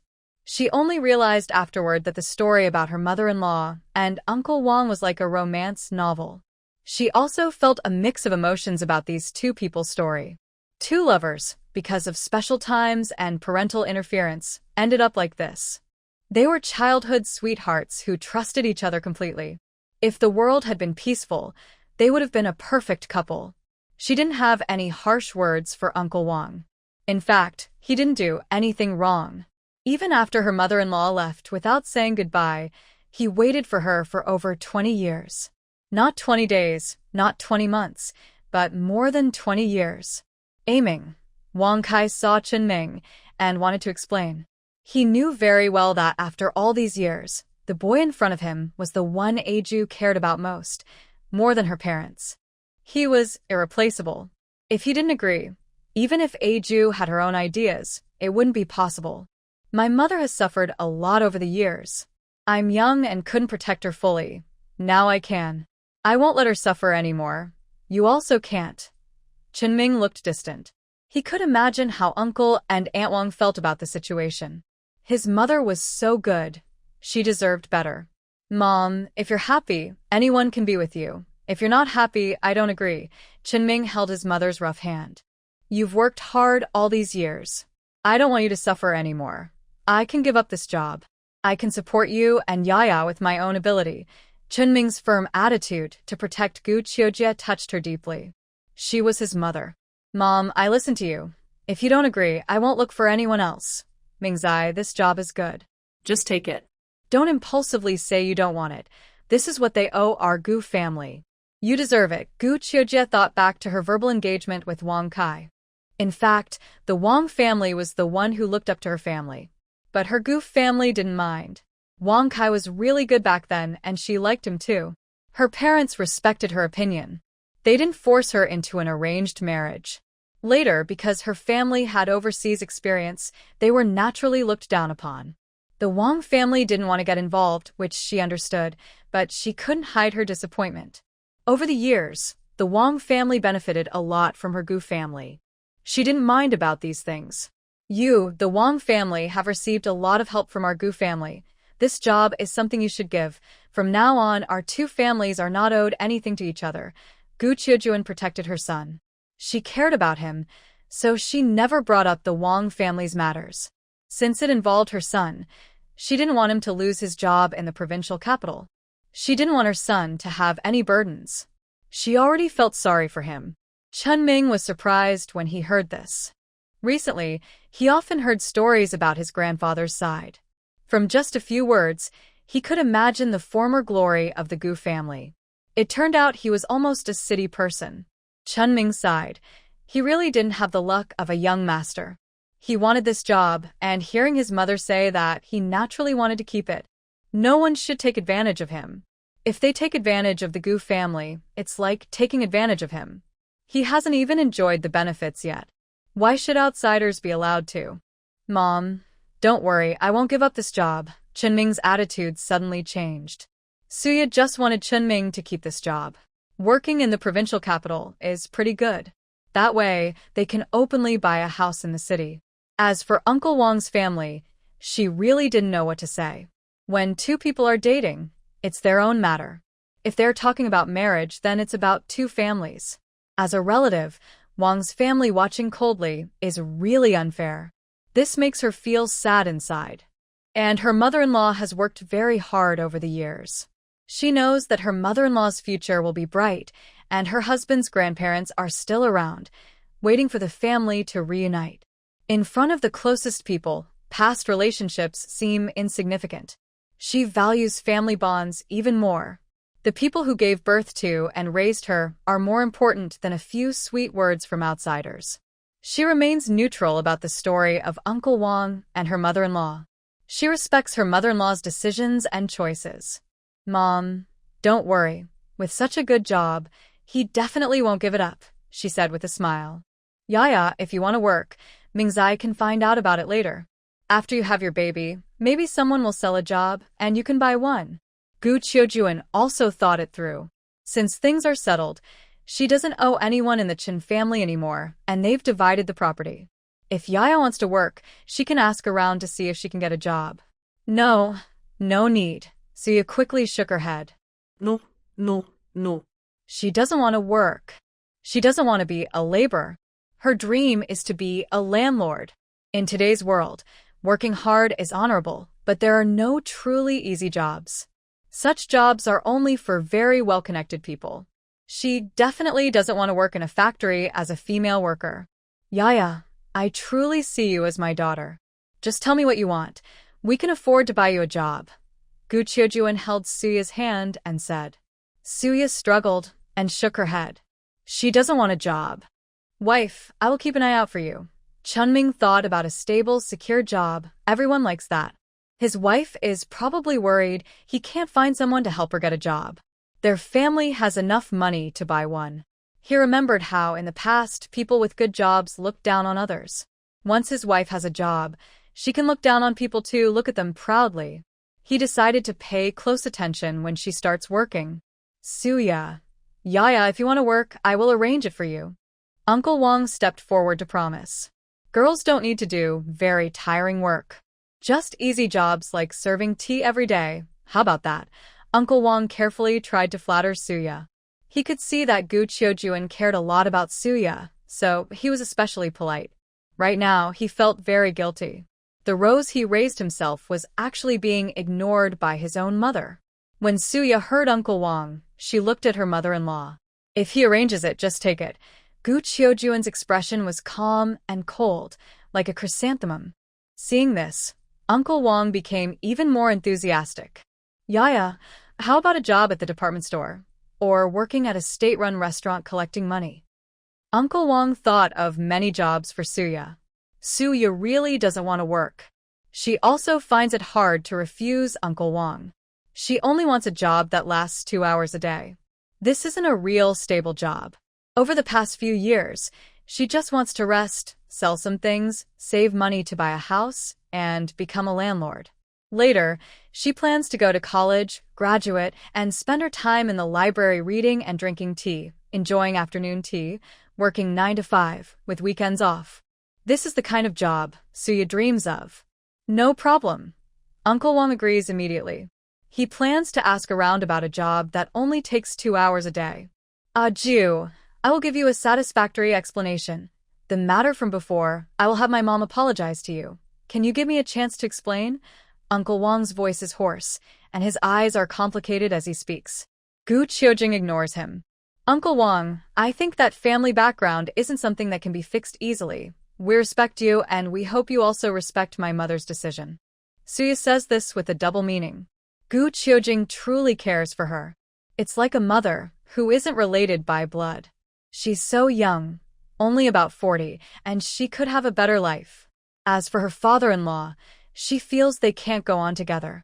She never wanted her mother-in-law to raise her children for her whole life. She hopes to find her own happiness.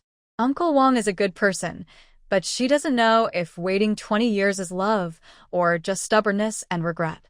The beautiful illusion of love that breaks apart. How long can she hold on to life's small struggles afterward? Uncle Wang opens his mouth, but doesn't speak. If you're sincere, then prove it with actions. Talking is not enough. Actions speak louder. Suya protects Gu Qiujing. Okay, I understand. Uncle Wang looks at Suya protecting Gu Qiujing. He doesn't feel upset, but rather comforted. Ju's son and daughter-in-law are truly filial. I need to leave for a while. I will ask someone to watch over my work. Someone will contact Ming when the time comes.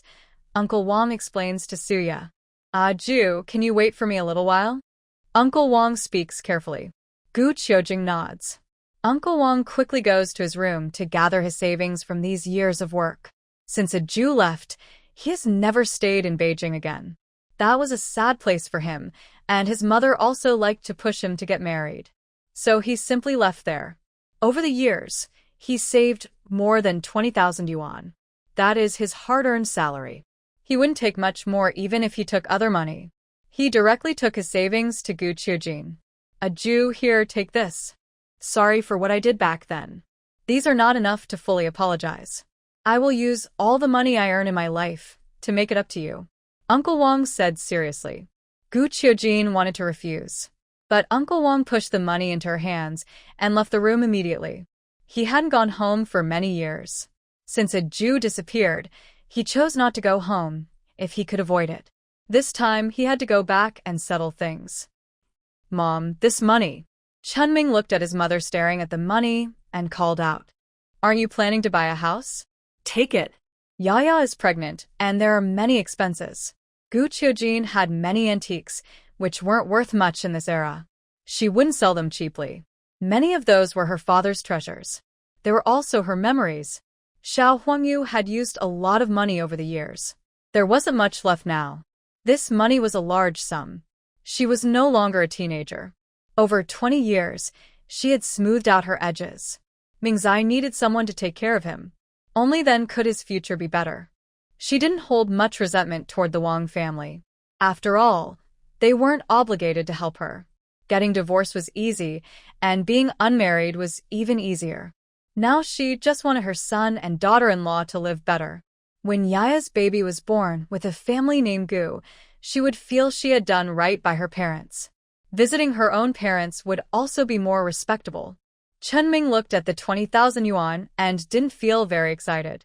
This money was given by the son of the person who hurt his parents. He felt uncomfortable. Don't be stubborn. He really doesn't know. His parents' actions have nothing to do with him. Gu Qiujuan looked at her angry son and patiently explained to him. Chunming understood these things, but he still felt uncomfortable inside.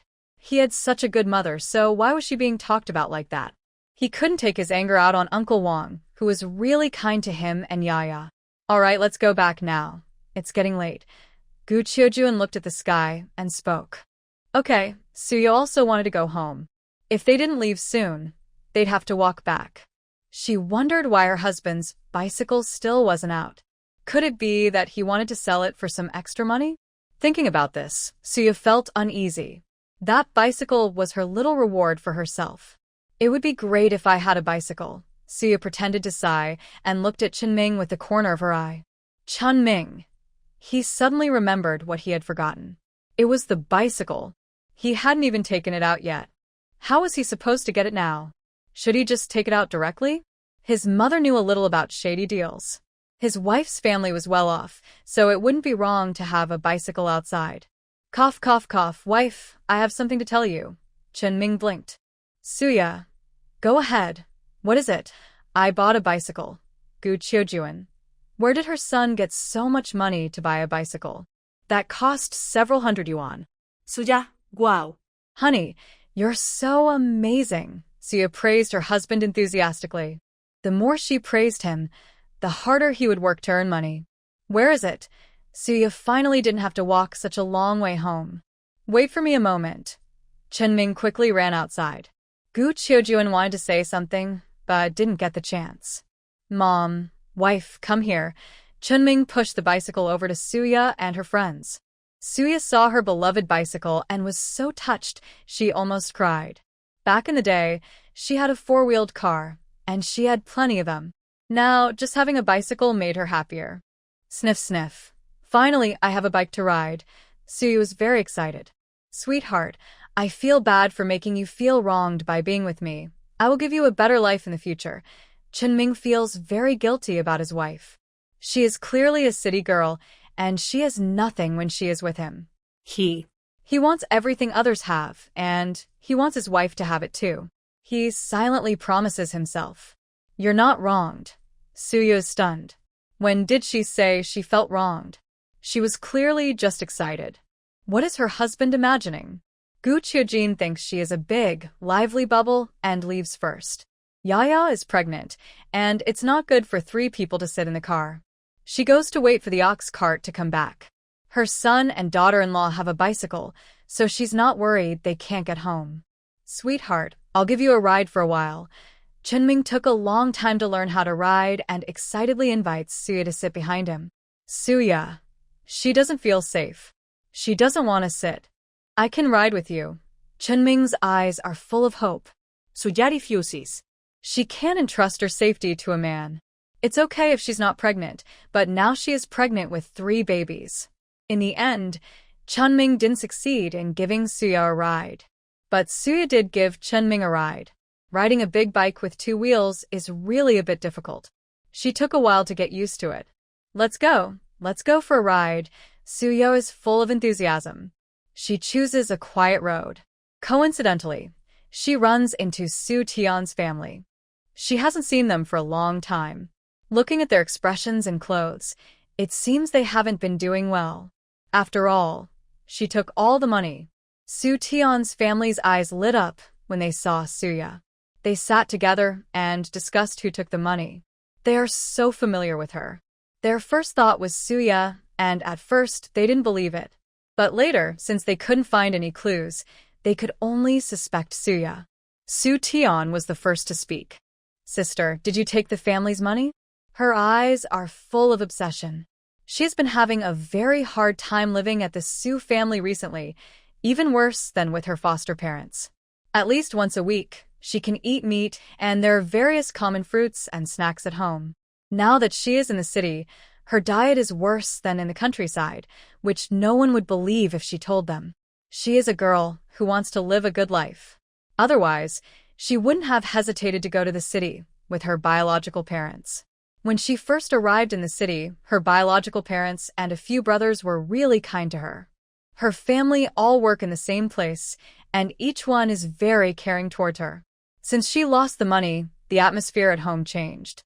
They argue every day, fighting over trivial things. Her brothers come home just to eat and then go back to their rooms. They are not as kind to her anymore. Her parents even start fighting with each other. Right now, she really wants to find her money. She believes that once she finds the money, everything will go back to how it was when she first returned. Then she will be loved and spoiled again. Surely you took the money from home, right? Please return the money. I beg you. Su Tian knelt on the ground with a loud thud, bowing her head and tears falling, looking pitiful. Suya saw through Su Tian's act and looked at her with a teasing smile. Do you have any proof? You can't just accuse someone without evidence. When I left the Su family, so many people saw me. Suya spoke calmly. Who knows how you took the money? Tell you what, hurry up and give the money back. Lu Meili, seeing Suya living better and better outside her home, gritted her teeth in jealousy. It must be her who stole their family's money.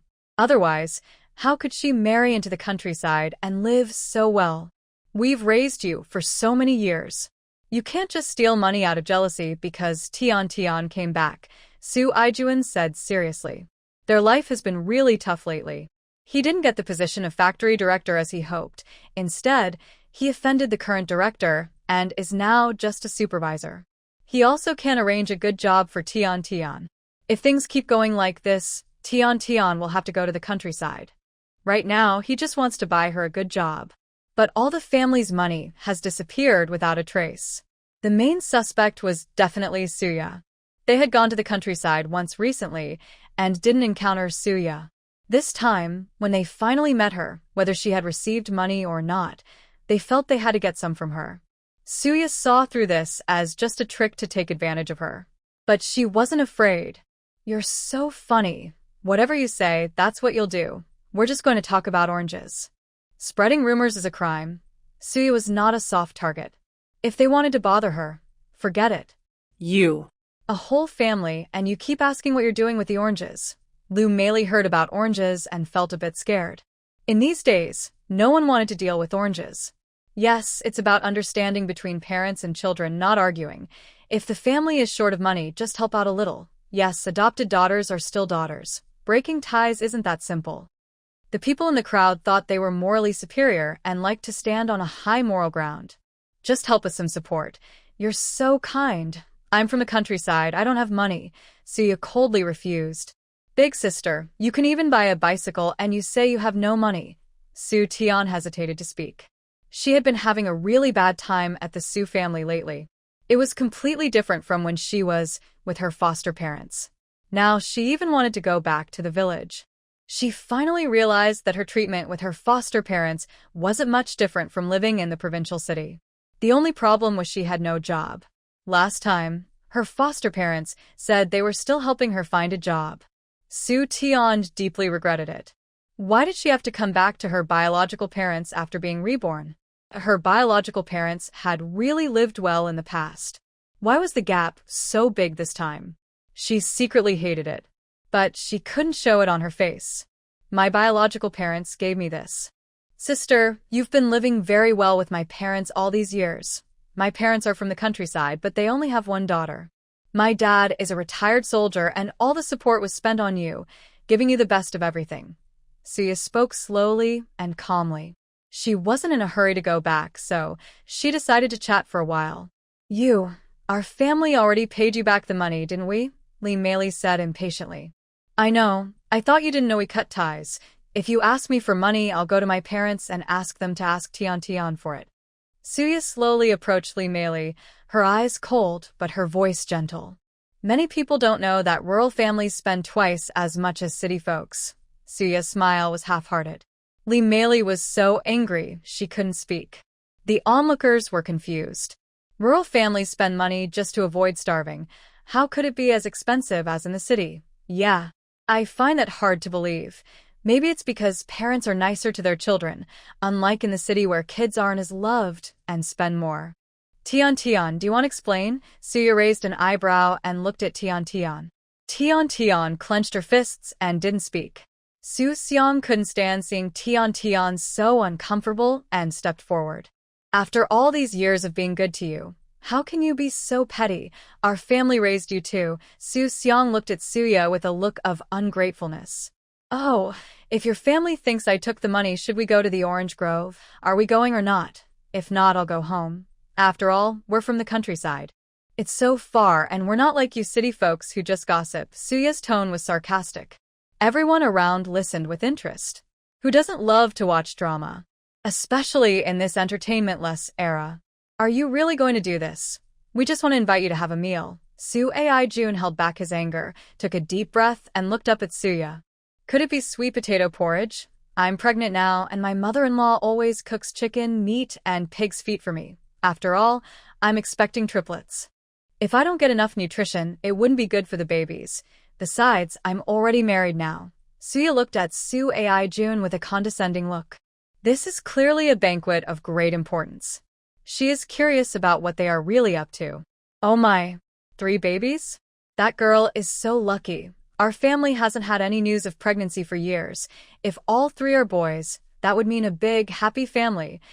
The onlookers hear about the triplets, and their eyes light up. Everyone wants to marry into a family with such good fortune. Not only do they want to, but they actually try to do so. Our daughter hasn't been pregnant for many years.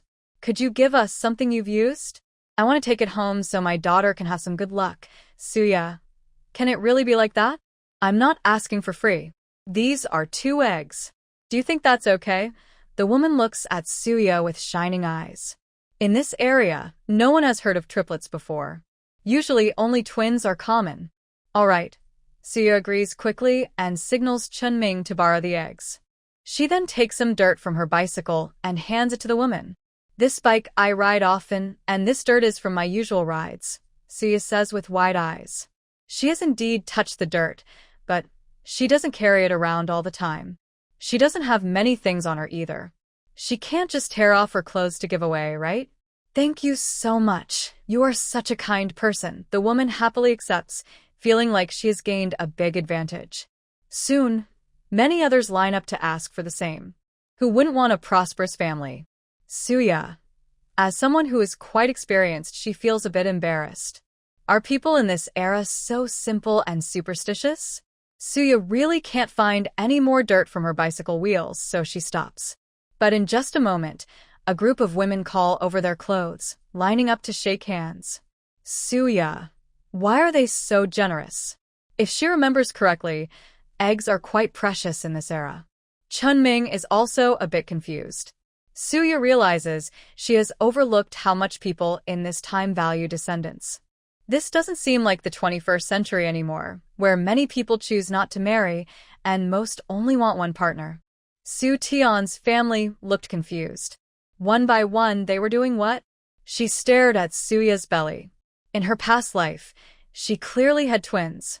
In this life, why are there triplets? She felt very jealous. In her past life, she gave birth to many daughters at the commune, but couldn't have sons, so her in-laws looked down on her. Why could Suya easily have triplets? Why? She knew that in her past life, she had twin sons. She looked sadly at Suya's belly. If she couldn't have this baby, would she end up like she did in her past life? She really didn't want to see Suya happy. Only if Suya was unhappy could she feel better about her own unhappy life in the past. She always blamed her unhappiness on not being from the city. If she had been a city girl, she would have been happy too. Now she was a city girl, but she still didn't feel comfortable living with her foster parents. Her so-called fiancé didn't really care about her. He still missed Suya. Su Tian couldn't help feeling jealous. Big sister, third brother is back too. He misses you a lot. He broke his leg and retired from the army. Su Tian brought out her third brother. She knew that Suya's best relationship was with her third brother, Su Tian.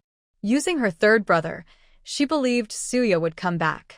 She knew what her parents planned. She also wanted to see her fall into misery. If she was unhappy, then everyone should be unhappy.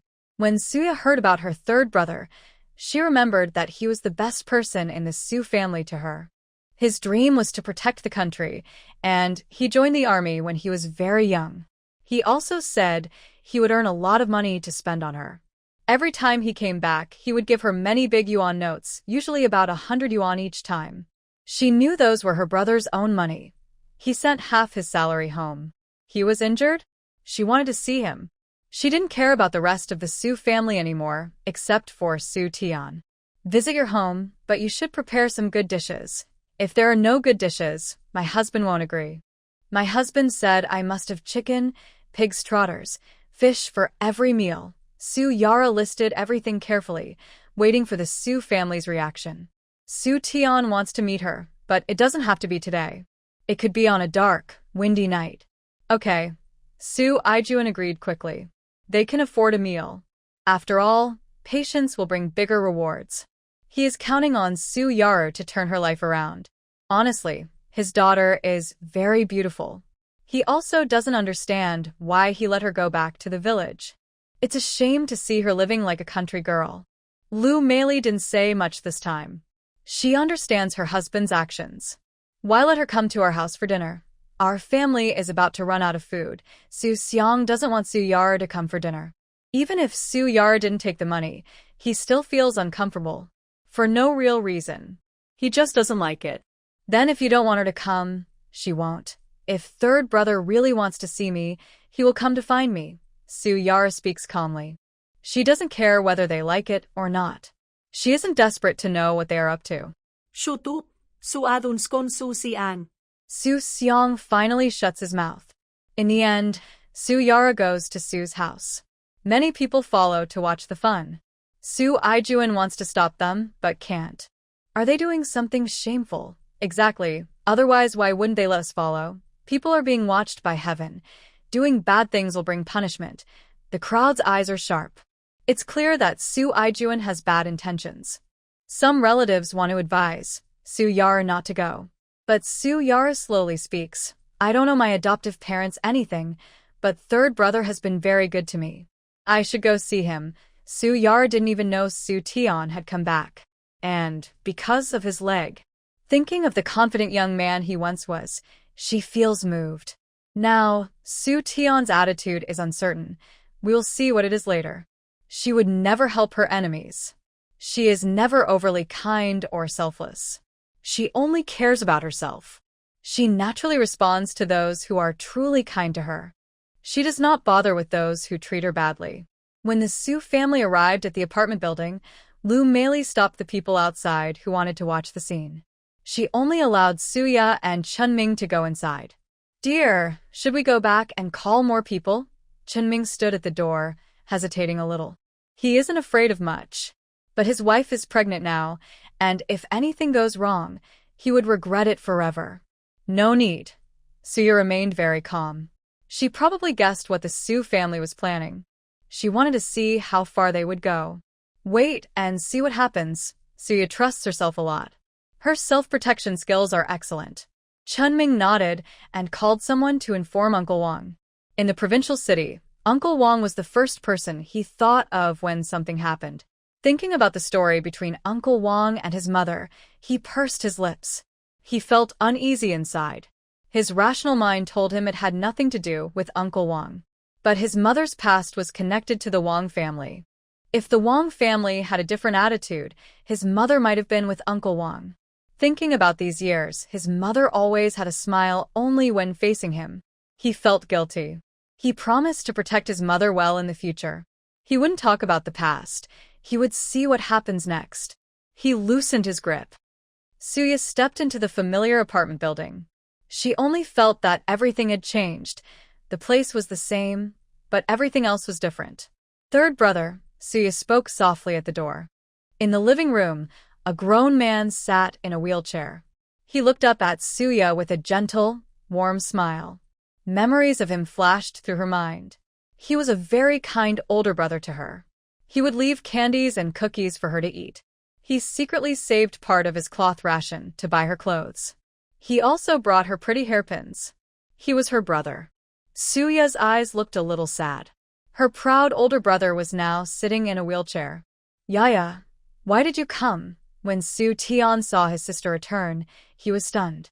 He already knew what had happened at home when he came back. He was sure his sister was doing well now, so he didn't want to bother her. He couldn't help her now anyway. In fact, she had finally escaped from this family. Just came to see you, Suya said with a smile. It must be said, as expected from the original heroine's family, all her brothers are very handsome. Different kinds of handsome. Su Tian has sharp features and a strong sense of justice. Why didn't you tell me? Suya saw Su Tian's bandaged foot, looking like a mummy. There's nothing to say. You're pregnant now, so take good care of yourself. People have seen you, you should go back, Su Tian urged Suya. Tian, what are you doing? Yaya finally came back. How can you chase her away? Lu Meili said anxiously. She had worked hard to bring her back. She couldn't just let her leave like this. Yes, let's have a meal together. Su Aijuan also chimed in. Suya looked at Su Tian, then at the people of the Su family. She smiled. You're right. We should have a meal. Suya nodded in agreement. Su Aijuan and Lu Meili breathed a sigh of relief. They were really afraid she would just leave. Right now, she was completely out of control. Why are you going to cook? I'm hungry, Suya ordered. Lu Meili didn't lose her temper and told her brother to go cook. Su Tao and Su Xiang stood silently beside them. Su Tian was happily watching, feeling pleased. It was a strange group. Suya remained very calm, chatting with Su Tian. Su Tian briefly told Suya about his military discharge. Suya listened carefully. The other three siblings of the Su family surrounded Suya, afraid she would leave. Suya was just waiting for what would happen next. Su Aijuan and Lu Meili kept helping Suya serve food, urging her to eat more. Such a rare moment. Are you guys spiking the food? Suya hesitated before bringing the food to her mouth. Child, why do you say that? We've raised you for so many years.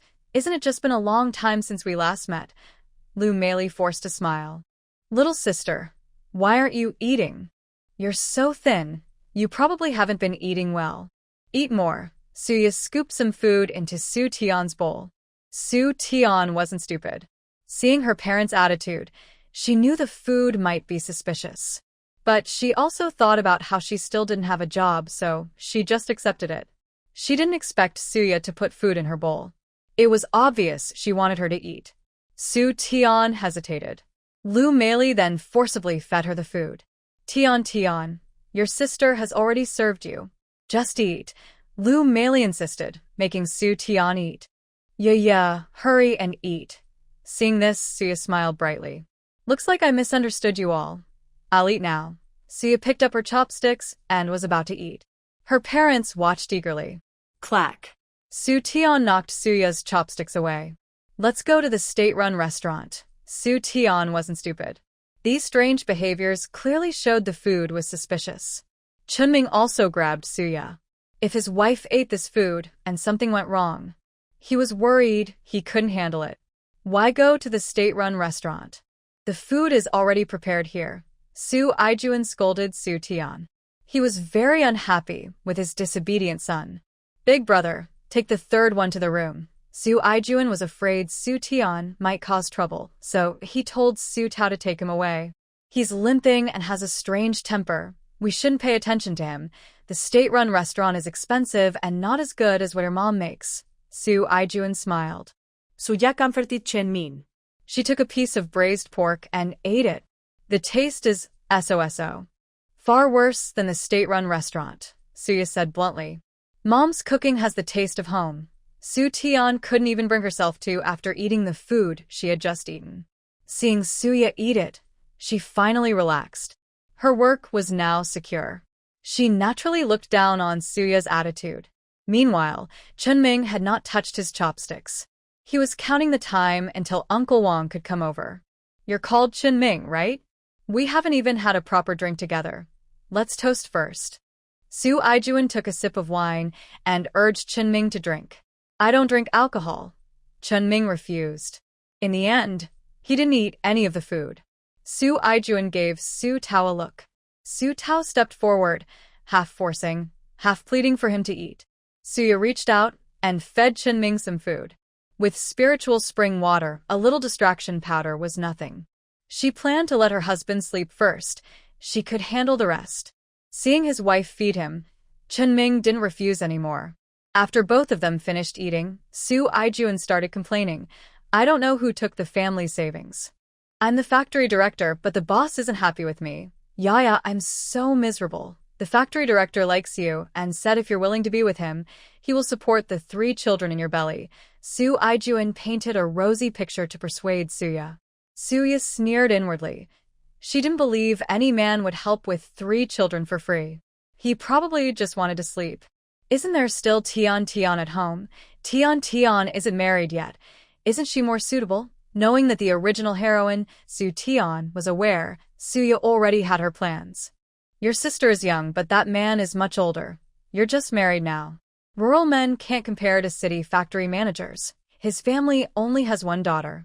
If you have a son, you'll be the head of the household. Hearing Suya mention Su Tian, Su Aijun's anger flared inside, but he kept a calm face. Suya opened her mouth, but saw Su Tian and Chunming about to collapse nearby. She also fell down. What should we do next?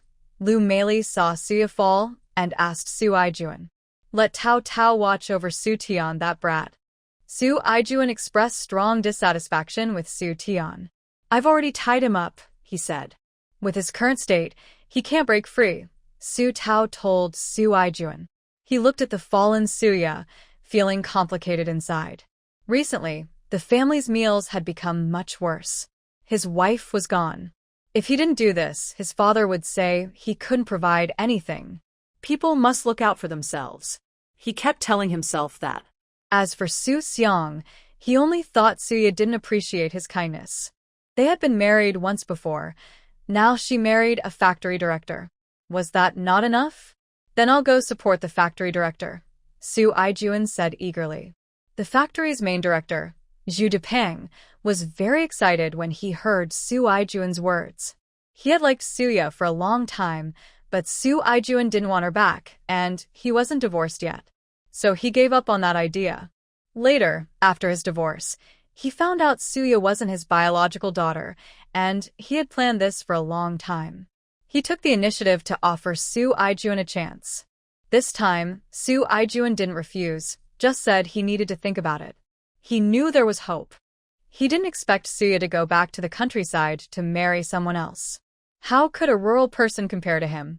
He thought she was ungrateful. Though angry, he still kept thinking about Suya, especially about the pregnant woman with triplets. Surely they would feel more connected together.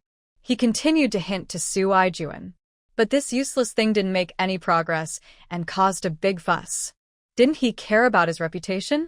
This time, he was finally going to win her over. Zhu Depeng had been hopeful all along, imagining all sorts of inappropriate scenes in his mind. After Suya and Su Aijun left, Suya directly knocked down Su Tao and Su Xiang. Su Tian saw this scene and felt very anxious, sensing that something bad was about to happen. Sister, what are you going to do? Su Tian wanted to shout for help. Suya immediately covered her mouth. She also tied her up tightly. Su Tian looked at her with despair. She only hoped that her 3rd brother in the room would notice. Suya immediately placed Su Tian and Su Tian temporarily in one room. Su Tian saw the scene. Suya confidently allowed him to watch. In the past, their relationship was good, at least as sister and brother. Now, everything is uncertain. Should I care?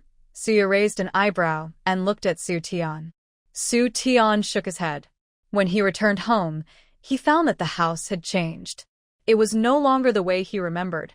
Moreover, his parents had planned everything first. He closed his eyes. Suya was a bit surprised. She didn't expect that the Su family could really have a good person. It's a kind of sadness. Suya didn't say much to Su Tian.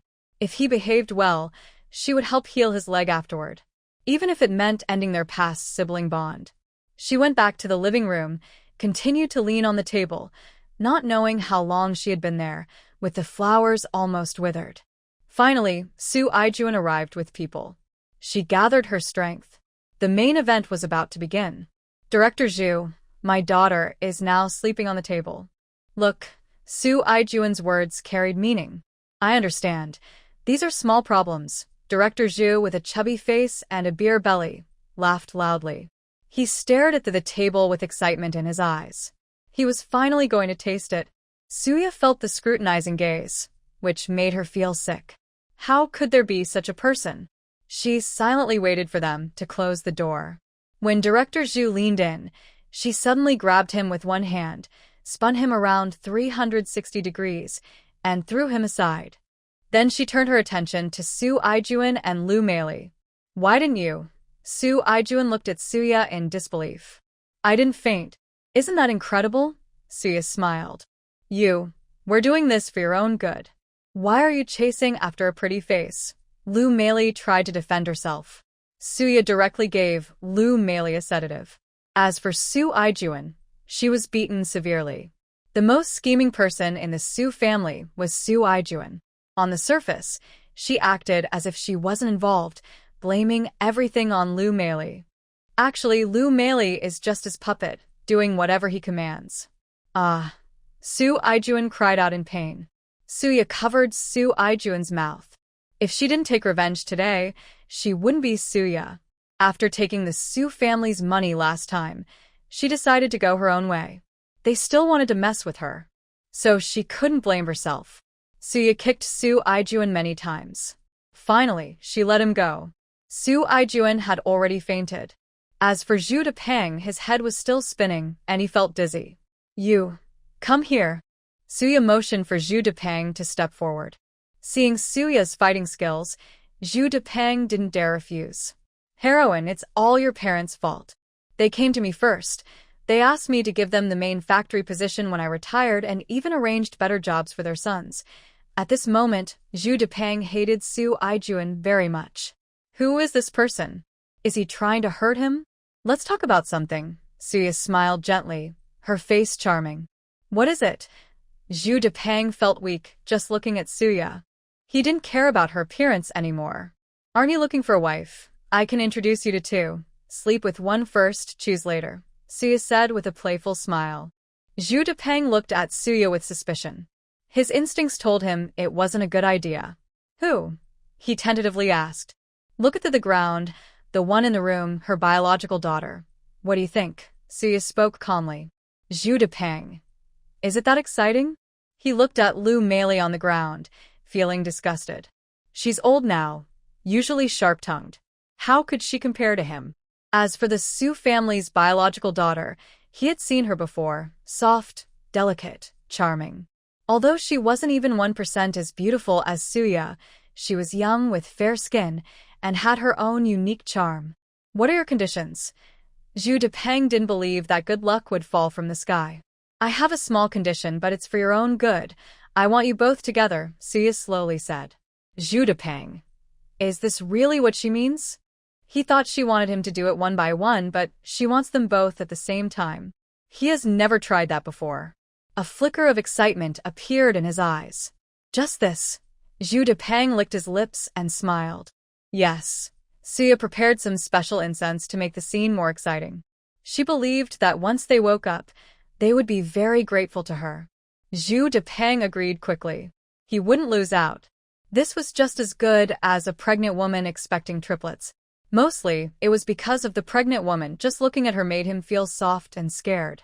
When Suya went to drag Su Tian out of Su Tian's room with Su Tian hesitating, he knew his family wasn't very good. But watching his own sister, he simply couldn't accept it. Can I have a different punishment? Su Tian pleaded. Huh. Suya sneered. I'm just using their own methods against them. If they didn't do this, I wouldn't do it either. She was very cold. Suya's words left Su Tian speechless. He knew what his parents planned to do. He tried to stop them, but it was useless. Can you give me some face? I've been good to you all these years. Su Tian opened his mouth but couldn't accept his own mother and sister doing such things.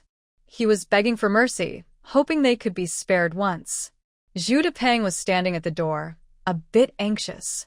The more he looked at Su Tian's sister, the more he thought she was pretty. He thought it wouldn't be bad to marry her.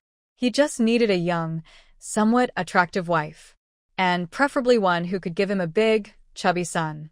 He was happily looking forward to it. But when he heard Su Tian's words, he was unhappy. You promised me. Zhu Depeng anxiously spoke to Suya. He couldn't beat Suya and could only act submissively in front of her. Shut up, Suya said impatiently to Zhu Depeng. Zhu Depeng obediently closed his mouth. Suya looked at Su Tian and said, You really are okay with me. I'm not bad to you either, right? Suya's face was full of sarcasm.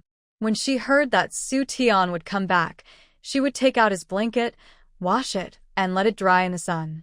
She tried to save money to buy him what he liked to eat. She would give Su Tian a massage because she thought he worked hard outside.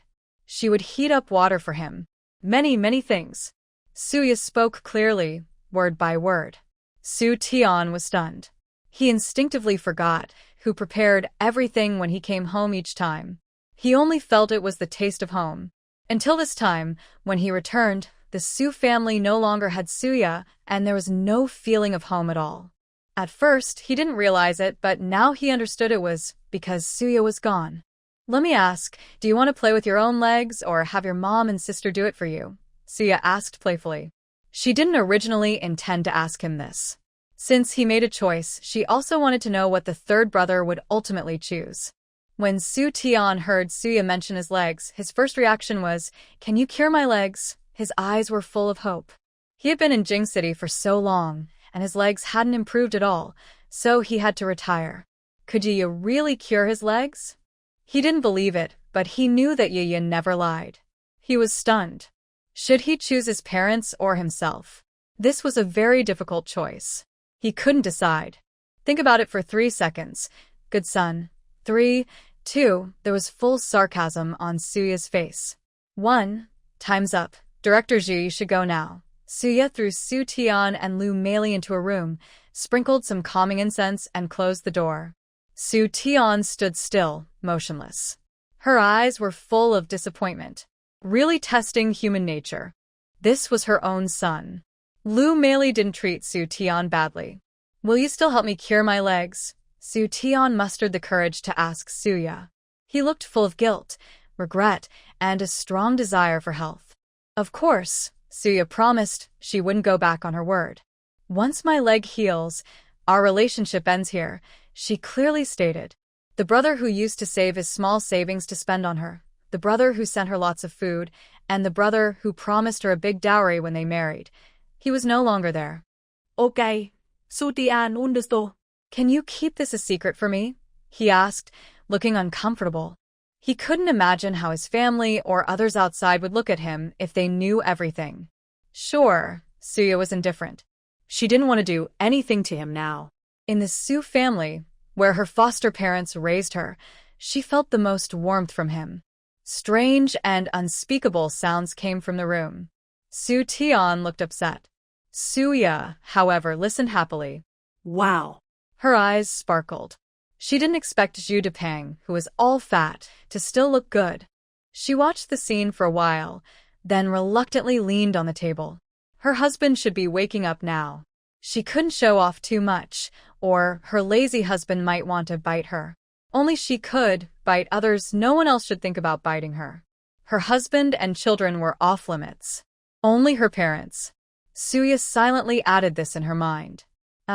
When Su Tian woke up, she found a disgusting big bug crawling on her. She kicked it away. Her face was full of fear. Zhu Depeng, already annoyed at Suya for hitting him, couldn't fight back and had to hold it in. Now a little brat was trying to hit him too. Was he supposed to be bullied? Smack, slap, Slap. slap. Zhu Depeng harshly slapped Su Tian more than 3 times. Annoying thing, he pulled up his pants. At this moment, Lu Meili also woke up, saw the marks on her body, and immediately understood what had happened. She rushed forward to hit Zhu Depeng. Zhu Depeng slapped her a few times. He felt a little better after taking out some of his anger from Suya. Honestly, slapping people felt really satisfying. Zhu Depeng kept slapping them again. Suya found the sound very exciting. Honey, are you okay? Chunming woke up feeling very anxious. How did he faint? He slapped himself hard. How did he fall asleep outside? Chunming checked his wife from head to toe, making sure she was fine before he finally relaxed, feeling very scared. I'm glad you're okay. I'm glad you're okay. Chen-ming repeated this many times to calm down.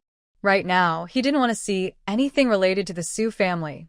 Suya looked very nervous about Chen-ming, with a gentle, happy smile on her face. It's nice to be cared for. I'm fine. Suya shook her head and reached out, waiting for Chen-ming to help her. What happened? Chen-ming looked at the reactions of the Su family members, feeling very confused. Suya also shook her head innocent, saying she didn't know what happened. Zhu Depeng and Su Tian had already told her in advance. She wasn't afraid Chen-ming would find out. She just wanted to keep her gentle, admiring wife image. How could you sleep with my daughter? And with my wife? Su Aijuan rushed in front of Zhu Depeng, eyes red, on the verge of losing control. Don't speak so harshly. Didn't you ask me to sleep with your daughter? Zhu Depeng explained calmly. For a deputy factory director, talking to him like that made him frown. I told you to sleep with Suya. Su Aijuan was about to lose it. Dad. Su Tian ran in front of Su Aijuan crying, but her clothes didn't hide everything. Everyone saw. Chen-ming quickly covered his eyes. Honey, I didn't see anything. This tablet isn't attractive at all. Chen-ming quickly expressed his loyalty to Suya. Cover yourself quickly. Shameless. Zhu Depeng scolded Su Tian. This woman, she will be his wife in the future. Zhu Depeng's face turned pale. Oh. Suya completely ignored Chen-ming. She just watched the scene quietly. This is a big show. It has only just begun. Love Army, please save me. Lu Meili's clothes are messy, showing signs of struggle. She looks at Su Aijuan with pleading eyes. This is completely different from what she expected. Bad woman, seeing Lu Meili's state, Su Aijuan immediately realizes what has happened. He gets angry and slaps Lu Meili several times, then reaches out to grab her neck. A woman like her only brings shame to him. He feels a desire to hurt her. Help! Son, save me!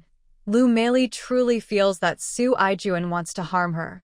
Su Tao and Su Xiang quickly step forward to pull Su Aijuan away. They can't be without their mother. Even if their mother is not perfect, she is better than a stepmother. Their minds are full of confusion. How could their mother be in bed with someone else? It should be Suya, right? Yes. Both of them know about their parents' plans. They accept their parents' decisions because they want a better life. There is no savings at home, and their wages only cover daily expenses. They can't afford anything else, especially for marriage and buying a house. To them, Suya is a great blessing. They have found her the best conditions. Dad, let's handle this first. Su Tao steps forward to hold Su Aijuan. He understands Su Aijuan's feelings, but the scene is very chaotic now, and Su Aijuan needs to take control. Su Aijuan also releases his grip on Lu Meili's neck. Lu Meili takes deep breaths. She truly felt death was near just now. Love Army, I didn't do anything wrong to you. I don't know anything. Lu Meili cries bitterly, looking very sad. Son, you have to believe me. Lu Meili wants her sons to trust her. But they all remain silent. What do you mean? Su Aijuan punches Zhu Dapeng. He can't tolerate his wife lying in bed with someone else. If he could, he wouldn't be a man. I don't know either. She just lay on the bed herself. I can't tell the difference. Who would refuse a woman brought to bed? As a man, I wouldn't. If it weren't for the darkness, I wouldn't even speak. But at night, she has a lovely figure. Zhu Depeng remembered it with pleasure. It really was a different kind of charm. He wasn't angry after being punched. That's the joy of a mischievous person. Since everything has happened, let's discuss how to fix it. Zhu Depeng tidied his clothes, looking proud. Su Aijuan looked very upset. He could send his adopted daughter to Zhu Depeng's bed for his career, but he wouldn't send his own daughter and wife. Is the director position enough? What else do you want? Zhu Depeng was willing to keep his promise.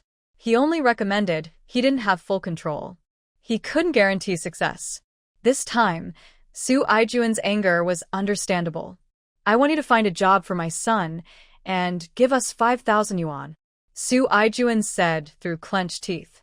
You're asking for too much. Even a young girl isn't worth that much, let alone an old woman. Zhu Depeng wasn't stupid. He wouldn't agree to Su Aijuan's demands easily. What do you mean? What are you saying? Lu Meili immediately understood Zhu Depeng's words. You fat pig, you're so ugly, I find you disgusting. Lu Meili really wanted to. Thinking about what happened, she felt dizzy. How did I end up on that bed? Aijuan, I was with you, wasn't I? Lu Meili felt like crying. Is it you? Did you do this? Her intuition told her it was related to Suya. She stared fiercely at Suya. Suya wasn't afraid at all. What are you talking about? I don't understand what you're saying. Suya looked innocent. She wouldn't admit it. It's you. Lu Meili could only think of Suya. She stepped forward, about to lose control. Suya gently pushed, causing Lu Meili's poorly worn clothes to come apart. Don't embarrass yourself. Su Aijuan felt annoyed when he saw Lu Meili. He could tolerate any of Lu Meili's actions, except for her being unfaithful. He is a man. If the timing had been right, he would have divorced her already. Lu Meili closed her mouth when she heard Su Aijuan's voice. Yaya, did you do this? Su Aijuan stared closely at Suya. He also doubted Suya. I don't know, she said. I've been sleeping all along. How could I do this? Suya denied it.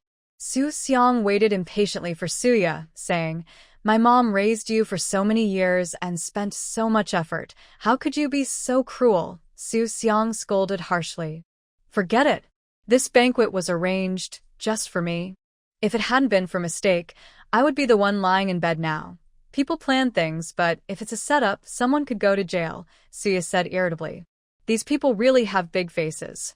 They ignore what they did and start blaming her. Su Xiang was speechless. Their family really did plan to do this. Stop arguing. Su Aijuan felt a headache coming on. No matter how angry he was now, the incident had already happened. He could only try to get the most benefit for the Su family. You must give 5,000 yuan and find a job. If you refuse, I will report you for misconduct. Su Aijuan threatened fiercely. Since they had already torn their faces, he decided to be honest. No way, then we will also be humiliated. Lu Meili was scared. She tightly held Su Aijuan's hand. Su Aijuan suddenly pulled away. Dad, I am your long-lost daughter. You can't treat me like this. Su Tian's voice was very sharp. She didn't understand why things had turned out like this. She was clearly the protagonist who was reborn. She knew everything. Why had it come to this? Why could Suya still live so well in her life? In the countryside, her smile was so bright. Zhu Depeng calmly spoke. Your report is something everyone contributed to. Are you so heartless? He added fuel to the fire, causing Su Tian and Lu Meili to look at Su Aijuan with different eyes. Don't want to pay back? Still want to take advantage for free? Su Aijuan was very angry. I won't marry you. Su Tian is a reborn person. She knows that in the future, second or third marriages are possible, and it's just about having a relationship. She plans to find a wealthy outsider later, handle things carefully at first. Who knows about her past? She absolutely cannot marry him. Getting married means a second marriage. Second marriages are looked down upon. Su Tian firmly expressed her thoughts. Su Aijuan's head hurt. If you won't marry, then forget everything. Zhu Depeng is not someone to mess with. It's good enough for him to take advantage for one night. Su Tian is pretty, but not to the point where she must be with him. No way. You have to marry.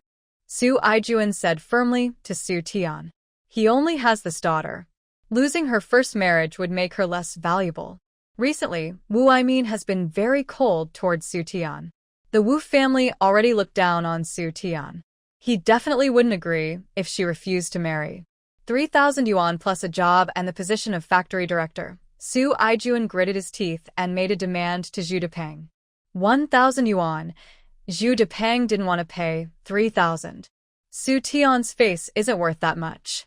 If you bundle Lu Meili with you as a nanny, I can add another 1,000 yuan. Seeing Lu Meili's figure, Zhu Depeng was tempted, with a look of desire on his face. You. Su Aijuan's face turned red with anger.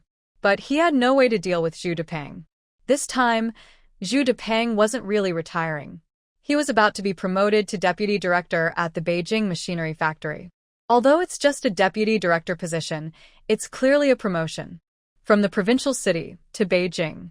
If the family has no connections, it's impossible to manage.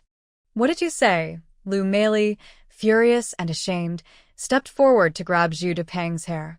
Zhu Depeng had long been prepared for this shrew. Just a shrew. 1,000 yuan is still too much for you. Zhu Depeng couldn't bear to part with that 1,000 yuan. He could still use it to support a young, beautiful woman outside. He just looked down on the education and background. As for Lu Meili, he never thought of using just 1,000 yuan for her. He was just angry at Su Aijuan. Just joking. If you think it's okay, we can write a reconciliation agreement. Zhu Depeng is lecherous but not stupid. Suya looked at Zhu Depeng, who spoke confidently. No wonder he's the factory director, so smooth. She was very glad she had her own strength. Even at 7 months pregnant, she felt stronger. Chunming looked on with envy. So much money. Is it hush money? If it is hush money, everyone should get a share. Chunming secretly thought. He now has an old parent and a young family. Their home is a bit tight, but they have many children. Schooling costs a lot.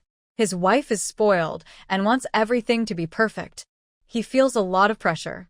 Have you forgotten about us? If you want us to keep this secret, you should pay some hush money, Chunming said with a smile. Suya. Is this her husband? Great prospects. Husband is right, we should also get some hush money. Suya hinted at something. Then, 2,000 yuan, 1,000 for you, 1,000 for them. The job and the official factory director position go to Aijuan. Zhu Depeng was quick to agree. Suya clearly didn't want the Su family to get too much. He just helped a little. This job, after all, is a good deal for the third son of the Su family. He may be lecherous, but he really doesn't like the third son of the Su family. He can pretend all he wants. In the end, he only cares about himself, ignoring his own mother and sister. Old Su, the third son, gets a job, the first and second sons get 1,000 yuan each, and you, Old Su, become the official factory director. That's just right. Zhu Depeng made it very clear. Su Tian heard about the job, but didn't want it. He doesn't feel worthy of any job now. He just wants to heal his leg and return to the military. Su Tao and Su Xiang are not satisfied with just 500 each. This is their real mother and sister. Su Aijuan naturally disagreed. It's too little. Why should Suya and the others share only 1,000? Suya and her sister probably don't need that much. Su Aijuan wanted them to get less. Why not? Because you're greedy. Suya straightforwardly told Chunming to take 1,000 yuan from Zhu Depeng. Handle your own matters. Let's go. Suya, with the money, was ready to leave. This was a big mess. She was tired of the chaos and decided to go back. Yeah, my leg. Su Tian saw Suya about to leave and hurriedly stepped forward. In a while I will send you medicine. Following the doctor's advice will help it heal, Suya said calmly. There was no one in the Su family she cared about anymore. Really, no filters. Filters make everything look better. It's fake to say she's not disappointed. Chunming didn't know his wife could treat leg injuries. Wife, you know medical skills? Chunming asked curiously. I know some remedies, Suya replied vaguely. Wife, you're so amazing. Chunming's eyes were full of surprise. How could his wife be so impressive, beautiful, charming, and skilled in medicine? Wow. He looked at his wife with admiration. Suya felt a little shy. Ahem. Her character is too perfect. She truly puts herself on a pedestal, fiercely proud. Mingzai, are you here? Uncle Wang brought a group of police to Su's house. He moved very quickly. But the news was a bit slow to spread. He didn't say what was wrong. He just directly led people to Su's house, worried that Mingzai might be in trouble. This was a Jew's precious child. Yes, I am. Chunming waved. He had forgotten he also called Uncle Wang over. Are you all okay? Uncle Wang asked nervously. We're fine. Suya was surprised to see Uncle Wang coming. What happened here? Uncle Wang looked at the crowd at Su's house and spoke. At this moment, the alleyway of the Su family was also crowded with people. Early in the morning, there were all kinds of noises at the Su residence, wailing and shouting. The soundproofing of the apartment building was not good. Everyone was very curious about what was happening to the Su family. Recently, the Su family had been in chaos. It all seemed to start when Su Tian returned. The residents of the apartment building secretly thought that Su Tian was a bad omen. Before Su Tian arrived, the Su family was considered a model family admired within a 5-mile radius. Initially, the family members were arguing, but they suddenly fell silent. They knew their issues could only be solved privately. Otherwise, neither Zhu Depeng nor Su Tian could escape trouble. Zhu Depeng was also panicked. He didn't expect Wang Kai to come. Wang Kai was the deputy director of the police station, known for being fair and strict. Heard that the police department in Beijing was very powerful, but somehow he was sent to the provincial city. Director Wang, why are you here? Zhu Depeng quickly composed himself and smiled. Someone called the police, so I came to check. Wang Kai was very friendly and somewhat overly eager when talking to Suya and others, but he was cold and commanding when dealing with Zhu Depeng and others. Su Tian looked at Zhu Depeng and then at Su Aijuan. She understood that without a letter of introduction, she couldn't go anywhere in this era. She could only handle things privately. There's nothing serious happening here. We're just chatting and drinking tea. Zhu Depeng joked. Su Aijuan also agreed. The two who had just been at odds now acted as if they were on the same side. Lu Meili stood nearby, afraid to speak. She had suffered a huge. Her husband, whom she admired, did not stand up for her. She was confused and helpless. She was also afraid of making things worse for her husband. Tears of regret welled up in her eyes. She regretted her actions. If only she hadn't planned it that way. Really, nothing happened? And you two were crying and shouting so early in the morning? Yes. We were both awakened by the noise. You say nothing happened. Director Zhu, are you here to propose marriage? Yaya is married now. Are you here to propose to Tian Tian? The neighbor, curious and full of schadenfreude, asked questions. Su Tian looked unhappy. Everyone could tell that something serious had happened to the Su family.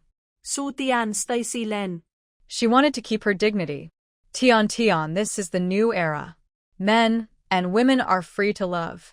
Arranged marriages are not popular anymore. If your parents do something like that, you should come to Annie. Annie will support you. Someone else was eager to find out what had happened right away. Suya found it very amusing. Everyone seemed eager to criticize. The Su family didn't have a good reputation around here. She wasn't interested in what Su Tian and the others were doing next. She was ready to leave. Just then Wu Aimin arrived. He made the chaotic scene even more disorderly. Yeah, what are you doing here? Wu Aimin was stunned when he saw Suya. He only saw her big belly and felt a bit distracted. If Suya wasn't Su's biological daughter, he might have married her, and her child would be quite grown now. The Su family invited me to dinner to apologize. Suya spoke immediately. Wu Aimin was very suspicious. The Su family didn't seem like the type to apologize to Suya. He knew he had no chance with Suya anymore. It was his fault. If he had paid more attention to Suya and asked her more questions earlier, things wouldn't have turned out like this. This time, he came to end his engagement with Su Tian. Now, he understood his true feelings. He didn't love Su Tian. He had always loved Suya. He didn't want to live with someone he didn't feel anything for. Brother Wu. Su Tian saw Wu Aimin and was overjoyed, thinking he was her savior. She tightly grabbed his sleeve. Wu Aimin frowned. I came here because I have something to tell you. He wanted to explain his purpose. I also have something to say to you. Brother Wu, will you marry me? Su Tian looked hopeful. She couldn't accept being with Zhu Depeng. What are you saying? Our wedding date is set and your parents agreed. Zhu Depeng thought carefully and decided to keep Su Tian first. Since things had developed this way, he couldn't afford to lose money. Anyway, he could always find someone new later. He decided to stay and keep Su Tian. Su Aijuan stepped forward to agree. I mean, Our marriage agreement was originally set between Yaya and you. When Tian came back, your family didn't say much. You know, a girl's precious years are only a few. Su Aijuan said happily. Wu Aimin was planning to break off the engagement with Su Tian. Hearing Su Aijuan's words, he sighed in relief. He was really afraid of being entangled with the Su family and couldn't get rid of Su Tian. When Su Tian heard her father's words, her face turned pale. She tried hard to hold back her emotions and looked at Wu Aimin with deep affection. Brother Wu, you said you would marry me. Su Tian now was betting on Wu Aimin's feelings for her and the promises made by Su's parents and Zhu Depeng not to say certain things in front of the police. At this time, personal relationships were very important. Zhu Depeng was indeed angry with Su's parents, but couldn't tell the truth, or he would be scolded. They looked at Wu Aimin, waiting for his reply. Wu Aimin instinctively took a few steps back. Tian, you can find someone better. I'm not suitable for you. The engagement was just a verbal agreement, not serious. Wu Aimin said this and quickly left. Su Tian was stunned. How could it be like this? Brother Wu was so kind to her normally. How could he say the engagement was not valid? Brother Wu. Su Tian wanted to say more, but Wu Aimin and Su Aijuan exchanged the tokens of their agreement and quickly left. She forgot that she once could have been with Wu Aimin, and the most she talked about was Yaya. Yaya had brought them closer together. Later, the lies were exposed without a fight. Wu Aimin wasn't stupid. When bubbles burst, they were just bubbles. How could they be taken seriously? Su Tian's face was full of despair. She didn't want to marry Zhu Dapeng. Uncle Wang looked at the family affairs behind and didn't interfere much. As for Su Tian, he didn't think she was a good person. She was too clever for her own good. She was nothing like Yaya. He was very happy that the person getting married was Yaya, not Su Tian. Since there's nothing else, let's go. Uncle Wang hurriedly arrived and left quickly. Suya also prepared to leave. The things that happened afterward had nothing to do with them. Stop, Su Tian looked at Suya angrily. Suya. She didn't seem to have any serious conflict with her. Are you happy now? Brother Wu likes you, not me. Thinking about her happy life in the past, Su Tian, a wealthy wife, felt she had nothing now. Why couldn't she hold on to wealth? I have a husband now. I like my husband. I love my husband very much. What, brother? I don't understand. I don't care. Suya loudly confessed her feelings to Chen Ming. That nasty woman wanted to ruin her relationship with Chen Ming. Luckily, she wasn't mute. She would speak loudly. As for Brother Wu and Brother Li, what do they have to do with her? She shouldn't be swayed by others' words without proof. She's not a good person. Are you really not caring? But that's the Wu family, Su Tian said in disbelief. She was trying to ruin Suya's relationship with her current husband and make her regret. She didn't want to be the only one regretting. She wanted Suya to regret too. You must be crazy, Suya rolled her eyes. Husband. Let's go. The people from the Su family seemed a bit abnormal, so they quickly retreated. Okay. Chen Ming rode his bike, picked up Suya, and they left quickly. Be careful with me. I'm carrying 3 babies inside, Suya reminded Chen Ming, then leaned on him and fell asleep. She hadn't rested well all night. She ate a lot of melons. She thought only rural areas had big melons. But it turned out the city had plenty too. It takes 2 hours to ride a bike from the provincial city to Chen's house. At first, Chen Ming was very excited when riding his bike, full of energy. Later, he became very tired. The road was too difficult to ride on. The ox cart was much better. His 2 long, white, slender legs couldn't hold up anymore. He thought about his wife sitting behind him. He tried to stay strong. They traveled all the way to the Chen family. Gu Qiujuan was already waiting at home for Chen Ming and the others. Really, he took his wife out, and they haven't come back for so long. It's so chaotic outside now. Second brother is back, Chen Yu shouted loudly. Gu Qiujuan immediately ran to the gate of the yard. It really was daughter-in-law Yaya. Yaya, have you eaten? Gu Qiujuan ignored her, not wanting to talk to him. She carefully asked Suya. We have eaten, Suya replied. Do you want to eat a little more? Sitting in the car for so long must be tiring. Gu Qiujuan was busy helping Suya. The others in the Qin family looked on with envy, especially the second sister-in-law, who thought that after dividing the family, life would be better. Who would have thought that after dividing, they only had sweet potato porridge to eat? Nothing else. The eldest brother's family was even worse. No women, and Qin Feng couldn't manage it himself, with 2 sons and a daughter waiting to be fed. Chen's father was also living with him. He tried to cook porridge, but it turned out burnt and black. Sometimes it was salty, sometimes no salt at all. It was very painful. He was very regretful now. Why did they divide the family? Now he was just hoping Fu Bao would go out and find something. But Fu Bao hadn't been going out much lately. He just kept circling around the third family's wife's belly. What was he doing? He must talk to Fu Bao seriously tonight. As for the third family, they had always been on the margins. If you say he didn't want to get attention from Gu Qiujuan when he was young, that's not true. Growing up, they were neither the best nor the worst. They had more children in Qin Village, and their parents were quite capable. Who wouldn't be biased? If he didn't have a mother, he probably wouldn't have a wife either. After learning that his mother was not his biological mother, he respected her even more. He believed there weren't many people as good as his mother. The most common thing he says to his wife is, "She is my real mother. We must be filial to her." Zhang Ro naturally agrees. She thinks her mother is very good, and her younger sister-in-law is also very nice. As for the fourth brother's family, only Qin Dian and Song Shu are left. Song Shu still hasn't left. After thinking it over, she feels that since they are in Chen's village, she should trust Qin Dian. He definitely didn't get so far just because of connections. He must have his own abilities. And she feels that since they are all sons, after so many years of raising them, there's no real difference from raising her own children. She really can't stand Gu Qiujuan's favoritism. Her biological son is not doing well. In the future, when there are things at home, shouldn't they help the more promising son? Thinking this way, she feels at peace. She begins to try cooking for Chen Dian in the kitchen. Chen Dian looks pleased. This girl is okay. Despite all the trouble at his house, she still wants to stay by his side. He decides to get along well with her. If they are suitable, they can get married. As for his biological mother, hearing about abandoning her family, he doesn't want to know who she is. It's best she never appears in front of him again. If she does, he'll send her to where she belongs. What a betrayal.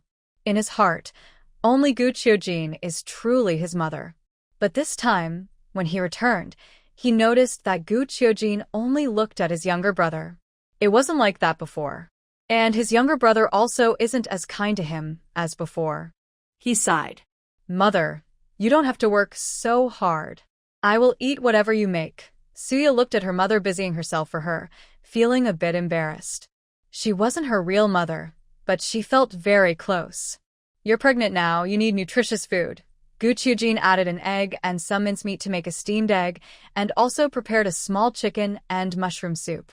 The chicken was bought from outside. They had old hens at home, but were reluctant to kill them. Soon, the delicious smell spread far and wide.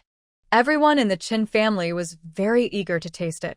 "Smells so good." Second sister-in-law sniffed the air, savoring the aroma. "Mother, I want to eat too." Chen Xidong spoke to his second sister-in-law. Since their older brothers, Chen Dachuan and Chen Erxia, divorced their parents, they have become very quiet and no longer make any demands. Chen Sanqiu felt shy to ask his grandmother if she was not his biological grandmother. Only Chen Xidong, being younger, still asked for things directly. "Go ask grandma yourself," his second sister-in-law told him. "If I ask, I want some chicken soup to drink." She hadn't had chicken soup in many years. On Zhang Ro's side, "Sorry for bothering you, wife," Chen Yu said, feeling very guilty. He wished he could give his wife chicken soup himself. "Wait until you're a bit older, and I will arrange some chicken soup for you," he promised. Chen Yu calculated that the family could afford to buy chicken soup once in a while. "Okay," Zhang Ro replied with a gentle smile. "Being with you is the happiest time of my life. I never feel wronged," she said.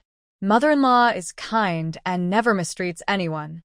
Even after all these years, I didn't get pregnant, but she never said anything," Jiang Ro shook her head. Compared to her life in Jiang's family for over 10 years, her days in Chen's family were the happiest. She didn't have to endure beatings or scoldings, and life was much easier. In winter, she could heat water to wash clothes because her mother-in-law said cold water was bad for health. In Jiang's family, she washed all the clothes in cold water. Her hands and feet turned purple and trembled from the cold. She didn't dare complain about the cold. Thinking about her past life, she shook her head. Now she was living a happy life. Once the baby was born, she would have no regrets. Chun Yu and Jiang Ro were happily talking. Song Shu also craved chicken soup. The meals in the military camp were really good. Since coming to this small village, she hadn't seen minced meat in days. Tomorrow, I will buy some meat to eat, Chun Dian told Song Shu. Her eyes lit up. She really wanted to eat meat.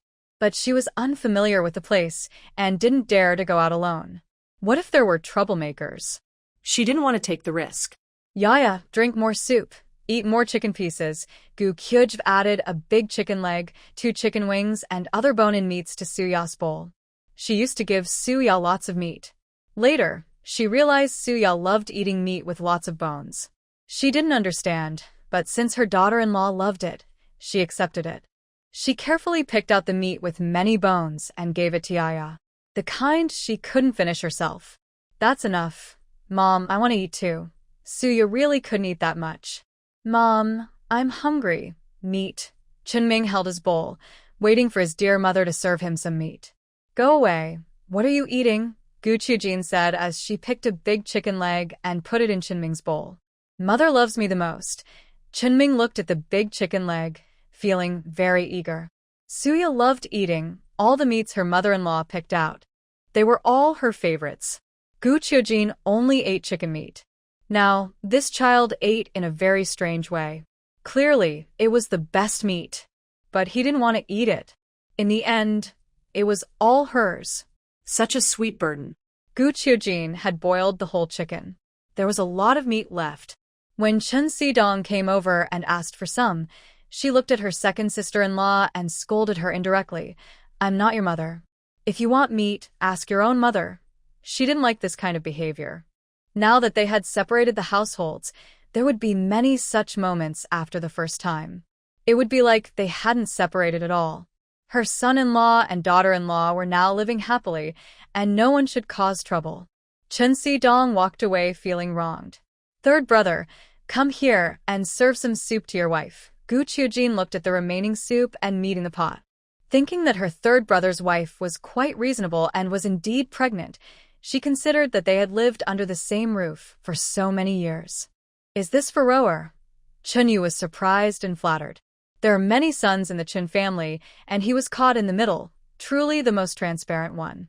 Since he was a child, he had never been treated specially. He had what the others had, his older brothers and younger brothers definitely had it too. This was the first time, besides the fifth brother, that he had something others didn't. Hurry up, Gu Qiujin said impatiently. Okay. Chinyu quickly brought over a small bowl, which was so tiny that it was finished in just a few sips. Why are you using such a small bowl? Such a stingy little bowl. Gu Qiujin spoke while taking out a large bowl, filling it with soup and adding several pieces of meat. Pregnant women need to eat well. To give to Roer, Gu Qiujin reminded Chinyu. I know. I won't drink it. Chinyu hadn't even thought about drinking it herself. This soup could last her 2 days, enough nutrition. Suya looked on with a sad feeling. In this time, many pregnant women can't even get chicken soup during pregnancy and delivery. She truly feels very lucky. Mother, also bring some for third brother, Suya slowly spoke. Among the Chin brothers, she liked the third one's family the most. Easy to get along with, clear about their place. People are social animals. You can't avoid all contact. She was interested in getting to know Jiang Ro. Gu Qiujin understood Suya's meaning and scooped a large spoonful of soup, leaving out the meat. The leftover meat could be used for the next meal. She felt distressed to give it all away. She had some money, but her own son was lazy and unmotivated. So she could only rely on her writing skills. In this time, scholars weren't highly valued. They still had to work in the fields. But her son was lazy, living off his parents. She couldn't just let her beautiful daughter-in-law do all the work. She sighed softly. If only she could find her biological parents, she could share some of her worries. The only bloodline of the Gu family, she believed her parents would be willing to support her. Where had her parents gone? She asked many people, but couldn't find her parents anywhere. Thank you, fifth younger sister. Chinyu sincerely thanked her. This was like a breath of fresh air for their family. The last time they saw a doctor, the doctor said they needed more nutrition. But with their limited conditions, how could they afford it? If they hadn't divided the household, it might have been a bit better, but their money was really tight. You don't realize how expensive daily life is until you experience it. He now clearly felt what life was like before, how much his mother had to spend. He was full of gratitude. Yaya's family is really good. Jong Ro didn't expect such precious chicken soup, and Yaya was willing to share so much with her. Probably because I'm pregnant now, they gave it to me. We should keep this in our hearts. In the future, when Yaya's family needs our help again, we must support them. Jong Ro kept talking to Chininian. Of course, go ahead and eat. Fubao, come over and have some too. In their family, whatever delicious food there is, they always share a portion with Fubao. They are very grateful to Fubao. I don't want to eat. Fubao saw the chicken soup and thought that Annie Sen eating it would be good for her baby in her belly. Fubao, you must eat. You're still young. Eating chicken soup will give you nutrients and help you grow taller. When you grow up, Fubao can give Uncle San and Annie San some chicken soup. Jong Ro bent down gently to comfort Fubao, her eyes full of kindness. Give Uncle San, Auntie San, Grandma, Little Uncle, and Little Aunt some chicken soup to drink. Fubao didn't refuse. She sipped a small bowl of chicken soup and ate 2 pieces of meat, then said she was full. She didn't want to eat more.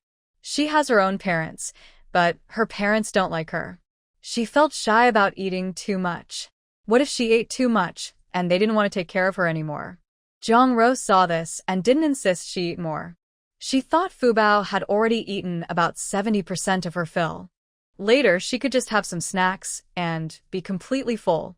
Jong Ro was thinking to herself. Over at Suya's side, she had finished eating and was lying on the bed resting. She was over 7 months pregnant now and feeling very sleepy. Song Shu stood hesitantly at the door. In her previous life, she never heard that Chen Ming married Suya. Because of her butterfly effect in this life, things around her had changed. It wasn't obvious when she was in the military, but when she arrived at Chen's village, she noticed many things didn't match up. Maybe there was some mistake in Chen Dian's words. In her previous life, she never heard that Chen Ming's wife was so beautiful. She stood at the door for a long time. Suya was very sleepy, but she sensed something. She had been waiting for the next move from the person outside. Are you called Suya? You're so pretty. Can I call you Yaya? Song Shu blinked at Suya. She thought that in her previous life, Chun Dian was close to Chen Ming, and Gu Qiujuan was also very kind to him. This led her to intentionally pretend to be wrong later on, without anyone noticing, and she inherited all the connections and property of the Gu family. So, in this life, she also wants to maintain a good relationship with Chun Ming's family. Although it has been revealed that he is not her biological son, Gu Qiujuan probably won't live much longer anyway. As for who is the real son later on, as long as he doesn't return to that remote village, no one would know. Even if they find out he's not her biological son, Chun Dian is the most promising. His half-brother from a different mother, the Gu family, wouldn't neglect him. After all, the bloodline of the Gu family is just a lazy, useless person with only a good face. Song Shu stayed in Chen's village for a few days and already figured out everything about the Chen family. Suya could feel the warmth from the person in front of her, but she didn't feel very comfortable. She always felt that there was some ulterior motive. She also felt uneasy about Chen Dian's family. Really, the fake has received everything that the real one should have, but the real one doesn't even look at it. Even if the real one chooses to lie low, having everything from the Gu family makes her a symbol of wealth. Others can't call her useless. Although Chun Ming later made his own way and achieved some success. But she still felt uncomfortable inside. Why is it so hard to build connections and wealth? Sorry, I'm not used to being called Yaya by outsiders, Suya said straightforwardly. Perhaps Song Shu didn't mean any harm. But she was annoyed because Suya had gotten involved with Qin Dian, and both of them had gained the Gu family's wealth and connections, stepping on her husband to benefit. When Song Shu heard Suya's words, her face turned pale. She didn't expect Suya to be so direct. She had been so polite, yet she hadn't offended her. Could she really be so dismissive of her? She didn't know what would happen in the future. Now she regrets not paying more attention to the other members of the Qin family. She didn't even remember their names. Others at least made an effort to get familiar. After all, Chen Dian had some achievements in Beijing. She had no impression of Chen Ming's family at all. They hadn't come to Beijing. And she wouldn't travel all the way to that remote village. Where exactly did things go wrong? She couldn't remember. I really like you. Song Shu adjusts her mood and smiles. I don't like you. Friendship should be based on mutual understanding, not forced. Suya becomes cold and distant. Does she not understand her expression? It's so obvious, yet she keeps rambling. Is there something you want to talk about? If you want to marry fourth brother, go find my mother-in-law. If you want to leave, let fourth brother see you off. I'm now 7 months pregnant, so I can't afford any accidents. I hope you understand. Suya clearly dismisses her. Song Shu's face turns pale, and she has to leave the room. What's wrong, wife? Who came to see you? Chenming looks confused. Their family has little contact with this person named Song Shu. She's strange. Came over saying she wants to be friends with me, Suya silently complains. Is she the female lead from a story? She seems a bit clueless. Her IQ and EQ are not high, but she has some sense. Plus, she was born into a good family. Her in-laws and parents are very kind to her. Suya feels lucky she was born into a good family. She doesn't need to fight for her future. She will inherit a lot of property. This Song Shu still has to work with the male lead. She doesn't like fighting. She prefers to enjoy life without worries. Her simple goal is to become a landlord. Own a street in the busiest area. Have her own houses all over the country. Wherever she goes, she can stay comfortably. Wife, keep some distance from her. She might have some issues in her head. Chenming is very cautious. His wife is pregnant with triplets after all. He needs to be careful. Song Shu looks very upset. She's not a bad person, so why is she so defensive? What happened? Gu Qiujie brings some brown sugar for Suya. Seeing Song Shu in the room, she raises an eyebrow. Mother, this woman just came in saying she wants to be friends with my wife. They don't know each other, so it's quite bold. My wife is pregnant now, so it's quite sudden. Chenming feels like he is suffering from paranoia. This child was too restless even before being born. Now, he often kicks his wife's belly at night. At first, his movements were weak, but now he is full of energy. He wants to stop them from disturbing Yaya's sleep, but their noise only gets louder. It seems like they are deliberately opposing him. He now wants to prevent anything that could be a potential danger to his wife. Why are you doing this? Gu Qiujie frowns as she looks at Song Shu. Yaya is carrying their family's future. To her parents, she is more important than life itself. She absolutely cannot let anything happen to her. I just want to come see her. I think she looks pretty. Song Shu quietly explains. She really doesn't understand why they get so upset when she hasn't done anything wrong. She just genuinely wants to get along well with Suyaya. She's also planning to prepare for the Gu family's inheritance. Chen Dian, Come here. Gu Qiujie shouts loudly. Chen Dian is chopping wood. When he hears his mother's voice, he pauses. Since the family split, his mother hasn't paid much attention to him. This is the first time she's called him directly. Mom, is there something you need? Chen Dian's eyes show a hope he didn't realize he had. In this family, his mother is the one who treats him best. His father only cares about his older brother. Take good care of the girl you brought back. Don't let her wander around Yaya's place. Yaya is pregnant now. If anything happens, you all can't afford it. Gu Qiujie's voice is cold. She hasn't asked what the girl Chen Dian brought back is doing all this time, even though rumors are spreading in the village. She hasn't shown any reaction. Auntie, I just want to come see Sister Yaya. I want to be friends with her. Song Shu looks sad and tears are in her eyes. Mom, Shu Shu is a very good girl. She just wants to play with the fifth sister-in-law. After all, she's really pretty. Chun Dian speaks up for Song Shu. He brought her home, and he can't just ignore her. Whenever he sees Suya, he feels very jealous. His younger brother is so lucky to have found such a beautiful wife. Want to play together? Both sides need to agree. I don't want to play with her. It's obvious enough, and she still feels wronged. Do I have to play with her? I don't think I have that obligation. Suya, heavily pregnant, gets angry every day and has no place to vent her feelings. When someone comes up to her, she becomes very direct. If you want to be a young lady and go back to the city, we can't serve you here in the countryside. Suya is very impatient. Tears stream down Song Shu's face. She didn't mean it that way. People usually say she's easy to get along with. Shu Shu, don't come here if you have nothing to do. Chen Dian blushes with embarrassment, and his gaze at Song Shu changes. Why say you want to play together when they've already refused? Making friends should be based on mutual willingness. Mother, I apologize to her and you all. Sorry for bothering Wudi's wife. Chen Dian quickly and sincerely apologizes. Seeing his attitude, Suyin naturally says nothing more. Inside, she thinks, no wonder he's able to climb so high. He's flexible and adaptable. Gu Qiujuan doesn't look happy, but she doesn't say anything either. Chun Ming remains silent and ignores his fourth brother. They used to be close when they were young. No one else played with him, so he only played with his fourth brother. But that doesn't mean he didn't notice that his fourth brother played with him to make their mother think he was obedient and sensible, giving him more attention.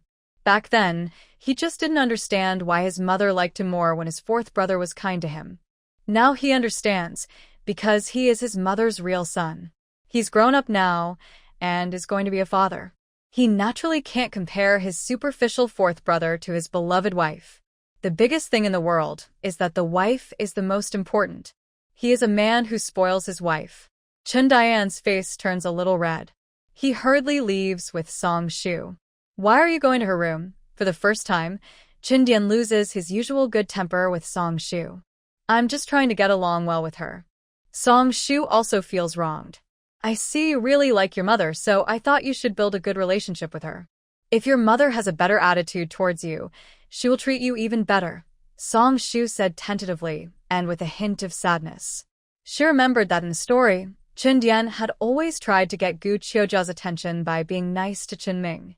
At that time, she didn't think much about it, just assumed it was simply an older brother being kind to his younger brother. Now, she realizes it was a way of trying to please her indirectly. Chun Dian was silent for a while after hearing Song Shu's words. You don't need to do anything here. Just go back quickly. Thinking about how long Song Shu had been with him, Chun Dian believed his family must also be worried. I'm not leaving. I want to stay by your side. Song Shu's goal in returning with Chun Dian was to win his affection. But this stubborn man still hadn't shown her any clear attitude. How long has it been? Why do you have to do this? You could meet a better man. Look at my situation, it's complicated. Chun Dian pursed his lips. He didn't want others to know about his parents' favoritism, and he hadn't even thought about the fact that he wasn't his mother's biological child. His biological mother was a woman who abandoned her family. I don't mind, he said. Dian, you know what I mean. I've always admired you very much. Song Shu's eyes were full of admiration for Chun Dian. She didn't want to pursue other men in the military camp. They were all dependents who couldn't stand on their own. Among the people she knew, Chun Dian was a promising person. She was determined to stay by his side during his low moments. Are you willing for me to stay with you? Song Shu took the initiative to say this. She had been with him for so many days without showing any special feelings. So, she decided to take the lead. You. Chun Dian's eyes showed a flicker of emotion. He always knew why Song Shu came back with him. It was obvious. She had feelings for him. He hesitated, but he was also enjoying this feeling. His ideal partner was someone beautiful, liked by his family, and from a good background. Right now, Song Shu's family was well off, but she wasn't particularly beautiful. She used to be, but after meeting Suya, she no longer seemed beautiful. His mother might have had a good impression of Song Shu before. After today, I think I don't like it at all anymore. He remembered that Song Shu's father was his boss, and overall, he was quite satisfied. In the end, he agreed. I am willing. Comrade Song Shu, are you willing to become my revolutionary partner? Chun Dian saluted Song Shu seriously and said, Yes, I am willing. Of course, I am willing. It's an honor to be by the hero's side. Song Shu covered her mouth and smiled. Although there were some unhappy moments today, she also gained something. Tomorrow, I will go to apply for a marriage license, hold a celebration in the village, and then have another one in the military camp. Chun Dian shared his plan with Song Shu. Since the girl is with him, she should have everything she needs. Tomorrow, you should call your parents and ask. Let me do it. Chun Dian thought the girl might feel shy. He decided to take the initiative. Song Shu enjoyed Chun Dian's plan and felt very happy inside. She knew how the story would develop in the future. She also had some special abilities. To some extent, she could help Chun Dian. Chun Feng went to Fu Bao's place. Third brother, Fu Bao has been here for too long. Sorry to trouble you. I'm planning to take her back myself. Chun Feng explained his intention. Fu Bao saw that Chun Feng looked very scared. She snuggled into Jiang Rou's arms. Isn't it agreed during the family division that Fu Bao would stay here with us? Anyway, we all live in the same yard. You can come and see her whenever you want. Chun Yu quietly pushed the words back. He felt affection and gratitude for Fu Bao. He definitely wouldn't let Fu Bao go back to that home.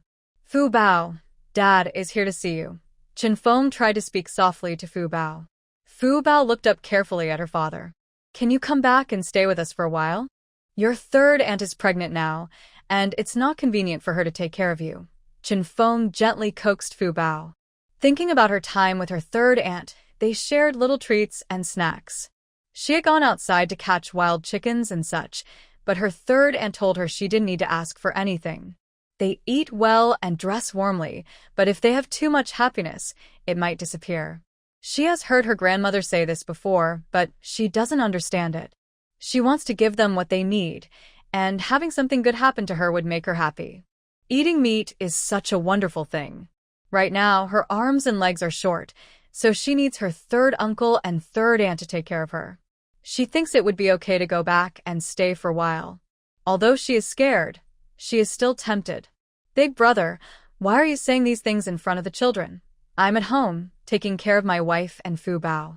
I can do that, Chun Yuyen said seriously. Fu Bao has always been very careful around them. It was hard enough for her to feel better, and now hearing this makes her worry again. Isn't that just telling the truth? I'm her real father. How could I not care for her? Fu Bao, go back home with your dad. Chun Feng picked up Fu Bao without saying a word. His third brother wanted to stop him, but had no right. Jiang Rou anxiously called out to Fu Bao. Third aunt, I will come back after I have a little brother, Fu Bao softly replied. She really likes her third aunt's family. Being with them makes her feel warm inside. She touched her chest. Jiang Rou saw how sensible Fu Bao was and felt even more sad. Big brother, Fu Bao is a lucky child. Please treat her well, Jiang Rou kept reminding him. Chun Feng ignored her. Their family now needs a wife, and they need money to get married. He has placed all his hopes on Fu Bao. Fu Bao, do you want a mother? Chun Feng went back to his room, locked the door, and asked Fu Bao. Chun father saw Chun Feng carry Fu Bao back to the room, but didn't say anything. Chun Dachuan saw that Fu Bao, who had no mother, was still a clean and adorable girl, and felt a little uncomfortable. Chun Erxia was happy to see Fu Bao. His sister had come back. Big brother, second brother, Fu Bao sweetly called out to her brothers. Both of them liked Fu Bao very much. Fu Bao sighed in relief. As for what her father said about wanting a mother, she still thought about it. Of course she wanted one. She also wanted a mother to love her. I want one, Fu Bao nodded.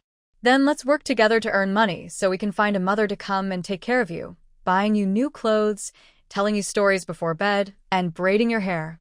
Chun Feng listed many good things. Fu Bao's eyes lit up. Okay. Seeing Fu Bao's attitude, Chun Feng felt happy. It seemed that marrying a wife was just around the corner. Fu Bao, do you remember the ginseng you dug up and the gold necklace? Those are very valuable. Chen Feng tried hard to make Fu Bao understand what he meant. After all, Fu Bao was only a little over 3 years old. She was just a child. He was worried she wouldn't understand. With these, can I have a mother? Fu Bao blinked and looked at her father. Her biological parents were unkind to her, so she could find her own mother. Her father's words opened a new idea for her. Of course, Chen Feng was very sure. As long as he had one of these, he could proudly marry a wife. Thinking about that mean woman before, who spent all the family money on her own family, made him angry. I will pay attention tomorrow, Fu Bao promised confidently. You are truly my good girl, Chen Feng smiled happily. Fu Bao also had her own thoughts. The next morning, she got up early to find Chen Ming. Little uncle, can you go to the mountain with me? Fu Bao blinked and looked at Chen Ming. Why do you want to go to the mountain? Chen Ming wasn't very interested in going to the mountain now. His wife was heavily pregnant, and he wanted to stay close to her all the time. I want to find wild chickens for little aunt. Fu Bao spoke softly. When Chen Ming heard her, he smiled. Fu Bao is so good. We can buy them ourselves. No need for you to go to the mountain. Chen Ming patted Fu Bao's head, thinking about whether his daughter could be as cute as Fu Bao. He looked so handsome. His wife was beautiful, and their daughter would surely be even cuter. He felt very happy inside. Fu Bao felt a little disappointed. She really liked little aunt very much. You can't go to the mountain alone, Chen Ming warned Fu Bao. The back mountain wasn't as safe as she might think. He doesn't dare go deep into the mountains. Suya gently looked at Fu Bao. Want some white rabbit candies? Suya took a few candies and handed them to Fu Bao. Fu Bao took the candies and sweetly thanked her. She really likes her little aunt. She wants to do something for her. Fu Bao slowly left Suya's room. Song Shu saw Fu Bao and thought, how can a girl from the countryside be so cute? She didn't know that Fu Bao was like a lucky charm. Details about the Qin family are not in the books. She has no idea. She just thinks this little girl is very adorable. Fu Bao, are you up? Let's go to the mountain together. Chen Feng now wishes he could find a wife immediately. He really can't stand the food he makes anymore. Neither his 2 sons nor Chen's father can cook. He doubts he won't be poisoned by his own cooking if this continues. The food is bland and tasteless. He works every day until he feels dizzy and tired. Fu Bao follows behind Chen Feng. She doesn't refuse. Suya saw this and slowly said, does Big Brother want to take advantage of Fu Bao? That's her biological father. We can't do anything. Chen Ming sighed helplessly. He's always been grateful that he has a good mother. Otherwise, if he had a mother like his father's, it would be even worse for Fu Bao. No, worse than her. At least she has some luck. Suya fell silent. Everyone in the Qin family knows that Fu Bao has some luck. How could Chen Feng easily let Fu Bao go? Should I step in? Suya tentatively suggested. She's not usually the type to meddle. Since she's pregnant, her heart has softened. She can't bear to see such a well-behaved girl like Fu Bao being mistreated. Do you think it will help? It might improve things, but it won't solve the core problem, and since she's her biological daughter, as long as it's useful, he probably won't go too far. Chen Ming comforted Suya. One thing he hasn't said is that they initially benefited from Fu Bao too. Everyone is in the same boat. He hasn't told his wife about these dark things. His wife is responsible for being beautiful and charming. Fu Bao followed Chen Feng on the mountain path, feeling nervous and uneasy. She had never been so close to her father before. She was both afraid of him and hopeful. Fu Bao, which way do you think we should go? Chen Feng asked softly, trying to comfort her. Fu Bao listened to her heart and thought about which way she wanted to go. She knew that if she silently wished for something, she could get it. I want ginseng. I want gold, Fu Bao whispered. That way, she pointed to the left. Chen Feng hurried ahead, regardless of how hard it was for Fu Bao to follow behind. He searched along the way for ginseng and gold, but he found nothing. His face grew darker and darker. Could it be that Fu Bao no longer had good luck? Had she used up all her luck on what was ahead? Chen Feng couldn't help but think this to himself. He was not willing to give up. He believed he could find something. He opened his eyes wide, searching every corner for something. Fubao noticed a big bump nearby. She wondered whether she should tell her father. Should she help him find his stepmother? People in the village said that if a girl had a stepmother, she and her brothers would be mistreated. She didn't want to be mistreated, but her father was lonely without anyone to keep him company. She couldn't decide what to do. Fubao, look around and tell me if you see anything. Chen Feng asked her. Dad, will the stepmother treat me well in the future? Fubao bravely asked. Of course, Chen Feng replied. Your real mother didn't treat you well, so the stepmother will definitely be good to you. You're so cute and obedient, Chen Feng said seriously. He wasn't just trying to comfort her. If Fubao could find ginseng and gold, who wouldn't worship the god of wealth? Dad, come with me. Fubao made up her mind. She led Chen Feng to a pile of grass nearby and parted it. This is ginseng, she said softly. Chen Fengxi was overjoyed. He didn't doubt what Fubao said.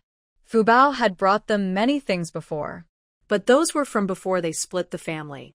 After the split, he was busy with family matters and didn't think much about Fubao. Mostly, Fubao had only found a ginseng once and some gold, and later a few pieces of meat. Recently, there was nothing. He quickly and carefully dug the soil. Actually, he wasn't very good at digging ginseng. But now that the family was split, he definitely couldn't let others know he found ginseng. Although the mountain's resources were considered collective property, whoever dug up the ginseng was the owner. Really ginseng. Chen Fengxi dug it out and saw the cute ginseng. Good luck. Now he had enough money to marry a wife. Chen Fengxi was very motivated. Fubao noticed a plant nearby that looked a bit like a mushroom, but not quite. She had never seen it before. Her instinct told her that digging it up would be good. She secretly dug out the mushroom-like plant and put it in her basket. She didn't tell her father. Chen Fengxi looked at the ginseng with shining eyes, with nothing else in his mind. He happily put it in his pocket. Fubao, catch 2 more chickens, Chen Fengxi said happily to Fubao. Okay. As soon as Fubao finished speaking, 4 wild chickens flew over and hit the wall, then were gone. Chen Fengxi put the chickens into his basket and went down the mountain with Fubao. He decided to ask his second younger brother. Although their relationship was average, he was still his brother after so many years, so asking him would be more reliable than outsiders. Chun Ming saw Chen Fengxi nervously come to him. Got something to discuss with you. Meanwhile, second sister-in-law was watching Chen Ming closely. Chun Ming didn't want much contact with his older brother. He felt complicated emotions towards his brothers. Or rather, he had complex feelings for all of them. He didn't want to think about what those feelings were. He just wanted to live his own life peacefully. Fifth brother, I have something to tell you. Chen Fengxi boldly entered. Suya was at the door, pulling a curtain. She preferred having her own space. After many people came to her place, she would pull the curtain so her husband could talk to others. This was the first time Chen Feng saw Chun Ming's married room. He couldn't see what was inside. But the curtain looked very nice and made him feel envious. Such a big piece of cloth. How much is it worth? His fifth brother really is rich, but doesn't share the money with him. He secretly made his own fortune. He felt jealous inside but didn't show it on his face. What's the matter? Chen Ming's tone was a bit impatient. His older brother really has no sense of timing. Can't he tell that Chen Ming doesn't want to talk? It's like this, I found a ginseng root. Can you help me estimate its value? Chen Feng looked at Chen Ming with a smile. Chen Ming, a ginseng root? Suya, in the house, heard about the ginseng and moved her ears. She didn't believe Chen Feng could find a ginseng. Clearly, this ginseng was brought by Fu Bao. She sighed. She couldn't get involved in this. Seeing the potential benefit, she couldn't back out anymore. Chen Ming looked at the ginseng, which was bigger than before, worth about 4,000 or 5,000. It's rare to find someone of this level here. Chen Ming told the truth. When Chen Feng heard 4,000 or 5,000, his eyes lit up. He didn't think he couldn't afford that price. He never considered this problem. How could city people not afford this? After hearing Chen Ming, Chen Feng immediately planned to go to the city. Fu Bao eagerly looked at Chen Ming. Can I go see little aunt? Fu Bao wanted to see little aunt. In this family, her favorite was little aunt. Come in. Suya helped Fu Bao inside. Seeing Fu Bao wearing old clothes and covered in dirt, but her clothes were clean. The third brother and his wife treated Fu Bao very well. Fu Bao, what's wrong? Suya asked gently. Fu Bao shook her head. I found these mushrooms while digging in the mountain. To make soup for little aunt, Fu Bao showed Suya the mushrooms in her basket, like a treasure. Suya's eyes fell on her blurry figure, and her eyes brightened. Is this Ganoderma lucidum? Really, it's Ganoderma? Suya's face shows excitement. She is pregnant and needs to eat nourishing food. Her space originally had everything. It's just that they usually have plenty of food and drinks. Things like Ganoderma are rare, especially such a high-quality one. Is this Ganoderma? Fu Bao looks at Suya with a puzzled expression. Yes, this is a very precious item. It's worth a lot. Suya adds. Their family isn't short of money now. Her money can last until next year, and her husband still has a job. She needs Ganoderma to boost her health, but they are not lacking money anymore. Fu Bao, these things are for little aunt to use. Can I buy them from you at market price? Suya gently pats Fu Bao's head, her eyes full of concern. No. Fu Bao quickly waves her hands. She doesn't need little aunt's money. Little aunt, this is a gift for you. No need for money. Little aunt likes Fu Bao, and can find many more. Fu Bao speaks seriously. But I kept some for third aunt. I can't give everything to you. Originally, Fu Bao wanted to split the Ganoderma between little aunt and third aunt equally. Since little aunt likes it, she decided to give some to third aunt as well. They are both pregnant, and eating this will definitely be good for their health. Thinking of how kind the aunts are to her, Fu Bao feels happy to do something for them. Of course, that's fine. Suya truly likes Fu Bao. The more they spend time together, the more she feels Fu Bao is lucky. It must be because she accumulated good karma in her past life. Chun Ming, standing nearby, sees the Ganoderma with a changed expression. Wow, what a surprise. No wonder she's like a lucky charm. He wants to hold on to her tightly.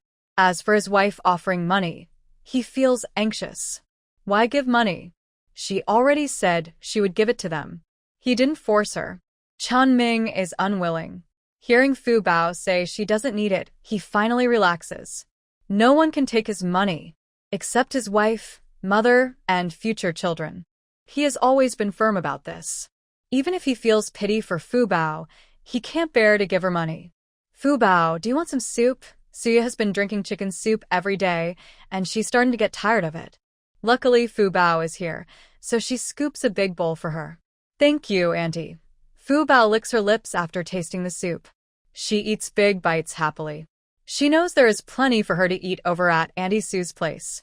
At third Auntie's house, she can eat more, but third Auntie will eat less. Suya gently feeds Fu Bao the soup.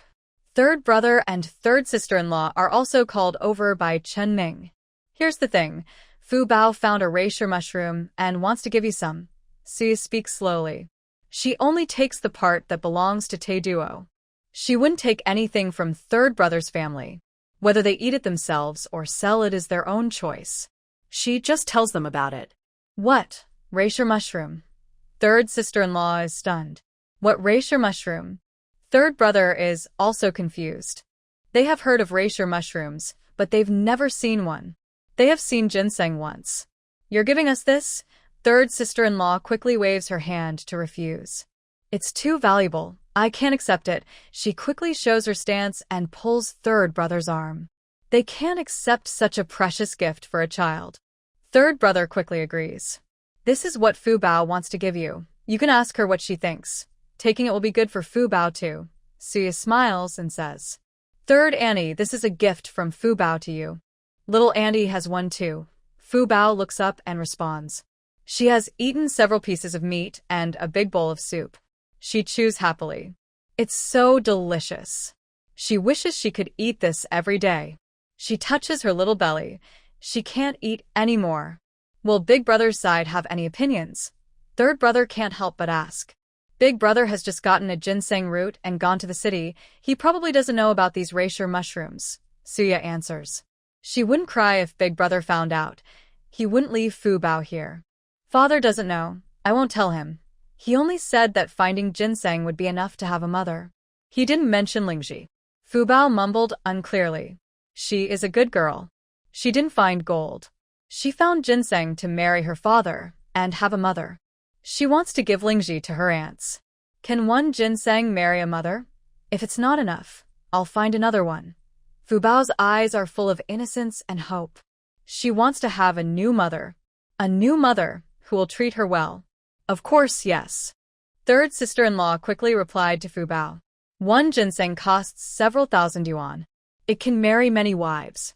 She really envies her older brother for having such a good daughter. She is also about to have her own child. She feels content. Fu Bao, don't tell your father about Lingji, Suya warned Fu Bao. She doesn't want to cause more trouble. I won't say, Fu Bao promised. Suya trusts her little lucky charm. Her little lucky charm would never break her promise. Third sister-in-law still hesitated. Let's wait until we find out more, Suya comforted her. Eating Lingji is good for pregnant women, and selling it would be very valuable, Suya told her family. Third sister-in-law wants to sell it. Third brother also wants to. We don't know the price. Can we ask fifth brother to help us sell it? Third brother clenched his teeth and had to trouble fifth brother. He really doesn't want to go to the big city himself. He's still afraid. Okay. Chun Ming agreed to help. The best impression he has of his family is of third brother's family. It's good to keep in touch. Thank you. Third brother's family sincerely thanked him. Suya didn't mind. It was just a small favor. Gu Qiujia also learned about what was happening here. When Chun Ming and third brother left, they specifically called Gu Qiujia to come and keep his wife company. If she had an accident while he was away, he would regret it forever. Second sister-in-law saw that third brother's family was not going to visit Suya anymore and whispered to second brother. Do you think they found something good? They seem so secretive. What are you thinking, wife? There's nothing good in the countryside. Mud is the best thing, isn't it? Second brother said impatiently. His wife always thinks others have good things. Not everyone is like his fifth brother, who married a wealthy wife. To find a wealthy wife, she also needs to be good-looking. Our genes forget about it, second brother said harshly. Second sister-in-law blushed with anger. What kind of person is that? She really has terrible luck, falling for him blindly. As for fourth brother, he is busy preparing marriage reports and arranging the wedding feast. In Song Shu's eyes, everything looks sweet and happy. Right now, she just needs to stay close to Qin Dian, waiting for him to succeed. She also believes that her father's side supports Chen Dian. What does that mean? It means Chen Dian relies on his own ability. These connections and relationships are just extra help. Song Shu feels very happy inside. She doesn't pay much attention to things about the Chen family. She probably won't have much contact with those people in the future. Her mother-in-law isn't her real mother-in-law. Her father-in-law and older brother's family are not her concern. It's really great when a husband is successful and there are no in-laws above. Life is so comfortable. Fu Bao found a rare mushroom. You two should take good care of her in the future. Gu Qiujin said this mainly to the third sister-in-law. To her, her young daughter-in-law is a kind-hearted person. How could Fu Bao be bad? It must be said, the filter of a mother-in-law is really thick. Of course. Fu Bao is our benefactor, and we will keep her in our hearts. We will also teach the children in her belly to be good to Sister Fu Bao. The third sister-in-law promised Gu Qiujin. Gu Qiujin just gave her a little warning. Right now, she is mainly watching over the two pregnant daughters-in-law. Her sons are not here, so she can't let anything happen to them. As for Fu Bao, she also wants her to stay close. Those grandsons are already grown. They won't go hungry. She is old now and can't worry about everything. Fu Bao, don't tell others about these things. Gu Qiujin is a bit superstitious. She truly feels that Qin family's ancestral grave is blessed because they met such a good benefactor.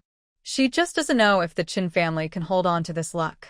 Gu Qiujin thought about her eldest son and felt a headache coming on. How could a stepmother be good to Bao Bao? Bao Bao's days are really hard. She considered taking care of Bao Bao herself, but her eldest son would definitely not agree. If Bao Bao doesn't have good luck, then it's understandable. But if she has good luck, her daughter is someone he wouldn't want to lose. She can only try to take better care of her. As for the fourth family, she doesn't like Song Shu at all. They're from the city, and she came to the house with a man. They lack proper manners. Just thinking about it makes her annoyed. She still has to organize their wedding. She keeps telling herself silently, this is the last time. The last time. Mom, you should also eat some Ganoderma to boost your health. Suya pouted and took Gu Qiujuan's hand. Her mother-in-law is good in every way, except she loves to meddle. If it were her, she wouldn't bother with those who aren't her own family. She is cold and lacks warmth. She only cares about people who treat her well. And they must show kindness first. Really precious Ganoderma, Yaya, you should eat it to strengthen yourself, she said. No need, Mom. Gu Qiujuan widened her eyes. She had never seen or eaten such high-quality Ganoderma. Suya really wanted her mother-in-law to eat it. She decided to take the initiative. Whatever she can't finish, her mother-in-law will definitely eat. Third sister-in-law didn't expect Yaya to be planning to keep it for herself. Are you planning to keep all these for yourself? She asked in surprise. Yes, Suya replied casually. I'm pregnant with my third child and worried about nutrition, so I need to boost my health. Third sister-in-law stared wide-eyed. Such good Ganoderma, just for health. If she sold it, she could use the money to buy some pork and enjoy it. She opened her mouth but said nothing. Yaya's family is wealthy, and she's an only child, cared for by her parents, unlike her own situation. Her eyes dimmed a lot. Bao Bao stepped forward and took third sister-in-law's hand. Only then did she come back to her senses. Suya took a cherry and ate it. Since she was pregnant, her favorite fruits were cherries, kiwi fruit, and strawberries. Her room has always been decorated with these fruits. Her husband explained the reason. However, as her belly grew larger, not many people came in. What's this fruit? Third sister-in-law noticed. She didn't recognize any of the fruits. Brother Ming brought these back. They are called strawberries, cherries, and kiwi fruit. Suya remembered that in the country, cherries are called cherries. Kiwi fruit and strawberries are also available. But because the north and south are so far apart, they can't keep the fruits fresh or transport them easily. What are these fruits? I've never heard of them. Third sister-in-law was amazed and curious. The strawberries could be seen on their mountain, but she had never seen the others. Third sister-in-law, do you want to try some? Yes, I will. Suya eagerly handed the fruits to her. Is that okay? I feel a bit shy. Third sister-in-law kept refusing. Just try it. Mother, you should try some too. Suya encouraged everyone to eat. Fu Bao carefully tasted a kiwi fruit. The outside skin has a lot of fuzz, you can't eat that, Suya warned Fu Bao. That fuzz can make your skin itchy if you eat it, Suya said seriously. Fu Bao originally wanted to eat the whole fruit, skin and all. But after hearing that, she immediately hesitated. Everyone was chatting happily. Suya started to miss her parents. She hadn't seen them in a long time. Her worried parents, Su father and Su mother. They were feeling very upset right now. Mother, I regret it. I don't want to leave you. Can you keep me here and let my sister stay with you? Now they want to sell me to an old man. Su Tian was crying in front of Su mother. She truly regretted it. Since going to the city, her life was only happy at the beginning. Later, she felt no happiness at all. This wasn't the glorious Su family from her past life. She felt like she was the fake daughter. Born into wealth, but not appreciated. None of my business. Su mother was very cold. She didn't have much feelings for Su Tian, but hearing her words, she grew colder. She didn't want to accept the dangerous situation she was in, especially after her daughter had stayed there for so many years. At first, she thought the other family was happy and loving, especially with her son, and she believed her younger daughter was also well cared for. Who would have thought it was such a family? They had the idea of selling her daughter to gain honor. She felt a lump in her throat, unable to speak or breathe properly. She was very grateful that, by some twist of fate, her own daughter had returned. Otherwise, she couldn't imagine what might have happened. Mom, please help me. Dad, can you give them money? Give them a lot of money. I don't want to marry the old man. Maybe I can stay at home. Su Tian didn't want to go back to the city. Recently, because she refused to marry, Lu Meili and Su Aijuan had locked her in a room, tied her up, and muffled her mouth. She couldn't make a sound. She felt terrible. Why was this happening to her? She was extremely scared inside. It was only because Su Tian helped her that she managed to leave that house. But in this time period, without a letter of introduction, she had to stay there. She didn't want to. She refused to become someone else's stepping stone. She didn't want to be drained of her energy and life. Her older brothers and so-called father thought only of themselves. Su Tian saw them as very mean and selfish. She still had hope for her foster parents. After all, they had been kind to her for over 10 years. They were willing to give her anything she needed. But later, they got sick and disappeared. They left her alone and without support. She was like a rootless. Although she had some money from her foster parents, she was young and easily tricked. That money was not small, 5,000 yuan. Su Tian's eyes flickered. She didn't know how much her foster parents still had left. But she knew they had some. Living with them wouldn't be too bad. As long as she could get through these few years, she could take the college entrance exam. She could have a different life. Having a relationship with Zhu Pengzi was not a problem. In this open era, relationships were normal. But she didn't want to marry him. That would be a second marriage. Although I don't mind, it still has some impact. She has decided not to get married. Either she causes a big fight or nothing changes. Who is afraid of whom? I don't have any money. Father Su sighed. He is truly disappointed in his daughter. Seeing her in such a bad situation and wanting to drag him into trouble makes him feel both pity and anger. He doesn't know how to express his feelings. He has tried to teach her well, so why is she like this? Are you all ignoring me? If you ignore me, I will die here, Su Tian threatened her foster parents. She knows they are soft-hearted. She doesn't believe they won't fall for her tricks. So what he wants to do? She is my real daughter. How could I push my own daughter into trouble? Mother Su said with a smile. She doesn't understand what Su Tian is thinking. She is married now. If you bring her back, the Qin family will take care of her. Su Tian thought she had a chance and explained. I've been with you for over 10 years. I have deep feelings. Su Tian doesn't believe that blood ties can outweigh years of love. Yes, there are feelings, but only if you don't hurt my own daughter. Mother Su's attitude was very firm. Su Tian felt confused and helpless. Are they really not going to care about her? She couldn't believe it. How could that be? Su Tian, why did you run to the countryside? Early in the morning, Lu Meili couldn't find Su Tian at home, so she scolded and even hit Su Tian. Ungrateful person. Now she is useless. Other men in the Su family are also very worried. Their future depends on Su Tian. She must not get into any trouble. They searched for a long time and finally heard that Su Tian ran towards the Su village. Lu Meili was angry and resentful. This girl who causes trouble. Why didn't she treat her better? This marriage isn't her fault, and now she's involved with someone else. If she doesn't marry, she will just stay at home eating and drinking for free. Everyone's gossip is about to drown their family. Su Tian saw that Lu Meili looked scared. This is no longer the glamorous woman from her past life. Come back with me. Lu Meili pulled Su Tian, trying to take her away. I don't want to. Su Tian stubbornly refused to leave. She knew that if she was taken back this time, she would never come out again. Smack. Lu Meili slapped Su Tian hard. Does she feel pain? Is she really acting out? What's wrong with the factory director? If someone wanted her, she would have gone to him long ago.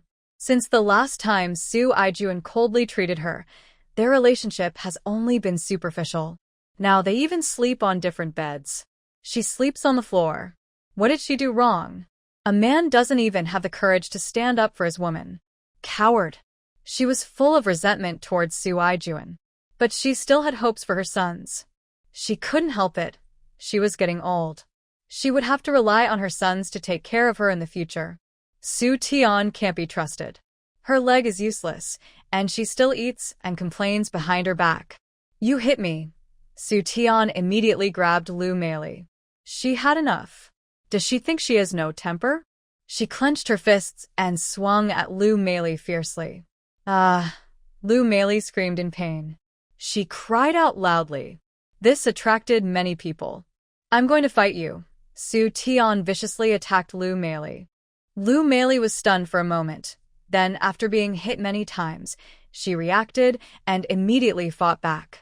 What is this? She's hitting her? Let her hit her. Smash. Lu Meili punched and kicked Su Tian, pulling her hair, acting more like enemies than mother and daughter. Hit her. Su Tian fought back especially fiercely, using all her strength, all her pent-up anger from the past life, and this life was finally released. Lu Meili couldn't even defend herself. No one tried to stop the fight. This group of people was well known in their village. They were sure that Su's parents wouldn't interfere if they weren't involved. Such a fierce look, like a dog biting a dog. Should we call Yaya back? What if something happens? I heard Yaya is pregnant. She's 7 months along now. Would it be inconvenient for her to come over? Whether it's convenient or not doesn't matter. She's our daughter, and if there's trouble at home, she will come. In this time, being 7 months pregnant isn't considered rare. Many people work in the fields, and babies are born all the time. People are just trying to get by. There aren't many other demands. Mother Su doesn't know all this. If she did, she definitely wouldn't let her daughter come. Right now, she remains indifferent nearby. She knows how to judge what's important. She has to choose between her adopted daughter and her biological daughter. From the beginning, her true love has always been her own daughter. Otherwise, she wouldn't be willing to separate mother and daughter and leave her child with others. She's just worried something might happen to her. She never expected that Father Su would stay loyal to her. At that time, everyone around was worried about being involved if they got too close. Their family is wealthy, with generations of accumulated wealth. Even if they donated a lot of money outside, they still feared being targeted. To protect her daughter, she did something morally wrong for the first time in her life. While raising Su Tian, she treated her as her own daughter. She gave her love and money. Of course, she knew she couldn't be too obvious about it. But in the village and the commune, and even in her grades, she raised Su Tian just as well as anyone else. She doesn't understand how it turned out like this. Stop causing trouble. Don't come to our Su family village to make a fuss. The legal documents clearly state that from now on, she is their daughter, and Yaya is our daughter. The kindness is mutual and no one owes anyone. This is your family matter. Don't disturb our lives. Mother Su stepped forward and said coldly, "Are you really just going to watch me marry an old man?" Su Tian looked at her foster mother in disbelief. She had never realized before how cold she was. "Are you really not going to care about me?" Su Tian's face showed disbelief. "Do I need to say it again?" Mother Su looked at him with a blank expression. "Am I no longer your daughter?" Su Tian was full of anger and madness. "I thought you already knew." Mother Su was very firm. She wouldn't cause any trouble for her own daughter. If she just needed a little money, she would help. But she never expected her to push her Yaya into a difficult situation. There was no more love left. What? Did I hear that right? Marry an old man. Is it common in the city for girls to marry old men? I thought city folks were so proud. Turns out it's like this. People in Su family village started laughing. Lu Meili and Su Aijuan looked very upset. The two brothers from Su family didn't say anything either. Although their future seemed better, they felt ashamed. Recently, they could hear all kinds of gossip when they went out. Who would marry their daughter to an old man? They wanted to explain, but they didn't speak up. After all, they were forced into it. If this got out, it would be considered a serious scandal. Better to have an arranged marriage. Let's go. Su Tao grabbed Su Tian and was about to leave, ignoring her struggles. Su Xiang followed closely behind. Su Aijuan and Lu Meili also quickly retreated. Lu Meili cursed under her breath. "Going to find your adoptive parents? See if they care about you." Lu Meili spoke sarcastically. Su Tian looked upset and struggled hard.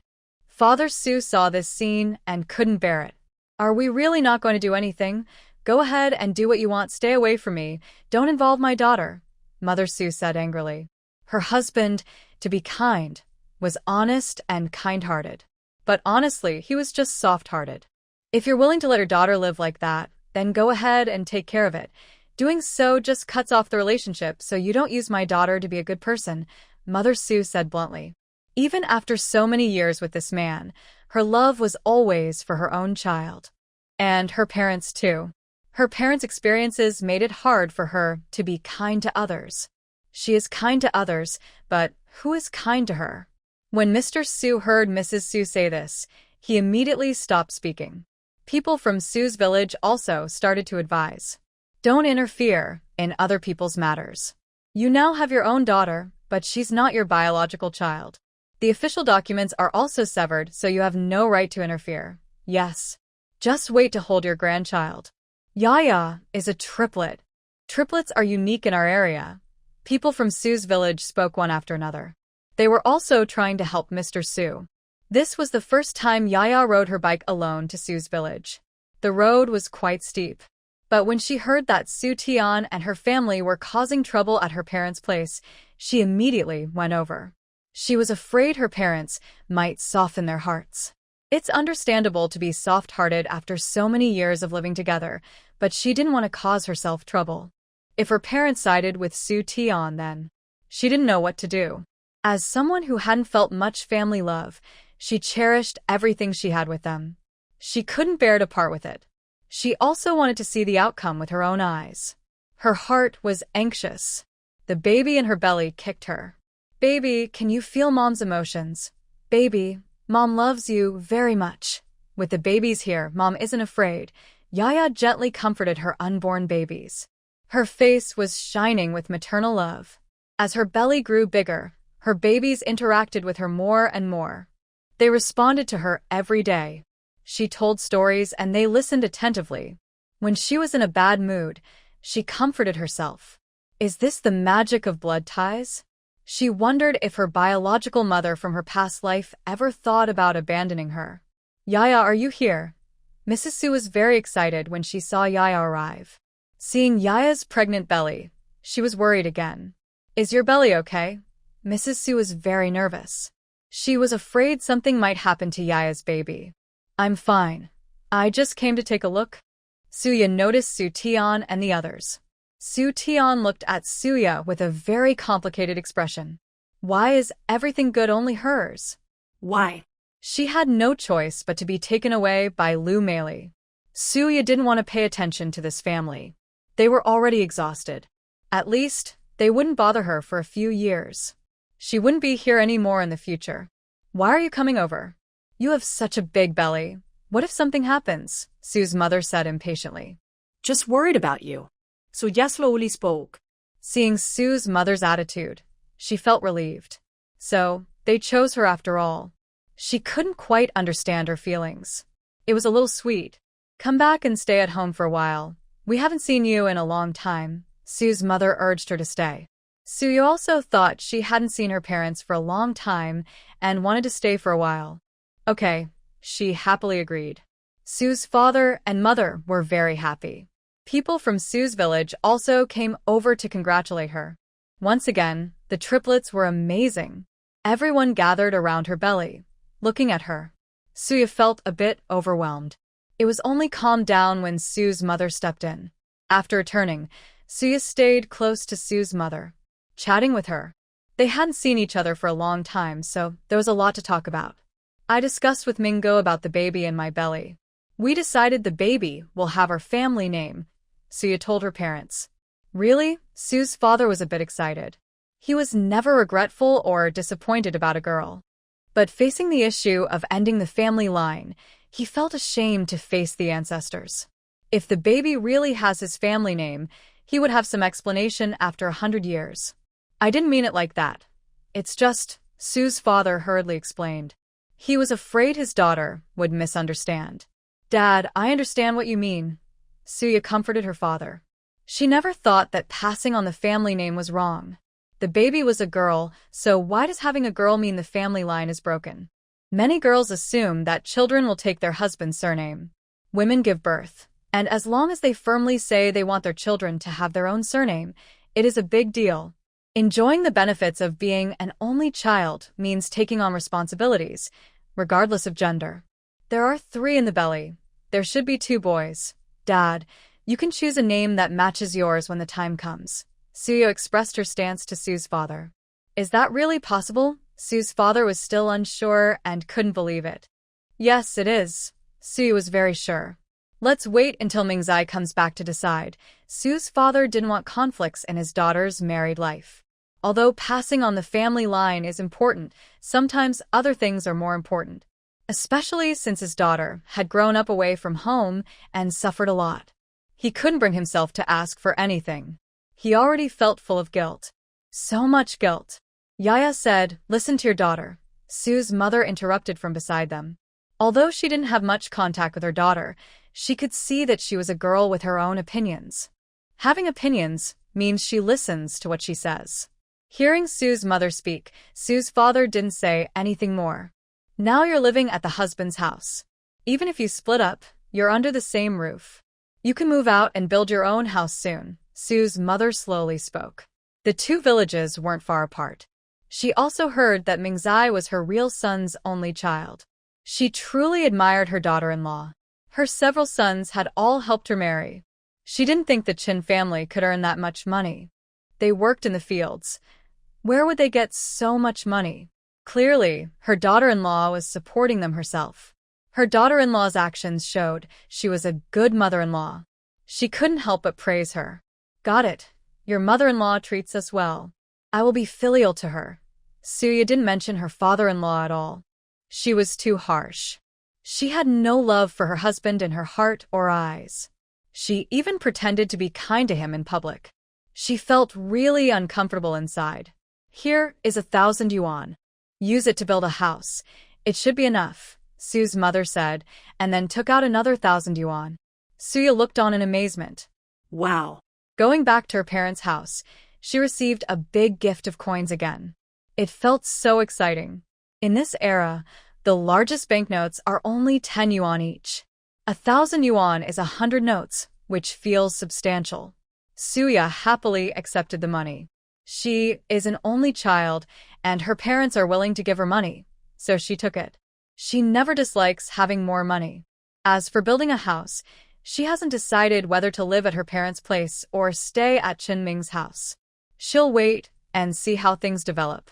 She also said she enjoys watching the story unfold. She really wants to see what happens to the main characters next. Although she could listen to updates at her parents' house, nothing beats watching it live. She looks forward to more exciting characters appearing. To build a house, the whole family would be crowded in a small yard, with no privacy at all. Sue's mother emphasized this point again, worried that Suya might not have heard clearly. Sue's father also nodded in agreement. Suya responded confidently. She isn't someone who would sacrifice herself. Staying there would definitely mean building a house. But compared to her husband's side, she prefers to build on her own land. This place is so close to the provincial city. In the future, it will surely be a prime spot for development. Dad, Mom, if I have children and they take the Su family name, can the house and land be inherited? Suya asked. She doesn't know much about this, so she had to ask her parents. Of course you can, Sue's father replied affirmatively. I want to build a bright, large brick house for my children. Can I get land for it? The closer to the provincial city, the better, Suya added. The closer, the easier it is to get approval for development. What? Since we're already very close to the city, any closer and it would be deserted and uninhabited. How can we live there? Sue's mother disagreed. We prefer quiet places. Build a bigger house. I have many children and I worry they won't have enough space when they grow up. Suya thought the bigger, the better. When the time comes, they will get more money from development. Okay, Sue's father agreed immediately. If his daughter liked it, they would build it. Building the house here won't cost you anything. We'll pay for it ourselves. 3 children in the house, each with their own big room. Father Su was very generous. Suja. Wow. She really liked having such a dad. What about me? Suya looked eagerly at Father Su. That's too noticeable. Just a big room will do. Mother Su interrupted the happy fantasy of the father and daughter without mercy. Her current background and identity are still sensitive. All right. Father Su and Suya both looked disappointed when they heard Mother Su. Only the villagers can buy and sell the collective property. Children who are not surnamed Su can't, Mother Su added. Later, the other two children can get land from the Chen family to build houses. Hearing this, Suya felt even more upset. The houses over there are not worth much. No matter how many plots they get. What's the use? She wasn't interested. Having money. That's what Dad has. Mother Su couldn't understand why her daughter suddenly wanted to build a house at home. Now Mingzai is a worker in the provincial capital. It would be so good to live there later. You could even buy a house. Buy as many as you want, Mother Su added. They didn't mention the houses in the city, so others wouldn't know they owned so many. Hearing this, Suya became more interested. Yes, they could buy a house in the provincial capital. In a few years, she could buy a house easily. She got excited again. For now, she just wanted to enjoy the present. You're about to become a mother, yet you still act like a child. Mother Su looked at her with love. In front of my mother, I will always be a child. Suya held her mother's hand and pouted playfully. Mother Su was very pleased. The whole family enjoyed a happy day together. The next day, Chen Ming hurried over. Wife. Chen Ming's voice was full of grievance, like a scorned woman abandoned. Suya, what's going on? Why did you go back to your parents' house without telling me? When Chen Ming came home and didn't see his wife, he was very anxious. He even thought his wife didn't want him anymore. He carefully thought it over and realized he hadn't done anything to upset his wife recently. My family had some issues, so I came back, Suyo explained lazily. Being at her family's place really felt comfortable. No one was watching what she ate, and there were no sour or nagging words. She liked it so much, she didn't want to leave. So, how many days do you plan to stay here? Chenming asked carefully with a smile. Since his wife was pregnant now, he knew he must be very careful not to upset her. How many days? She replied. This is my home. I want to stay as long as I want, Suya said, feeling something was a bit strange about Chenming's tone. We agreed from the start to split our time between both places. Since I've stayed at your family's house for many months, now it's time to stay at mine, she said with a frown. Oh, right. You're right, wife. Chenming quickly agreed. Then we'll stay at my parents' house, he said. He liked his in-laws very much. They treated him really well, better than his own father.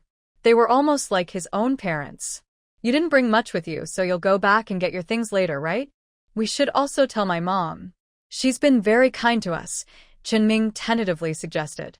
That's fine, Suya said, somewhat satisfied with Chen Ming's attitude. Hearing her tone, Chen Ming let out a sigh of relief. What did you have for breakfast today? He asked, helping Suya walk. I drank goat milk and had a boiled egg, she replied calmly. Where did you get the goat milk? Chen Ming asked, thinking about its nutritional value. My dad bought a goat overnight and kept it at home to milk, Suya casually answered. Chen Ming was speechless. People can be so different, an overnight purchase and now fresh goat milk. It's really nourishing. He had never drunk goat milk himself, even at his age. It was a sad story, really. Do you want some? Suya asked, noticing Chen Ming's mixed expression. Yes, he answered quickly. Of course he wanted to try. So Chen Ming finally tasted the goat milk he'd never had before. It was really delicious. Wow, it smells so good. There is no strong smell at all. He drank 2 big bowls full. He only stopped when he ran out of fresh sheep milk. You drank all of my parents' share, Suya spoke softly. Huh? Really? Maybe we should buy another sheep, Chenming discussed with Suya. Do as you like, Suya's fine with anything. If she wants to eat, she will buy it. Her space has lots of sheep milk powder, but no fresh sheep milk. Fresh sheep milk tastes better. That unique aroma is unforgettable. How much did you sell the Lingji for? Suya asked curiously. The prices were very low at this time, so she couldn't guess the value. Guess. Chen Ming said mysteriously. 500? Guess again. Tell me. Suya became impatient. Just give some face and open the dye workshop, right? 1,500 yuan. Chen Ming didn't hide it anymore. If I remember correctly, it's only 8 lingji, right? Suya thought it wasn't very valuable. They're of top quality. The harvest wasn't enough, and with the provincial city nearby, the price is only this much. If it were in Haishur or Beijing, it would be several times more. But it takes 3 days and nights to transport, and the appearance of the lingji also affects the price.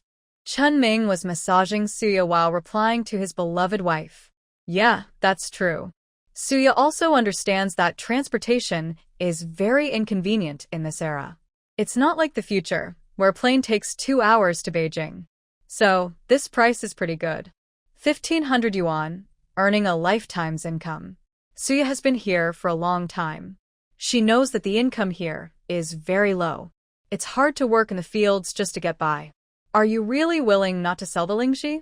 Suya looked at her husband. He is a local, so she can understand if he wants to sell. What lingji to sell? Keep it to help you, and the family stay healthy. Chun Ming said casually. If the family really needed money, he might sell some. Right now, it's enough, so it's most important to help my wife improve her health. If we lack money, we can earn more. Hearing her husband's words, Suya felt very happy. Is Mingzai coming? Su's father and mother came back from outside. They went to pick fresh mushrooms. Just in time, they made chicken soup to help Suya get better. Dad, Mom, I'm here to see you. Chunming brought some things as a gift. 2 large cans of milk powder, 2 cans of malted milk, 2 pounds of pork, and 10 eggs, more than what city folks usually have. Su's mother smiled happily when she saw the gifts. Her daughter's happiness was her greatest joy. Come over, you don't need to buy so many things, Su's mother said with a smile. That's not possible. We should show respect and care. Your own daughter and you married me. Chunming's words were sweet and kind. Suya found them very pleasant to hear. Su's parents smiled happily. You're like my own son, Su's father said proudly. He liked Chunming more and more. He's handsome, good to his wife, and respectful. Fortunately, they didn't believe all the rumors outside and missed out on such a good son-in-law. Suya, does that mean she's not really their daughter? Mingzai, yesterday Yaya mentioned the issue of the child's surname. Su's father hesitated as he spoke. He had already decided that if the son-in-law didn't agree, then so be it. He didn't want to affect his daughter's happiness. But he secretly hoped for a child with his surname. He had been trying to suppress this idea, but now that he mentioned it, he was starting to have some thoughts. Huh? What's wrong? Chunming looked at Su's father, waiting for him to continue. Well, we agreed that the child would have my surname. Suya took over her father's words. She didn't want to see her father feel so wronged. She felt uncomfortable inside. That's fine. Chunming happily agreed. Didn't we agree on this from the start? Just use your family name, maybe both are okay. Keep my mother's surname, Chunming said casually. He really doesn't care about surnames. Especially since they don't have much to offer him. They have many children, and he can't support them all.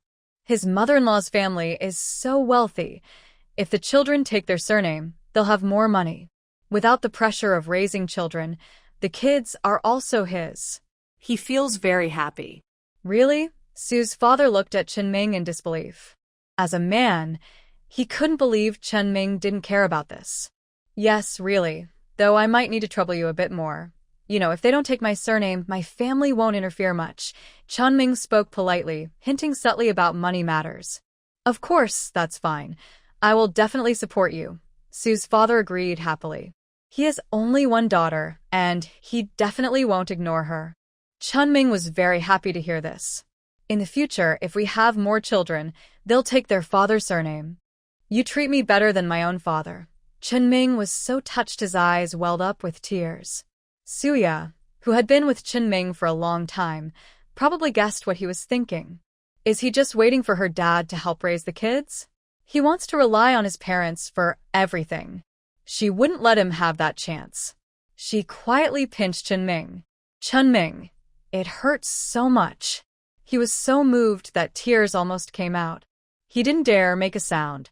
Su's mother saw her daughter's little action but said nothing, pretending not to notice.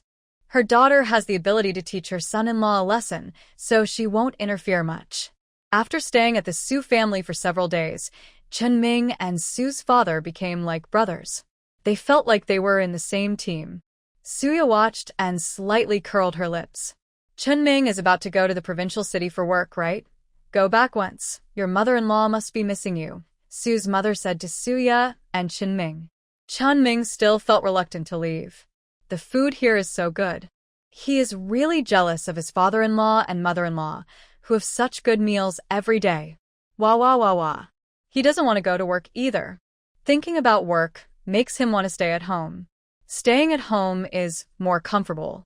Unfortunately, he is not alone now. He has 3 children and a wife to support.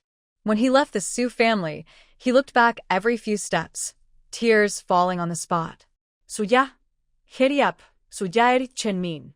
Chen Ming quickly pedaled his bike to go to the Chen family. Wah wah wah wah wah. He doesn't want to leave. Chen family. When Chen Ming returned to the Chen family, Gu Qiujuan saw her son going to his mother-in-law's house and not coming back, and she rolled her eyes in annoyance. You're finally back? Of course I don't want to leave. That means you miss me, your mother. Chen Ming started to speak sweet words.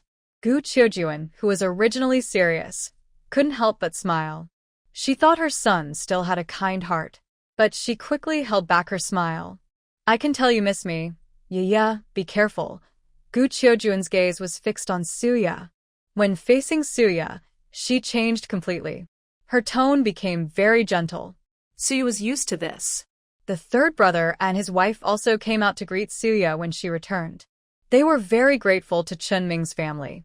If Chen Ming hadn't taken them to the provincial city, Lingji wouldn't have sold for so much money. By the way, the first time the third brother went to the provincial city was with the fifth brother.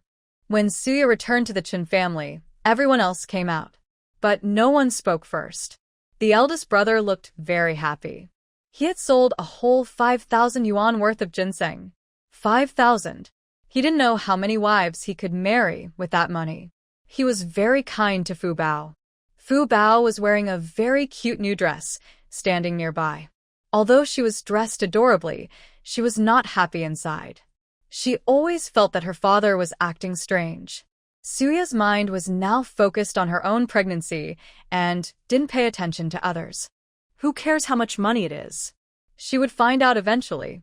Since fifth brother and his wife are back, mother doesn't need to worry anymore. My daughter, help me find a suitable girl. Money isn't a problem. My older brother looked very proud, full of confidence. I want a young, pretty, unmarried girl. He stated his requirements. Gu Qiujuan rolled her eyes when she heard this. Still young? With so many demands, go find one yourself. Gu Qiujuan didn't want to bother with him at all. He was spoiled. Having some money made him arrogant. Now that you have money, shouldn't you be more filial to your mother? Gu Qiujuan asked for money. Anyway, he now had 5,000 yuan. She had raised him for so many years, and now that her son had money, she wanted some return. Chen Feng looked uncomfortable when he heard this. He hadn't thought about giving money to his mother. He just wanted to keep the money for himself. But his mother had spoken. He felt he should give some. He hesitated. Gu Qiujuan looked upset. She had raised him for so many years, and now he was unwilling to give her any money. She sneered. Will you give it? She spoke softly. She wasn't afraid Chen Feng wouldn't give. As long as he stayed in Chen village, he had to respect her as his mother. He must. Yes. Can I give my mother 10 yuan? Chen Feng asked hesitantly. Gu Qiujuan looked at him coldly. 100, 200, Chen Feng felt worse and worse inside. In the end, he decided to give 500 yuan. Gu Qiujuan took the money without hesitation. Chen Feng's father saw her take so much money from his son and felt uncomfortable. Qiujuan, the oldest son, finally has some money. Why are you asking him for so much? His tone was a bit accusing. It's none of your business. You love your eldest son so much, but you're too stingy to ask him. Don't stop me from asking. Gu Qiujuan rolled her eyes at her husband. Some people just can't be spoiled. Chen Feng's father was speechless after being scolded. He looked longingly at his older son. He didn't have much money now either. Chen Feng pretended not to see. He felt heartbroken after giving his mother 500 yuan. Dad lives with him, so there's no need to give any money. Father Chen opened his mouth but didn't say anything. Chun Dian started talking about preparing for the wedding banquet. Gu Qiujin already knew and agreed quickly. You have to pay for it yourself. We're too old now. We don't have any money. Gu Qiujin was very straightforward. By now, no one can expect her to give a single cent. Not even her own son. Unless it's her son-in-law and grandson. Of course. Chun Dian wisely took out 200 yuan. In today's time, 200 yuan can cover a very fancy banquet. Song Shu saw Chun Dian give the money and felt uncomfortable. No son's parents would not give money when he gets married. No matter how much, he shouldn't pay for everything himself. Even if he's not her biological son, she's raised him for so many years, so she should contribute. Song Shu felt unhappy, but didn't show it. In a family that takes so much from others, it's better to keep a distance. Song Shu already decided not to return after marrying Chun Dian. Gu Qiujin saw the money and didn't say anything. Chun Ming thought he would soon go to the provincial city for work, so he decided to tell everyone. He didn't want his other brothers to find out from someone else that he was working in the provincial city. This couldn't be kept a secret. When the fourth brother gets married, I'll go to the provincial city for work. Chun Ming dropped a bomb. What? Going to the provincial city for work? Second sister-in-law screamed. How could he go to work in the provincial city? She looked at Chun Ming intently. The others in the family also looked at Chun Ming. Chun Ming didn't care about their gazes. Yes. Going to work. Chun Ming answered her doubt. How did you find a job in the provincial city? Second sister-in-law asked nervously. I found it based on my ability. I have a high school diploma, so finding a job is easy for me. Chun Ming tried to flatter himself. Did you spend the family's money to buy that job? Second sister-in-law directly asked. Can a job in the provincial city be bought just like that? I work at the machinery factory office. How much does that pay? Don't you know how to figure it out yourself? Chun Ming said with a hint of sarcasm. If his work involved using family money, it wouldn't look good if others found out. But he didn't care much about reputation. What bothered him was that his family might guilt-trip him later and ask for money. He's not that kind of person. He made his point very clear. Second sister-in-law shut up after Chun Ming spoke. She knew exactly how much money was in the family. Big brother's face immediately darkened. He got 5,000 yuan, but fifth brother had a job in the provincial city. He thought about how much money he had and wished he could get a job in the city too. He was jealous of Chun Ming but also hoped Chun Ming could find out about job openings in the city for him. A big smile appeared on his face. Fifth brother, congratulations. From now on, I'll need your help and advice about jobs in the city. I'll give you the money. Chen Feng spoke politely and Chun Ming, though unwilling to help, nodded in agreement. Don't ask why he wouldn't help. It's simply because they don't get along well. Fourth brother also congratulated him. Song Shu immediately looked angry. What? The most useless Chun Ming has a job in the city? Why? Clearly, Chun Dian is the most successful in the Chin family. It's not Chun Ming at all. Song Shu is someone who likes to compare herself with others and can't stand seeing others do better. Only the third brother and his wife sincerely congratulated him. Chun father was also stunned when he heard this. His youngest son was the best student in the family. But since the college entrance exam was cancelled, he couldn't find a job in the county. So, how did he get a job in the city? His gaze fell on Qiu. It seemed she had helped him somehow. He sighed. All her children were raised by her, yet they treated her like this. If he was going to help, he should first help the eldest son. Who in the village doesn't stay with their eldest son when they're old? His eyes showed blame. Gu Qiuju saw this and glared directly. What's going on? Could there be a problem? Suya noticed everyone's changing expressions. It turns out that even among family, no one wants you to do well. Everyone has their own little plans in mind. Chun Ming doesn't care about what others think. He just wanted to let them know. News spreads quickly in the village. In just a short time, everyone knew Chun Ming was going to the city to work. Oh, what a great son-in-law. Why didn't I notice this before? Me too. I never saw it coming. Chun Ming actually has a stable government job. He hardly works on the farm anymore. What is this? It's clear he's destined to be a person who writes and works in an office. That's a job at a machinery factory. Everyone in the village feels it's a pity. Before, Chen Ming was disliked and ignored in the village. Now, he's got a steady job. Many women's parents regret not marrying their daughters to Chen Ming. After all, Chen Ming is handsome, kind to his wife, and doesn't work on the farm. Having a stable job. Who wants to work on the farm? At first, everyone thought Chen Ming was out of his league for marrying Suya. Now, they all think Suya is lucky. Even though Suya is from the city, not everyone from the city has a good job. If they did, many young people wouldn't go to the countryside. In the end, Chen Ming is the real winner. Yes. Having a good job makes you a top person. I'm just hoping Chen Ming can help find a good match for our daughter when he goes to the city. I'm hoping he can find a city girl for my son. Everyone has their own plans in mind. Hui Nuonua heard that Chen Ming was going to the city to work and froze. How is that possible? How could he go to the city to work? He's supposed to take the university entrance exam. What machinery factory? She knows very well that those factories are likely to close down soon. They're not desirable at all. She doesn't care about machinery factories. What she cares about is Chen Ming becoming an official. She wants to be a wife of an official. How could this happen?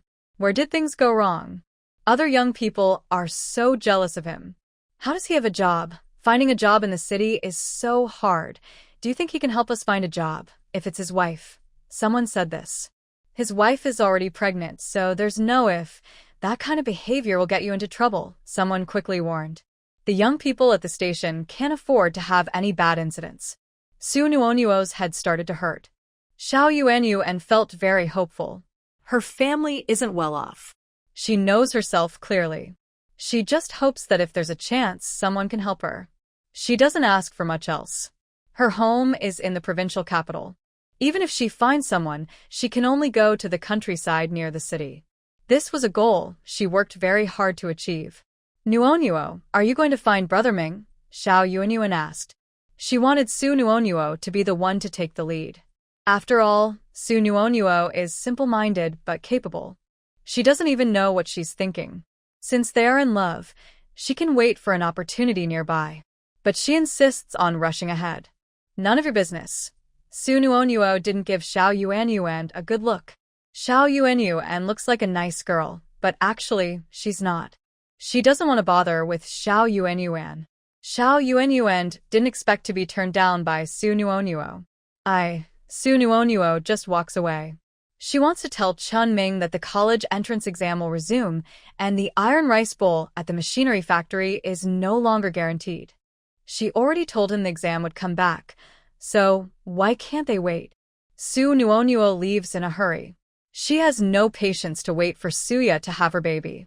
I'm going to find Chen Ming. Su Nuonuo directly goes to Chen's house.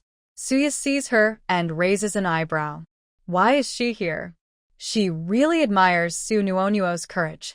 They've all been reborn, so why can't she rely on herself? Relying on her foresight, she can also live quite well. She just doesn't understand. Chen Ming heard the sound and frowned. Honey, I need to go out and call the village chief, he said to Suya. He wanted to inform Suya without saying much to Su Nuonuo, to avoid making her worry. He really couldn't understand why people from the city could be so flattering to him, a simple country bumpkin. He's not related to the village chief, nor can he offer her a spot at the university for workers, peasants, and soldiers. He decided he must call the village chief to solve this problem. He thought it would be better to move this person elsewhere. Su Nuonuo stubbornly waited at the door for Chen Ming. Song Shu saw Su Nuonuo and had no memory of her. She felt a bit nervous. Come out, I have something important to tell you, Su Nuonuo shouted loudly. Chen Ming looked at her silently. If you have something to say, let's go to the village chief, he said directly. You're not allowed to work in the city. Su Nuonuo tightly held on to Chen Ming. You must take the college entrance exam. You can't go out to work, she kept repeating. Chen Ming was confused. Is this person crazy? Why wouldn't he go to work? What about the college entrance exam being restored? The college exam has been cancelled for years. Who knows when it will be restored? Chun Ming believed that for the country's development, education should be valued. But who knows when the college entrance exam will actually be restored? This person is so strange, acting so wild. He must find the village chief. He shook off Su Nuonuo and went straight to the village chief's house. Su Nuonuo was confused. Why doesn't he trust her? Wait for me. Believe me. Everything I say is true. Song Shu listened, feeling anxious. Could she also be from a different world? Her advantage of knowing the original story suddenly disappeared. She didn't know much about the Chin family. She thought that people in a small village didn't have many contacts. Now she couldn't help but ask her second sister-in-law. She asked Chin Dian, but he probably didn't know. This person, she heard, was pestering the fifth brother, even though he's from the city, and was persistently bothering him. Second sister-in-law spoke with a sarcastic tone. She keeps talking about the college entrance exam every day. Is she really that capable, even going to the countryside? Second sister-in-law said dismissively. Suya also heard what second sister-in-law said and looked at Song Shu. It seems that the true identity of Su Nuonuo is about to be revealed. It has nothing to do with her. She is someone who relies on her parents at home, depends on her husband outside, and plans to rely on her children in the future. She is not someone who works hard. No one can uncover her disguise. She is not worried. Song Shu is not stupid and quickly understood the main point. This person, clinging to Chen Ming, clearly indicates Chen Ming will have a bright future. She has always encouraged him to take the college entrance exam, which shows that Chen Ming's success depends on passing it. Song Shu couldn't believe it. How could he possibly succeed? The story doesn't say he will succeed. Even if he does, it's probably just earning a little money. Song Shu doesn't believe he'll be more successful than Chin Dian. She must hold tightly to Chin Dian. But for Su Nuonuo's appearance, she felt a bit urgent in her heart. Her only advantage was gone. Now she can only cling tightly to Chin Dian's leg. Chun Ming went to the village chief's house to talk about the matter. Village chief, this woman is talking nonsense. If it gets out, people might misunderstand that we are against the higher-ups. Chun Ming didn't finish his sentence. The village chief naturally understood what Chun Ming meant. He immediately became alert. These are turbulent times. If something gets out, it could be a big problem. Mingzi, I understand what you mean. The village chief immediately decided to request transferring Su Nuonuo away. This person's words are always so frightening. When Su Nuonuo came over, Chun Ming had already left the village chief's house. I didn't tell a single lie. Su Nuonuo tried hard to prove that what she said was true. Chun Ming ignored her. He believed that Su Nuonuo was speaking the truth. But clearly, she was craving him. He couldn't let his wife misunderstand. As for what she knew or didn't know, he didn't care if the future mechanical factory job was good or not. He only knew that now it was very good. He could live like a city person. There is no need to be forced to work in the fields. This job can still be passed down. Is there something wrong? Chun Ming paid no attention. Suya watched Chun Ming come back, eager to know if her husband was persuaded by Su Nuonuo. The college entrance exam. She knows her husband's biggest regret is missing the exam. He usually does very well in tests. Suddenly, he can't take the exam anymore. Just thinking about it makes her feel sad. Wife, why are you staring at me? Is the baby in your belly causing trouble? Chun Ming leaned down to listen to the baby's movements and reached out to touch his belly. No. Very well behaved. When talking about the baby, Suya is full of tenderness. She is going to be a mother too. Her heart is full of mixed feelings. She worries she won't be a good mom. But she's also very excited. You look handsome. Did you really complain to the village chief? Suya asked curiously. Of course. Nonsense, if this gets out, our village will have trouble. Chun Ming was not exaggerating. Su Nuonuo's behavior was truly hard to judge in terms of seriousness. Suya nodded. She also thought Su Nuonuo was too arrogant. After rebirth, she acts like she's brainless. It's as if everyone in this era has forgotten. Aren't you excited about the college entrance exam? Suya teased. Yes, I am. If the exam is restored, I'll take it any time. Going to college would be easy. But what's the use of saying it's not restored? It just adds to my worries. Chun Ming said casually. When he first heard Su Nuonuo say the exam was restored, he was definitely excited. But then he thought about it and understood what she wanted. He couldn't do it. He's not a good person. But that doesn't mean he has no bottom line or principles. When he married Yaya, he promised to treat her well and not let her down. As long as she behaves and lives with him, he would never betray her in this life. Knowing this, he no longer cared about what Su Nuonuo said. What she said didn't matter to him. He didn't want to know. So Yasmail softly. You're so cute. You're such a beautiful wife. Ha. Thud. Suya's stomach moved. Does the baby want us to praise her too? Baby is so adorable and smart. Suya's voice was gentle. Chun Ming looked at her with full affection. He never thought he would have a wife and children. After all, he was struggling to support himself. He was always tired just doing simple chores. The only thing he could do independently was study and hope for a better future, but even that was taken away by the college entrance exam. He had resigned himself to being single forever. But surprisingly, someone liked his face. Thank you, wife. Chun Ming thanked Suya. We're family, there's no need to thank me. Chun Ming looked steadily at Suya's belly. He wanted to be a good father in the future, someone who would treat everyone fairly. He silently told himself this in his heart. Chen Dian's wedding banquet was held as scheduled. The banquet in Chen's village was very grand. There were 4 main meat dishes, all full of meat, with nothing else mixed in. In the countryside, seeing even a little bit of meat at a banquet was already impressive. And such a grand banquet was rare. The 4 meat dishes were a large plate of braised pork, a big plate of pig's trotters, a whole fish, and a kilogram of fried chicken. There were 6 vegetable dishes, along with multi-grain buns and sweet potato porridge as the main food, enough to fill everyone. This was a very good feast for the countryside. They set up 15 tables. 200 yuan was spent completely. Gu Qiujin added another 20 yuan. I'm your mother, you should be filial to me. Since you're getting married, I'll give you 20 more. When Gu Qiujin said this, she became well known in the village. Some thought she was a real mother, which was rare for someone to do this much for her son. Chun Dian was also grateful to his mother.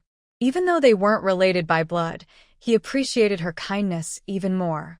Song Shu watched from the side, wanting to roll his eyes. As a mother, isn't it normal to spend money on her son's wedding banquet? Why does she make it sound like she's doing something extraordinary? Song Shushin felt unhappy inside, but tried not to show it on her face. She was busy toasting with Chen Dian at each table. The villagers praised Chen Dian for his good background, saying he married the daughter of the company commander and had a bright future. Some even made suggestive jokes, praising the bride's figure and face. Song Shushin frowned deeply when she heard this. What kind of people are they? Chen Dian was nearby, trying to comfort Song Shushin. Our rural customs are like this, he said casually, raising his glass. Compliments about the bride were just to make himself look good. He was a bit bothered that Song Shushin's figure wasn't as good as Suya's. He thought of himself as the most promising child in his family, so his wife should be the best. Fortunately, Suya's family wasn't very well off. Thinking of this made him feel better. Unaware of Chen Dian's complicated thoughts, Song Shushin disliked these rural customs. She kept giving toasts to Chen Dian one after another. Chen Dian accepted all of them without refusal. She tried to comfort herself, thinking that successful people often drank a lot at banquets. A man who can drink well is a man who can achieve great things. She held back her temper inside. If she argued with Chen Dian now, it might hurt their relationship. She wanted to be a good supportive wife. Suya sat at the table, focused on eating. The food was okay. Not as good as her mother-in-law's, but it had the festive feeling of a rural banquet. She was showing off her eating skills to Chen Ming. Everyone at the table was also busy eating, as if they were in a battle. Many people were still stuffing meat into their mouths while the bride and groom were toasting. Men were doing okay, but women and children were making a mess. It was like they were about to fight. Why did you eat so much meat? I only took 1 piece. There's no rule about how many pieces each person can eat. If you can't eat so fast, who can you blame? Two women started arguing, and others at the table hurriedly kept eating. They saw the meat getting less and less and stopped fighting. If they kept fighting, there would be none left. Song Shushin watched this behavior with a look of disgust that she couldn't hide. People who haven't seen much of the world can fight over a piece of meat. Looking at the meat on the table, she couldn't help but salivate. Since returning from visiting Qindian, she asks every day when Qindian will come back to the city. She didn't get to eat much meat in the countryside. Qindian gave all the receipts and money to her family. They still borrowed money for the banquet. Sometimes they buy a little meat, and they have to send a bowl to Chen's father and Gu Qiuji each. That's only a small amount of meat. She is very eager to eat. Song tries not to look at the meat on the table. She follows behind Qindian. Chen Feng talks at the banquet about wanting to find a second love. Everyone at the banquet just laughs awkwardly and doesn't want to help introduce anyone. Without a stable job and at her age with 2 sons, no one wants to marry their daughter to her. No one wants to discuss this topic. Chen Feng looks unhappy. What does it mean? Does it look down on him? I will give a bride price of 200 yuan. Looking for a young, pretty girl, Chen Feng states his requirements. 200 yuan? Are you joking? 10 yuan for the matchmaker fee if it works out. People in the village know roughly how much money the Chen family has divided. When Chen Feng suddenly says he will give 200 yuan, no one believes it. Where did he get 200 yuan? Some people are very interested in the 10 yuan fee Chen Feng mentioned. They want to verify if Chen Feng's words are true. Second sister-in-law sourly talks about Chen Feng finding ginseng. Found ginseng again? What good luck! The Chen family has dug so much ginseng, they probably dug up all the ginseng on the mountain behind. Someone makes a sarcastic comment. Suya raises an eyebrow when she hears this. So, they only dug up 2 ginseng roots, she retorts. She glances at second sister-in-law and the eldest brother. Both love to show off, and this can't be hidden. She doesn't like them, but in front of outsiders, she still defends them a little. Chen Feng is unhappy when he hears second sister-in-law's words. He didn't plan to talk about digging ginseng at all. He just wanted to find a casual excuse to cover it up.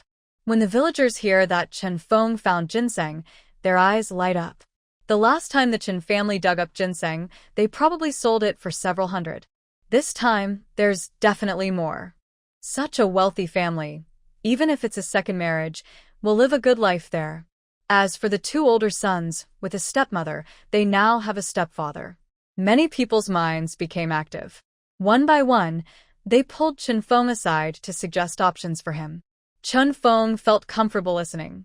Suya glanced at Chen Feng with a cold look. Gu Qiujuan saw this, and directly glared at Chen Feng's second wife. Why bring this up outside? Both of them were too afraid to speak under Gu Qiujuan's glare. Yaya, you don't need to worry about this.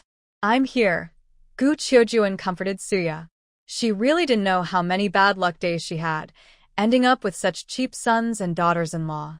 Just thinking about it made her feel upset. Chen Feng also felt embarrassed. He was still afraid of his mother. Chen's father found Gu Qiujuan's behavior strange. Why couldn't they talk about money at home? Their family wasn't like her family, which couldn't be checked carefully.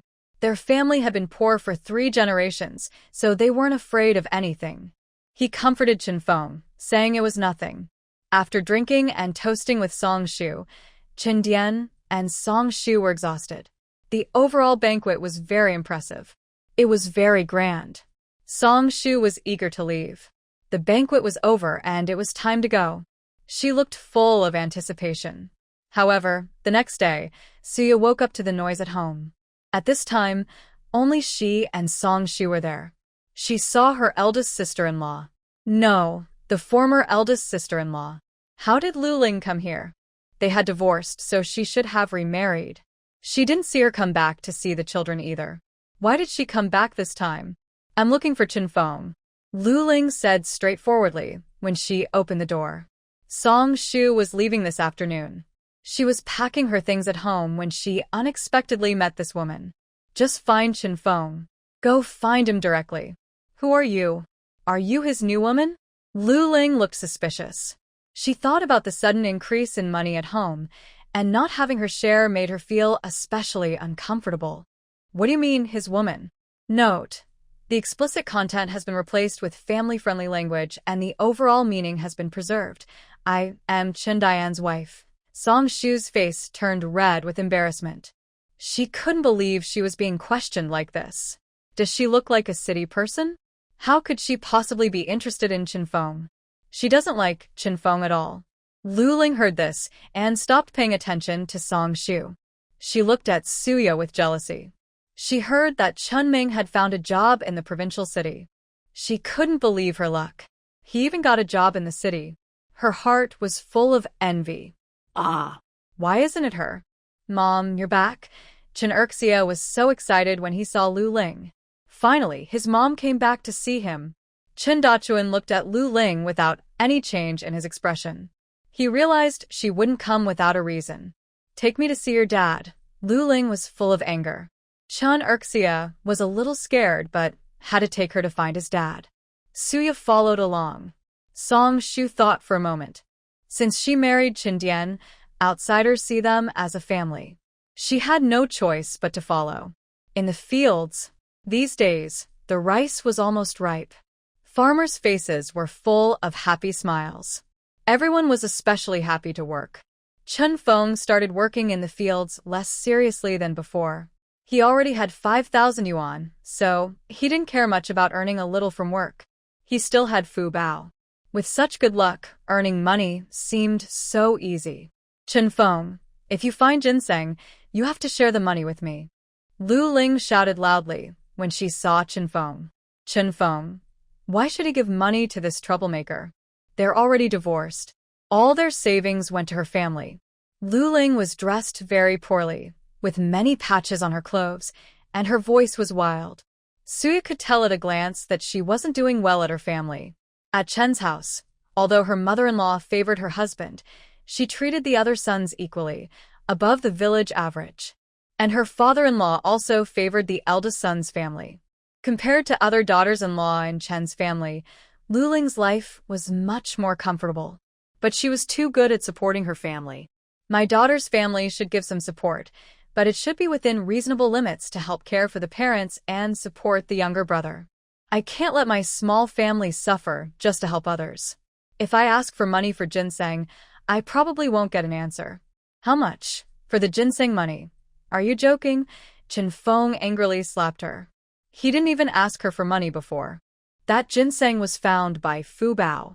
I am her mother, so I should get some of the money. Lu Ling argued firmly. That ginseng could be worth thousands of yuan. If she gets some, she can have a better life at her parents' home.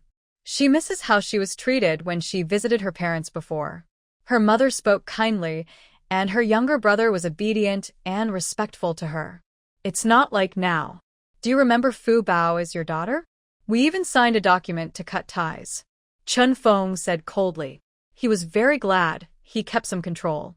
Otherwise, with Fu Bao's good luck, if that crazy woman got involved, it would be trouble. This money, he wouldn't help his brother with, let alone others. Thinking about his wife, the crazy woman, giving so much money to his younger brother. His brothers hadn't benefited from him yet. Now he's the richest in the family. Shouldn't he show some generosity? Chen Feng thought about having 5,000 yuan himself, and he could give some to each brother. It wouldn't affect his own plans. Even though his fifth brother has a job now, he only earns a few dozen yuan a month in the provincial city. He also has a lucky daughter. It's true that there was a document to cut ties, but she's still my daughter born after 9 months of pregnancy, Lu Ling argued stubbornly. She couldn't accept not getting any money. Go away. Chen Feng ignored her completely. People in the village also pointed fingers at Lu Ling. This person is shameless. Even after divorce, she took all the family savings and now dares to ask for money? Did she find that ginseng herself? Bao Bao es Fu Bao? Kids don't usually have such good luck. This is hard to say. Maybe she really is lucky. The villagers' attention focused on Fu Bao. Fu Bao's original name was Chun Baoya, but later everyone in the Qin family started calling him Fu Bao, and the villagers also accepted this nickname. However, no one really believed that Fu Bao was truly lucky. Now, after Lu Ling mentioned it, everyone's curiosity was piqued. They began to ask the Chen family about it. Second sister-in-law didn't dare to speak carelessly. Suya casually replied a few words. Song Shu had no idea at all. Fu Bao is a lucky fish? That thought flashed through Song Shu's mind. No way. If he really were a lucky fish, how could the Chen family be so poor? In her view, if the family had a lucky fish, they wouldn't be so broke after splitting up. She overlooked the family's various expenses. All the children in the Chen family went to school, and they also had to pay for food. In the end, Lu Ling was driven away. Suya shook her head. She couldn't understand why Lu Ling came back asking for money. According to reason, the 800 yuan they received was a large amount. People are really greedy. That money has nothing to do with her. She simply didn't think about it.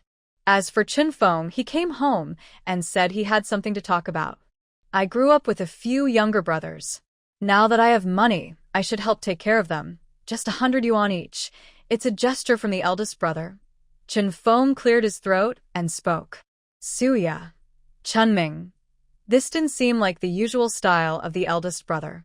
Since Suya entered the house, she hadn't seen Chen Feng be generous. He kept asking for money in various ways. Why did he suddenly change? What kind of shock did he get? Second sister-in-law reacted the strongest. Giving us money? If you need something, just say it directly. She didn't believe the eldest brother was so kind-hearted. Chen Feng felt helpless. Why does everyone think he's so good? Does he look like a kind person? He's really at a loss. He intends to give the money. Really? Gu Qiujin also slowly spoke. Really? Chen Feng confirmed again. Chen father wanted to say something but hesitated, thinking about the other children who were also his sons, but he didn't say anything. This was something the eldest son wanted to do himself.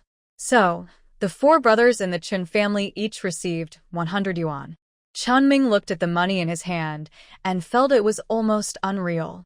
Second sister-in-law looked at the money again and again, confirming it was real, with a big smile on her face. Third brother and third sister-in-law also tightly held the money in their hands. Chun Dian and the others were surprised too. They had never seen such a generous eldest brother before. Song Shu was confused. 100 yuan is quite a lot, right? Did the big brother really give it so easily? Could it be that he sold ginseng for a lot of money? Her gaze fell on Fu Bao. She was a pretty cute girl.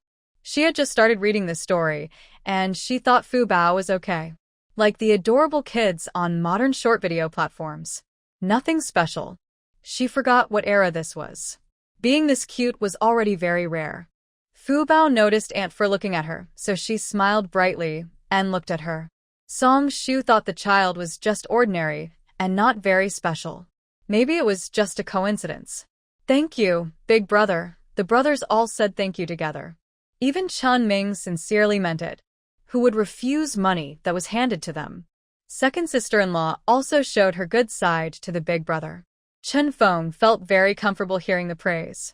Even the third brother started giving him a massage. Second sister-in-law also praised him with kind words. Fifth younger brother looked at him with admiration. Fourth younger brother, even as a military officer, showed him respect. No wonder that mean woman liked to stick close to her family. It turned out to be like this. Being congratulated by others felt really good. We are all real brothers. If I get rich, I definitely won't forget you. Chen Feng waved his hand confidently. He seemed to have changed completely. Suya felt that, indeed, people need money. With money, the family becomes harmonious. But for harmony, she wouldn't just give her money away for nothing. Her impression of her big brother was better now. Who doesn't like money? Back in the room, Suya looked at Chen Ming, and he looked back at her. Finally, Chen Ming spoke first. I don't know what he's really like. Did he get upset? Suya tentatively asked Chen Ming. Who knows? Anyway, it benefits us, so let him be. Chen Ming didn't take it seriously. His mind was focused on Suya's pregnancy. Over with third brother and third sister-in-law, they were talking. Big brother has money now and still gave us 100 yuan. Should we tell him about selling the Lingji? Is it really Fortune Treasure who gave us this? Jiang Ro asked Chen Yu for his opinion. No need to tell him. Fifth brother also gave us money. If we tell him, it's like we're betraying them. We'll keep this in our hearts. When Big Brother needs help, we should support him more. Isn't Big Brother planning to marry a new wife? If things aren't settled soon after you have the baby, you can help keep an eye out. Chen Yu told Jiang Ro. Okay, Jiang Ro agreed immediately. At this moment, Chen Feng didn't know his future wife was about to have a clear plan. Second sister-in-law kept tossing and turning, unable to sleep. She had received 100 yuan out of nowhere, but didn't know where to put it. Are you still not letting me sleep? If you move around again, I'll give you the 100 yuan, and then you can sleep. Second brother muttered a straightforward comment. Second sister-in-law immediately stopped moving. How could money be given to a man? Does having money make men bad? There are so many beautiful widows in the village. Second sister-in-law quickly calmed down. On Song Shu's side, because the Chen family had some issues, Chen Dian hadn't left. Song Shu was confused. You've asked for leave so many days. Why don't you go back? It's my eldest brother. He has things to deal with. Can I just leave like this? Chen Dian explained to Song Shu. Didn't she leave today? Song Shu didn't understand. To her, both of them were married and had their own families. Why should they care so much? If she leaves, her family will send someone. My eldest brother has things to do. I have to stay here and support him. Look at my big brother, he's good. He has money and still gave us 100 yuan. Chen Dian supported his head and said. He didn't understand why good girls now seemed to have changed, acting unreasonable. He already regrets getting married. Then take some leave. Ask for more leave. Song Shu couldn't hold back and exploded. I've been stuck in this boring place for so long. No convenient transportation, no shopping malls, no government restaurants. And I have to cook for you every day.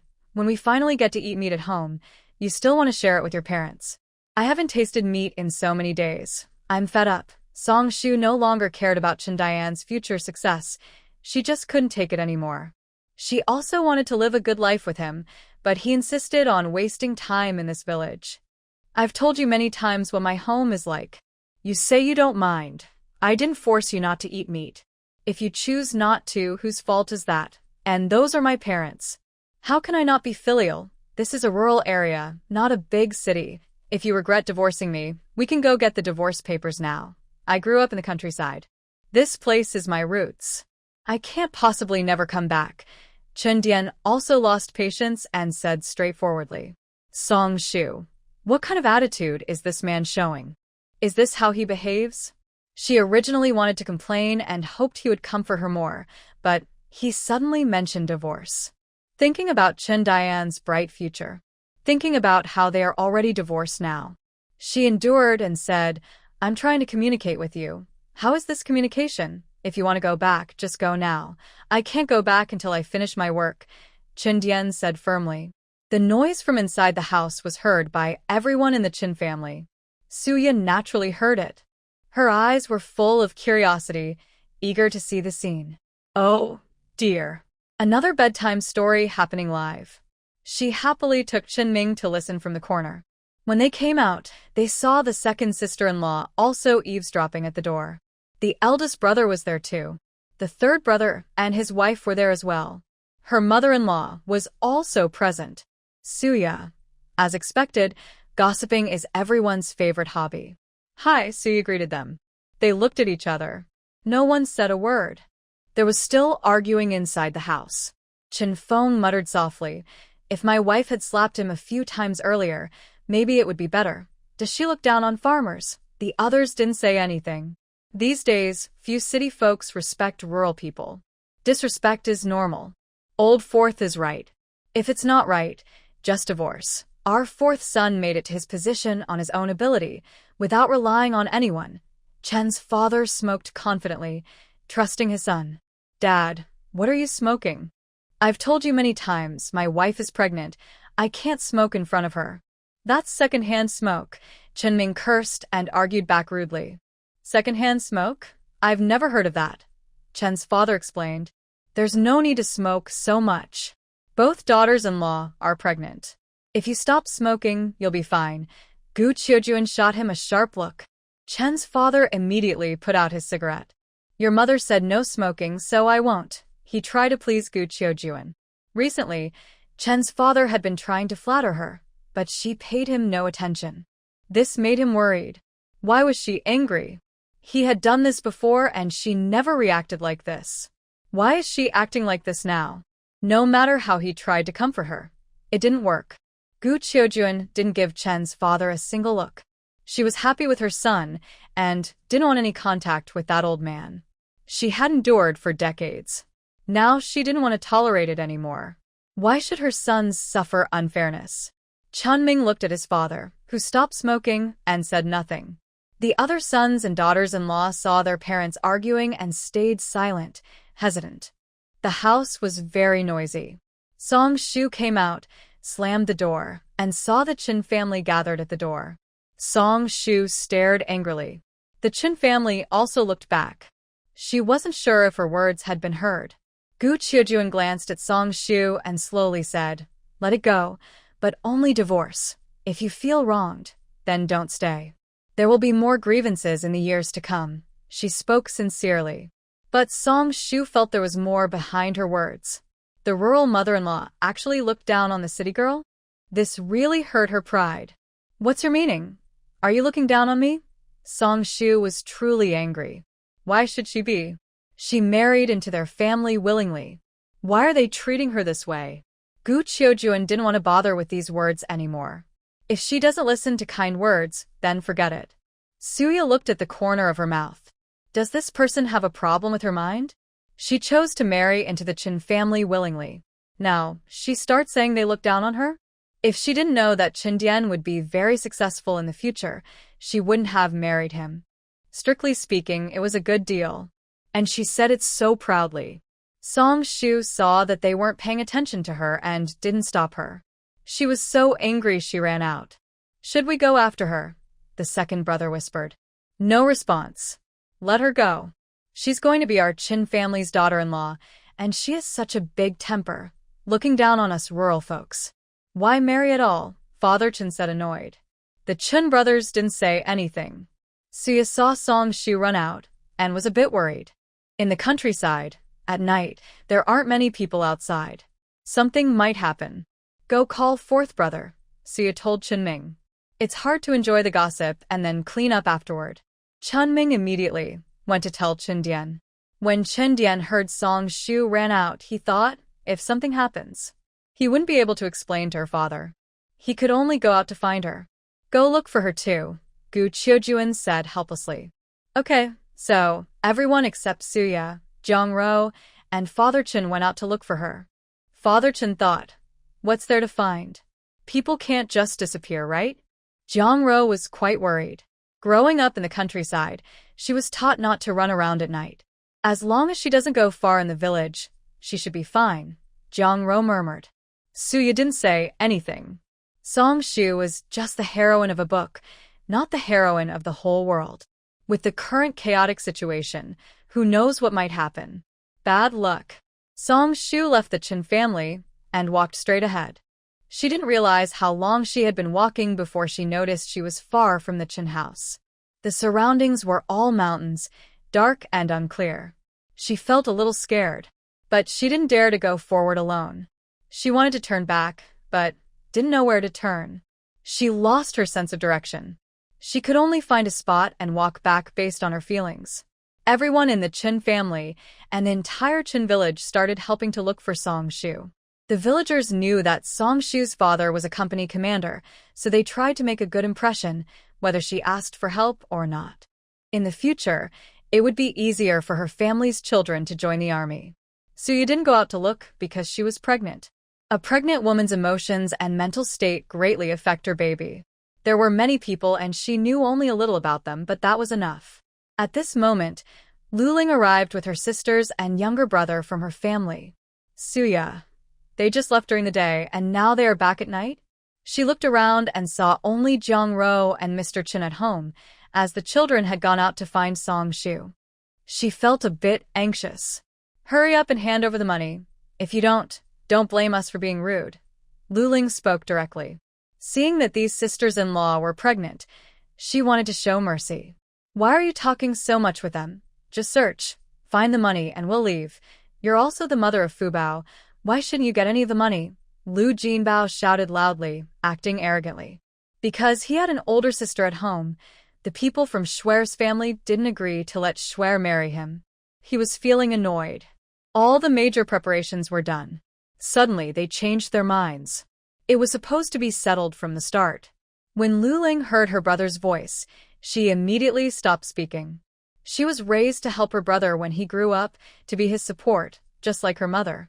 She had heard this many times, so she gradually accepted this idea. So whenever her brother spoke, she said nothing. Go search the stuff, Lu Jinbao ordered people. Others from the Lu family, including Lu's other daughters and their men, came along. This group of people can be counted as dozens. Suya looked at them in shock. They are very fertile. She no longer wants to have a second child. Her stomach, already carrying 3 babies, couldn't take more. Suya silently thought to herself. Before she could react, the Lu family members rushed into Chen Feng's room. Chen's father tried hard to stop them, but it was useless.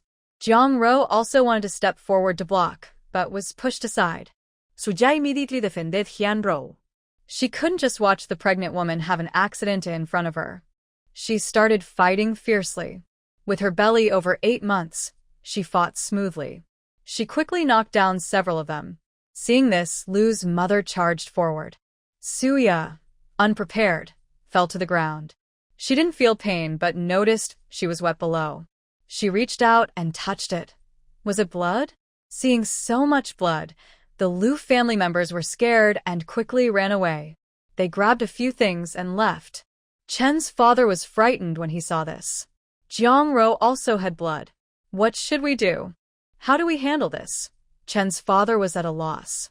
Suya tried to stay calm and told Chen's father to call for help. It took him a while to understand, but he didn't want to go out. I'm a man, I can't handle this kind of thing. Chen's father refused to go. Suya looked at him in disbelief. Just let it happen. There are others who are born right here in the field. I'll avoid it and look away.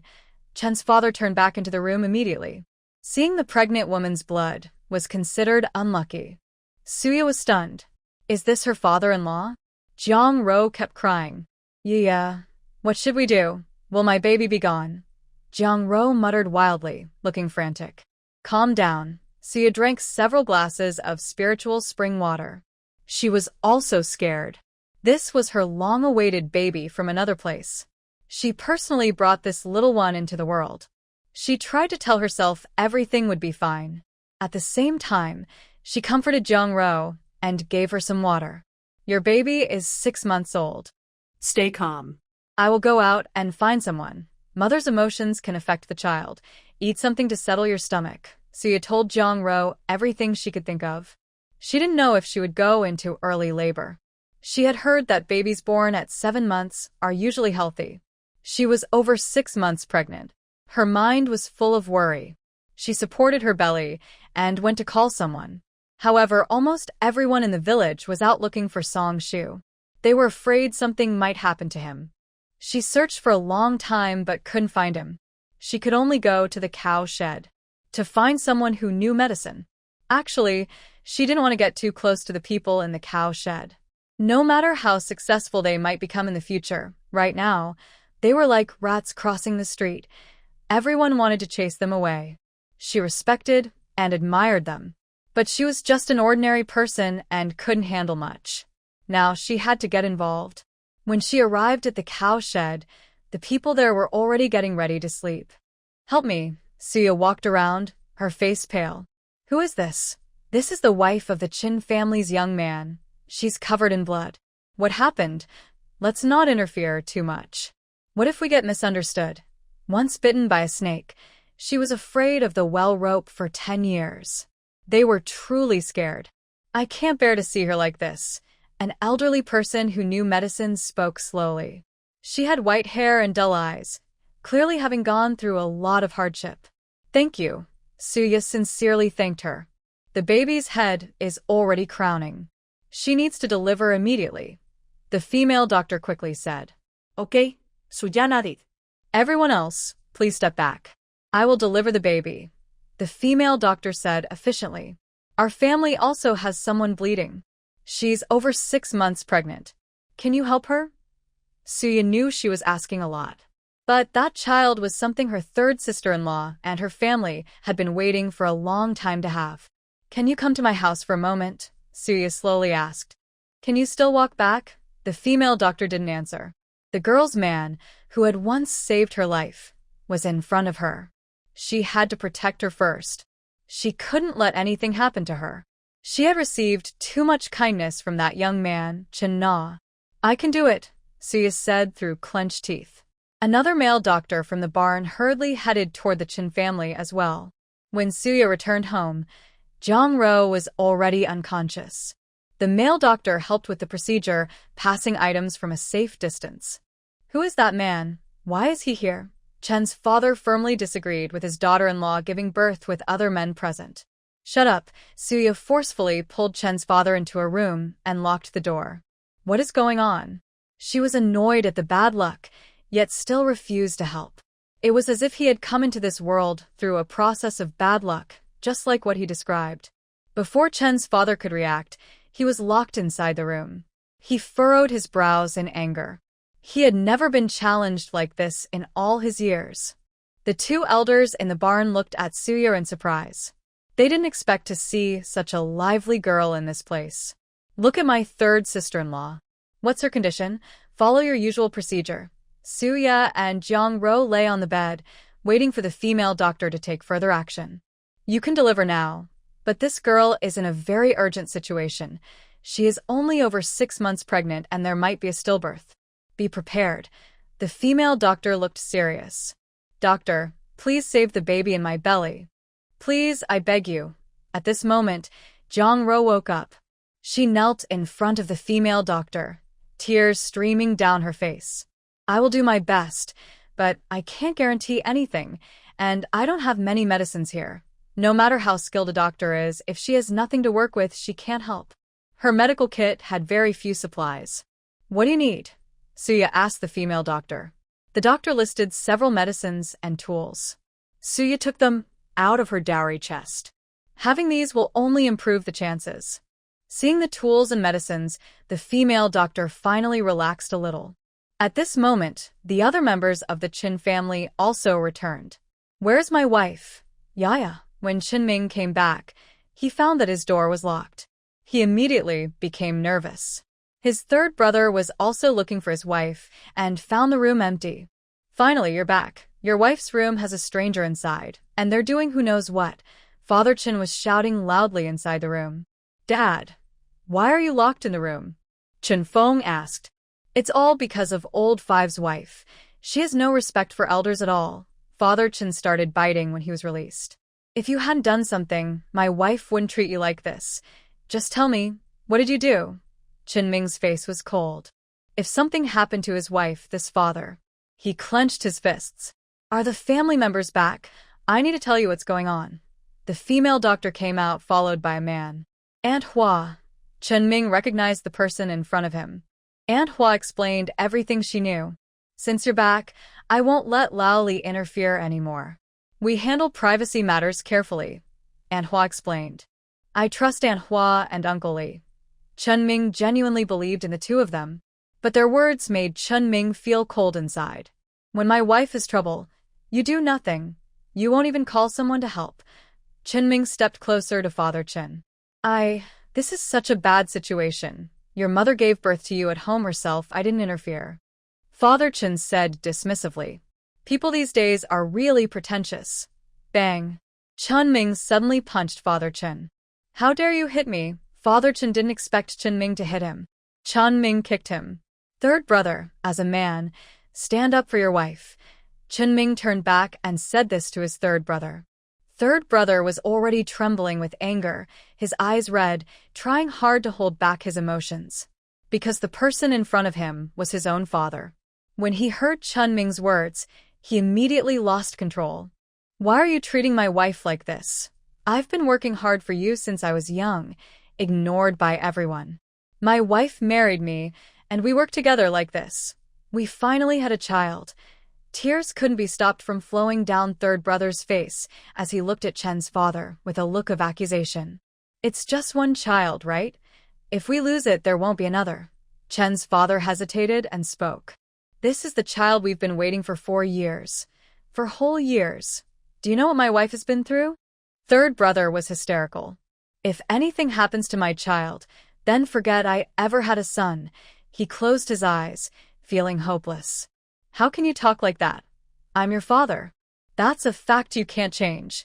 Chen's father was annoyed. One by one, the younger ones disrespected him, riding over his authority. What father? Let's get a divorce. Mingzai stays with me. Chen Yonghua, we're done. Gu Qiujin didn't say much. She had no more hope for Chen's father. Only disgust remained.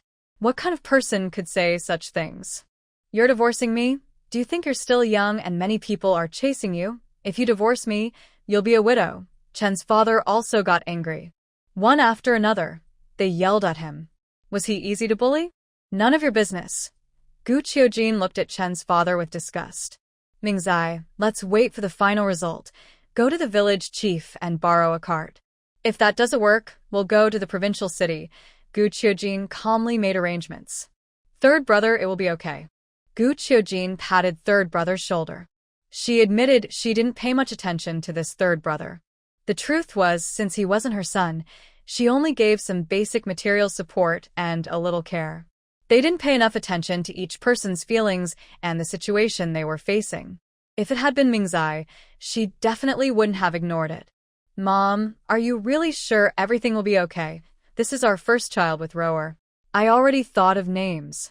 The boy will be called Chun Jiangsheng, meaning the sun rising steadily. The girl will be called Chun Jiangtian, meaning her life will be sweet. We spent months thinking of these names. Third brother seemed to collapse as if something had fallen apart, slouching down. Gu Qiujin didn't know what to say and could only sigh. Big brother didn't know what to say about the family situation. His father was so confused. This is Chen family's child. If something happened, the family wouldn't be so calm unless it was an extraordinary situation. Father, just call someone. It won't hurt, Chen Feng muttered softly. You rebellious son. How can you say it won't hurt? This is a big matter that affects our luck. I've eaten more salt than you have. Father Chen looked serious.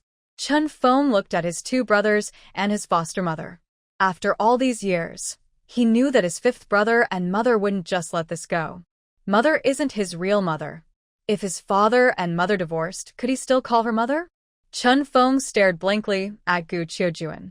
As for his 2nd brother and sister-in-law, the sister-in-law went speechless. This father-in-law was really too unrefined. She thought of herself as a top-tier sister-in-law, liking to take advantage and unwilling to suffer losses. But she still had some conscience. Not much, but enough to not stand by and do nothing when someone was in danger. Outside the house, there was silence. Chun Ming went to the village chief's house to borrow a cart, always ready. The Chun brothers didn't leave. In the end, Father Chun went straight back to his room to sleep. Why make such a fuss over having a baby? Father Chun thought, and showed his feelings through his actions. Inside the house, Suya stared at the dark ceiling, lost in thought. Her baby had actually been born a month early? She had expected the baby to come in a month. But it was so soon. Relax, the baby's head is showing. Aunt Hua spoke slowly. Gu Qiujin was also standing nearby, watching her daughter-in-law closely. What a tragedy. She was blind to be with that old man. She was truly blind. She felt deep guilt inside. Yaya, hold on. Mingzai is outside the delivery room. I didn't let him come in, don't worry too much. The 3rd daughter-in-law is nearby, and it's not convenient for him to come in. Gu Qiujin kept murmuring to Su Yaya. Su Yaya could hardly hear what Gu Qiujin was saying. All she felt was pain, very, very intense pain, a heart-wrenching ache, her whole body hurting.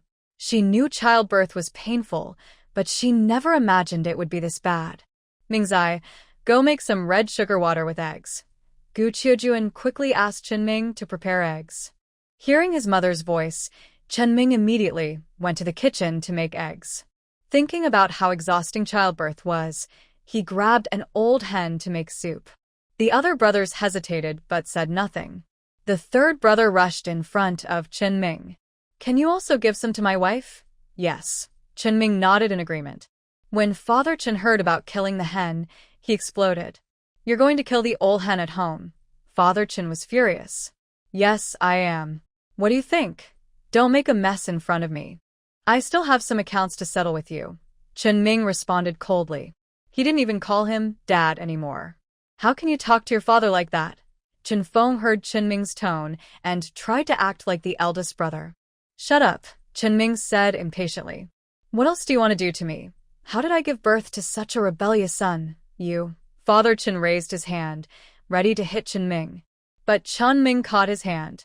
He wasn't very strong, but for some reason his strength had inexplicably improved recently. He understood it was because of his wife's good luck and that mysterious space.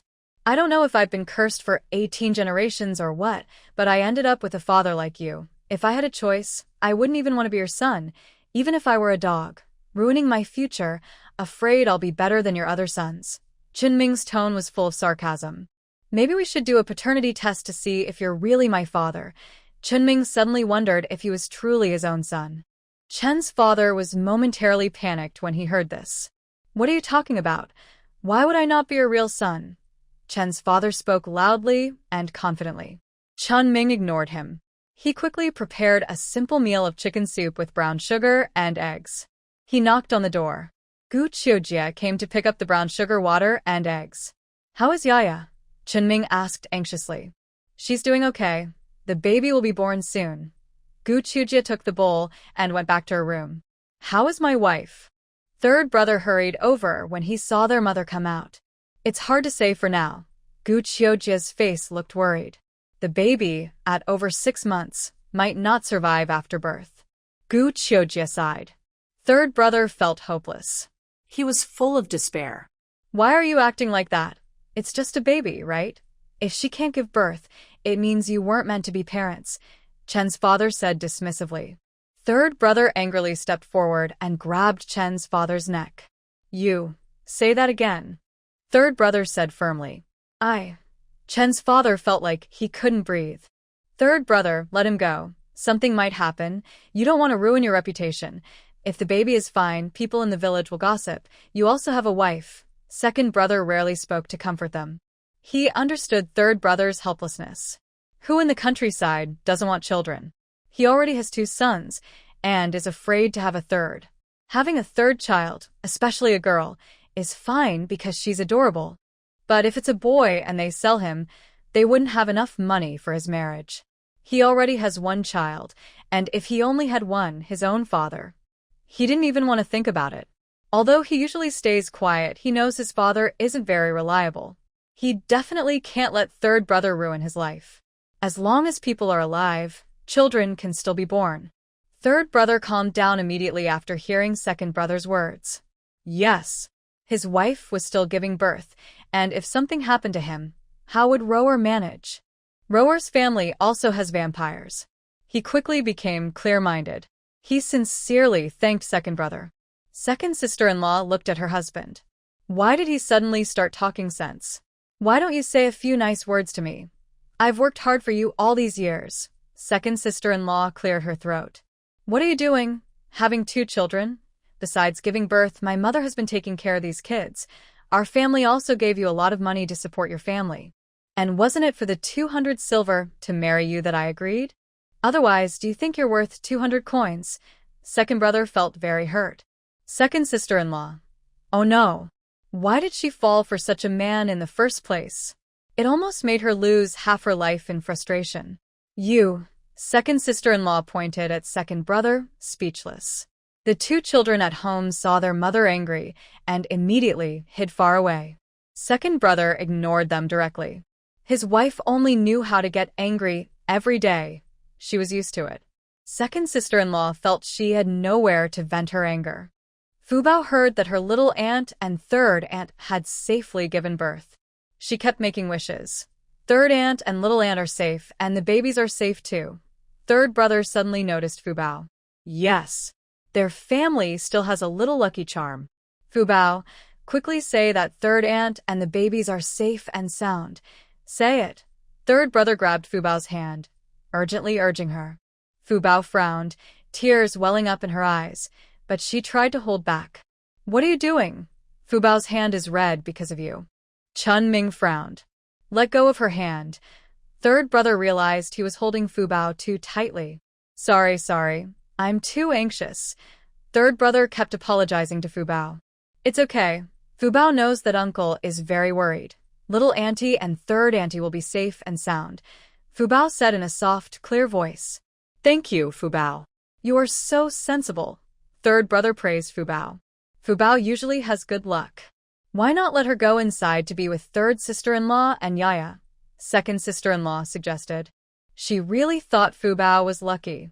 Such a lucky girl. Why wasn't she the one who gave birth?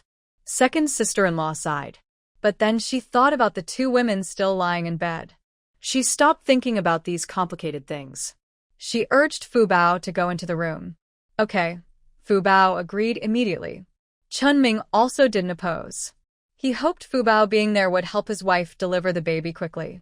People can be very selfish. For the first time, he felt guilty about someone. Fubao is still just a child. What are you coming in for? Gu Qiujin frowned when she saw Fubao come in. This place isn't for children to come in. Wait outside. Gu Qiujin wanted to chase Fubao out. Nana, I want to come in and be with the little aunties.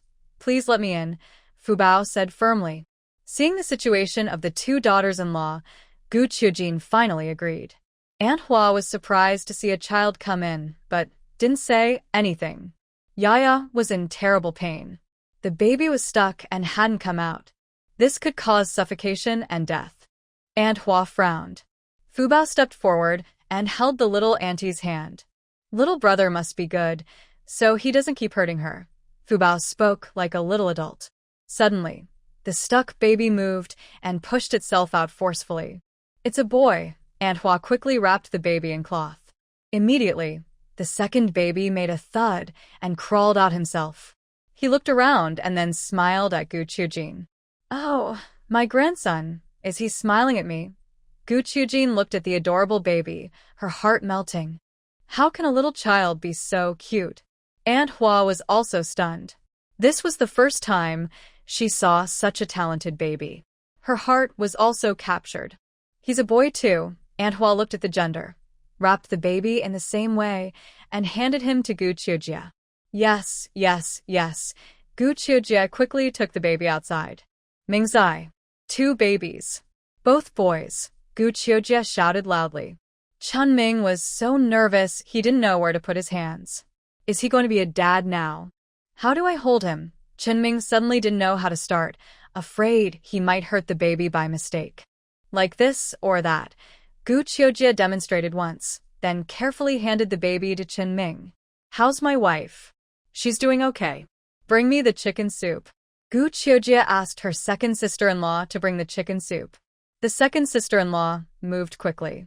She was very envious. She had just given birth to 2 sons at once. There was still one more inside her belly. She was only 2 years old. Thinking this, she brought out the chicken soup. Gu Qiujia took the soup and went back inside. Number 3 is out too. He's a boy. Aunt Hua looked at the baby with great affection. Still a boy. Gu Qiujia secretly hoped the third would be a girl. But instead, 3 boys in a row. Gu Qiujia also took the baby outside. Chun Ming couldn't hold him, so he could only let the second sister-in-law hold him first. She didn't trust the other men either. This second sister-in-law was jealous and competitive, but kind-hearted. Can I hold him? The second sister-in-law was surprised and pleased. She didn't expect her mother-in-law to trust her so much. Not worried she might do something wrong? Be careful, Gu Qiujia said with a bit of annoyance. Okay, I will. The second sister-in-law carefully took the baby, gently rocking and singing to him. She loved it so much. Baby's dad, should we have another one? Look how cute this one is. Even the 5th brother's family has 3 sons. The more children, the better. Second sister-in-law also took the initiative to talk about having children. She has 3 sons and in the village, she is quite influential. Have another child if you want. Look at the conditions of 5th sister-in-law's family. Don't worry about having 3. Even 3 more wouldn't be a problem. You also need to support your family back home. How can we manage that? Second brother said impatiently. Does this wife only care about having children? She endured great pain during childbirth, then seemed to forget it all afterward. I have 3 children, so I definitely won't support my family back home, second sister-in-law said nervously. Second brother ignored her. He didn't believe what she said. Just don't let us starve to death. Don't forget, when our 2 sons get married, we need to build another house, second brother reminded her. Second sister-in-law lost all her ideas. It was too painful to hear. Gu Qiujin had already sent someone to notify Su family's parents. Su family's parents were on their way here. This sudden birth definitely needed to be reported to the in-laws. She remembered that when they got married, it was agreed that someone from their side would carry the same family name. 3 grandsons, no worries, 1 for each. And there was 1 extra.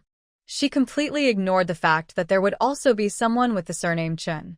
The recent disappointment from Chen's father had been too much.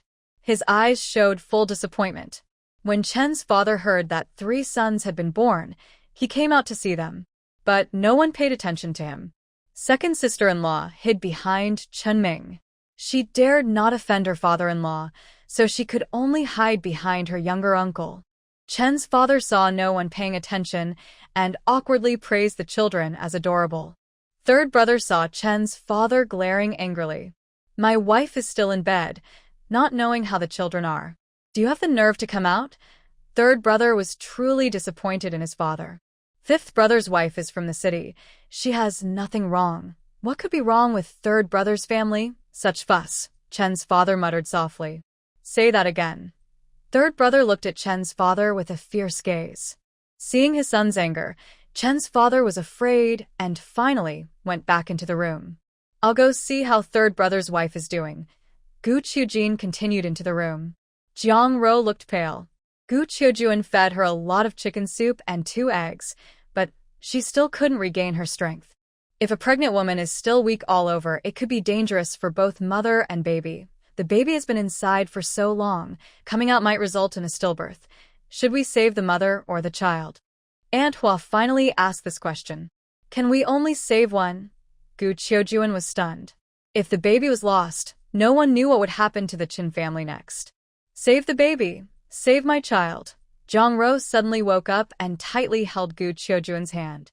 Mom, save the baby. I want the baby. Jiang Ro kept repeating. She had no children for many years, and it had become her biggest worry. She couldn't accept losing her child. Save the mother. Rower. The baby has no mother now. If it stays with the third brother, what if he finds a stepmother? The baby is a little life inside the belly, but Rower, you are a living person. Gu Qiujin firmly insisted on saving the mother. Brother Yu is not that kind of person. He wouldn't do that. Jiang Ro instinctively rebutted her mother-in-law. She didn't believe he would do such a thing. Why not believe it? The baby in your belly, who can you trust to take care of you? Men with a conscience, who knows how long they can keep it? Think about it. Are there any widowed men in 10 miles around who stay with their children and never remarry? Gu Qiujin spoke confidently. At this moment, Suya also woke up. She thought her mother-in-law was right. First, save yourself, Suya slowly spoke. Fu Bao carefully reached out to touch Jiang Ro's belly. If you don't come out soon, Andy will give up on you. You have to work hard and come out. Fu Bao's hand rested on Jiang Ro's belly. Suddenly, there was movement inside. Jiang Ro looked at her belly, clenched her teeth, and said, Doctor, just go ahead and deliver. Leave the outcome to heaven. Jiang Ro couldn't ignore the life inside her. She felt its presence. I'll try. Manhwa continued to watch. Suddenly, she realized the baby was slowly coming out. It was a small bundle, just over 3 gene, about 1.5 kilograms. There's a heartbeat. Manhwa was stunned. Could a 6-month-old baby really survive? Survived? Gu Qiujin was stunned. A 6-month-old baby. Can it be born? Suya thought about the spiritual spring water she had fed, and it seemed to be working. She relaxed a little. She simply couldn't bear to see someone die, especially since Jiang Ro usually got along well with her. Yes, she survived.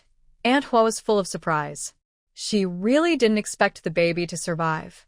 My baby. Let me see. Jong-ro was in terrible pain but held back her pain to see the baby. When she saw the baby, tears streamed down her face. I finally have a baby. Someone of my own. Jong-ro cried and laughed. Pregnant women shouldn't be too emotional. This baby is very small. Raising it is very hard. It needs nutritious food. The baby is weak at birth and will be difficult to care for later. Manhwa saw everyone was happy and quickly honestly shared the baby's condition. In the countryside, such good care is rare. She knew Chun Laosan's family was having a hard time, but she still had to say it. Otherwise, this baby might accidentally be lost. Is it really hard to raise this baby? Gu Qiujuan asked. Aunt Hua nodded. Born at over 6 months, just surviving is quite good. Aunt Hua sighed. It's okay. We understand. Yuga and I can do the chores ourselves. Jong-ro took over the conversation. If the baby can't work, then she won't make it do chores. Aunt Hua didn't say anything more. Gu Qiujuan frowned. In the countryside, if children don't work, they might end up relying on their parents when they grow up. If the college entrance exam had been restored, she would say so. But since it wasn't, earning money meant working in the fields. Gu Qiujuan looked at Jong-ro but said nothing. This was their small family matter. Saying more wouldn't help. She went out to tell Lao-san about the baby's birth. Is the baby born? Is it healthy? Third brother asked nervously. Gu Qiujuan honestly replied, I will work hard to earn money so my son can eat well. Even if I don't eat, I will make sure he does. I also have a son now. Third brother laughed happily. Even if the child is born with some shortcomings, I will spend more money to raise him. Luckily, I have some money now. I won't spend it on myself, but save it to support my son. Congratulations, third brother. Congratulations. The brothers quickly thanked him. At this moment, Chen Dian and Song Shu also returned. What's going on? Chen Dian looked confused. Third brother ignored Chen Dian completely. He also held some resentment towards Chen Dian's family. If Song Shu hadn't left home at this time, no one in the family or village would be around. How could his wife have suffered so much? Chun Ming sarcastically said, Oh, you finally came back. Married a city wife, with such a big temper, looking down on rural folks. Then don't marry someone from the countryside. Chun Ming directly confronted Song Shu. Song Shu's face turned pale. She didn't understand why she was the one suffering, yet she was being treated like this. Look, Song Shu pulled Chen Dian aside. How are you talking to your sister-in-law? Chen Dian frowned. People respect me, so I respect them. But everyone looks down on us. What's there to respect? Chen Ming, no longer afraid, retorted back. Everyone else in the room stayed silent. If today's events had nothing to do with Song Shu, it would be hard to explain. First, they looked down on the rural folks, and second, they indirectly caused a series of family issues. Just give me some face and let this go. I've already registered the marriage with her. From now on, I won't bring her back, Chen Dian said with a forced smile. On the way to find Song Shu, he realized they had already registered their marriage. Divorce now would hurt his future. He could only keep things as they are for now. If Song Shu does something later, then he can consider divorce. His family doesn't like Song Shu, so he won't bring her back in the future. Shu quickly apologized to everyone. Chen Dian pulled Song Shu aside and gave her a meaningful look. Song Shu thought about Chen Dian's sweet words tonight. She truly wanted to continue being with him. She didn't understand why, in the story, Chen Dian's relationship with his family was SOSO, but in real life, it was different. Reluctantly, she apologized, sorry, I didn't mean that. No one paid her any attention. Her face looked unhappy. These country folks still act high and mighty? She clenched her teeth in frustration. Let me tell you something. I'm going to divorce your father. Just witness it at home. I'll still be with Mingzai as usual, and you should give the pension money as well. Gu Qiujuan made her decision clear. Divorce? Why are you divorcing? Chen Dian hurriedly spoke in a panic.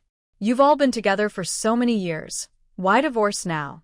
Chen Dian couldn't understand what had happened tonight, why his mother wanted a divorce.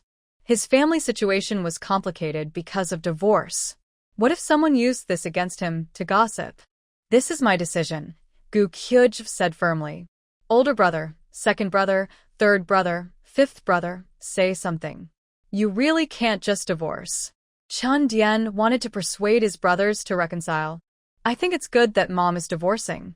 She's so beautiful and elegant. She can easily find a handsome stepfather. Chun Ming said straightforwardly. He thought his mother was like a flower stuck in manure. Divorce is good. Fifth brother. Chun Dian looked at Chen Ming in disbelief. I'm telling the truth. Let's see who ends up as a widower. Chun Ming said sarcastically. Chun Dian's face looked very bad. What exactly happened when he wasn't home? Can you tell me what happened? Chun Dian didn't understand. Just a little while he was away, and everything changed? Divorce is fine. There's nothing to persuade about. Father suddenly slammed the door and looked coldly. Big brother opened his mouth but didn't say anything. Second sister-in-law finally shut her mouth. She really doesn't have a good attitude toward this company. What kind of person are they? Second brother usually doesn't like to talk. So Chun Dian gets no response. Suddenly, he notices that second sister-in-law Chun Ming is holding the baby. Fifth sister-in-law, did you have the baby? Isn't it only 8 months old? Chun Dian realizes something is wrong. Fortunately, both mother and child are safe. Chun Ming is very cold. Third brother, come quickly and hold your child. Manhwa then comes out and hands the baby to third brother. Okay. Third brother quickly goes to hold the baby. So tiny. Fifth brother, can you give him some milk powder? His mother's milk isn't enough. Third brother smiles at Chun Ming and says, Sure. Chun Ming sees how the baby looks and knows he's lucky. She doesn't argue anymore. How come third brother's child was also born? Isn't he only 6 months old? Chun Dian finally realizes how serious the situation is. Isn't it because of your good wife and your father? Third brother looks at Chun Dian coldly. How is that my fault? Chun Dian protests. She just ran out. Did she do anything wrong? Why does the early birth of the baby have anything to do with her? It's really unreasonable. Everyone in the village is busy looking for you. 2 pregnant women are left at home. When Lu Ling's family was bullied, our father saw the baby fall and didn't do anything. Fifth sister-in-law went out to find someone. The whole village is looking for you. No one else. Are you saying it's because of you? Third brother's eyes are red as he stares at Song Shu. Song Shu is scared when she sees this. That's not her fault. Chun Dian defends. Who else should we blame? Look down on us rural folks, and now we're running around looking for her. I almost lost my wife and child. Fourth brother, we're just country folks. Do you know how to raise a 3-pound baby? The doctor said he can't work in the fields for now. Do you know what that means? Are you going to support my child? Third brother's tone is aggressive. If my nephew can't do any work in the future, I will definitely support him. Chun Dian was forced to promise. He secretly hated Song Shu. He really kept causing trouble everywhere he went. Chen's father was unhappy when he heard what the third son said. Now, this daughter-in-law is having a baby and she's so delicate. Your mother used to give birth directly in the fields and the kitchen. Chen's father implied something. It's because you treated your first wife too badly, so she left. Only my mother was blind to fall for you. Chun Ming retorted directly. What kind of person is he? Not treating his wife well, and still has the nerve to complain? Fourth brother, remember, I also share some responsibility for my child. Big brother, your first wife caused trouble, and you should take some responsibility too, right? You should compensate for the children. Chun Ming boldly asked for more. Big brother was worried about the little money he had worked hard to get. Fu Bao is still with you, isn't she? I'm not directly responsible. I told her everything clearly. Are we going to Lu Ling's house to ask for compensation? Big brother explained nervously. His money was saved for getting married. All right, then let's go to Lu Ling's house to ask for money. Chun Ming clapped his hands and decided. We'll go to the village now to file for divorce. I'll stay with Mingzai, and that's it. Gu Qiujin didn't want to wait until tomorrow. She just wanted to go and file now. Chen's father didn't expect Gu Qiujin to be so serious. They had only talked about it many times, and each time it didn't happen. Why was she so firm this time? Are you going or not? Not going is just being a coward. Gu Qiujin looked coldly at Chen's father. Why are you insulting people now? Let's go if we're going. Gu Qiujin and Chen's father headed straight to the village chief's house. Chun Ming went inside to see his wife. The third brother also went in. Before they entered, they must have asked if it was convenient. So when they went in, Suya and Jiang Ro had already tidied up their clothes. Wife. I miss you so much. I almost thought something serious was going to happen. Chenming looked at his wife with tears in his eyes. No one knew what he had just been through. No, this can't happen. The child can't be born again. This is the third one. That's enough. Enough. Ugh, ugh, ugh. Chenming held Suya and cried loudly. He couldn't imagine what would happen if something happened to his wife. I'm sorry. It's my fault. I didn't expect to have a father like a troublemaker. It's so embarrassing. Chun Ming scolded and cried at the same time. Suya was a little less angry. Don't think that just because you cry, I won't hold you accountable. I don't want to live under the same roof anymore. I want to go back to my parents' house to rest, Suya directly stated her request. Chen's father was really shocking her worldview. He didn't care about his daughter-in-law at all, and even said she was no good. It was unbelievable. Of course, we'll go to your parents' place. Chenming quickly agreed to follow his wife's words. I can't tolerate this. Your father must give me an explanation. Suya's eyes were cold and fierce, with a hint of anger. Chunming was trembling all over. Okay, I will make him give you an explanation. If he doesn't, I will keep bothering him until he does. Chenming's eyes also showed determination. His bottom line was his wife. Anyone who touched her would be in trouble. Mother will divorce him, and we will bring my mother along. My mother is with us, Chunming discussed with his wife. Since his wife just had a baby, he had to be considerate. That didn't mean he was unfilial to his own mother. If his wife didn't want her mother to stay with them during her confinement, they could wait. His mother would understand. Yes, mother is very good. Suya naturally didn't want her mother-in-law to leave. Her mother-in-law was a strong and powerful woman. She was very capable. In the future, they would rely on her mother-in-law's support to succeed. She was even more impressive than her own mother. After all, her own mother was very wealthy and powerful. Her mother-in-law had real authority. Thank you, wife. You're so good, wife. I am so lucky in my past life that this life you became my wife. Chun Ming was holding the two children and cuddling with Suya. Where is the third child? Suya noticed Chun Ming only had two children in his arms. Could he have left the third one behind? She asked nervously. Huh? Oh, right. At second sister-in-law's place. I just forgot. Chun Ming put the two children next to Suya and immediately went to get the third child from second sister-in-law. Suya was speechless. Can he really forget his own children? What else could he forget? Chun Ming hurriedly brought the third child over from second sister-in-law. Suya immediately leaned forward to look at her children. All three children were very cute, with their eyes closed and mouths open, adorable. It's just that there's no daughter. Suya felt a bit disappointed. She had been hoping for a daughter for a long time. To dress her in pretty little dresses, take her out wearing matching outfits, give her the best. But unfortunately, no daughter. No daughter, then no. Yaya, I like all the children I gave birth to. Chun Ming assured Suya. Suya chuckled softly. You dare not dislike the children you gave birth to? Suya raised an eyebrow and looked at Chun Ming. And no, I dare not. Chun Ming denied. What do you want to name the three children? Big Treasure, Second Treasure, Third Treasure? Suya shared her opinion. Is it that simple and straightforward? Chun Ming looked at his wife in disbelief. He had thought about the children's names for a long, long time. Nicknames, just pick whatever. Official names, you decide. I usually choose names. Suya knew her own limits. Little nickname, Baby Treasure, sounds nice. Everyone will know it's our treasure when they hear it. Chun Ming agreed with her naming idea. Suya was delighted to get approval. Of course. Lying on the bed, Second Treasure moved his legs, looked up, and opened his eyes to see his parents. It's quite interesting. He also has parents now.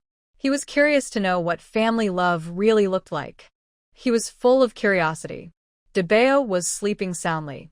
Sabeo stood still and firm. On Jiang Ro's side, Her third brother was caring for her and asking about her well-being. I will give you an explanation about my father, third brother promised Jong-ro. I know, Jong-ro nodded. She was a patient person, but she also felt some resentment toward her father-in-law. She had a small child, just a tiny bundle. Has the baby eaten anything? Fifth brother fed him some formula. I will give him milk later. Jong-ro looked at her child. If there were no other people nearby, she would have immediately fed her baby. Shall I take you back to our room? Third brother asked Jong-ro. I want to rest for a while. Later then. When Sue's parents learned that their daughter was about to give birth, they stormed over to the Chin family. What a proud father-in-law the Chin family had. Sue's mother rolled up her sleeves, ready to fight. Qian, don't be angry. Maybe it's just a misunderstanding. Sue's father still couldn't believe this was the behavior of their son-in-law. He usually didn't seem like that kind of person. How did it come to this? He was skeptical. There's nothing to doubt about. It's a solid fact. It's been widely talked about in Chin village. Father and son are at odds. I want to ask if Mingzai is really his biological son. He doesn't want him.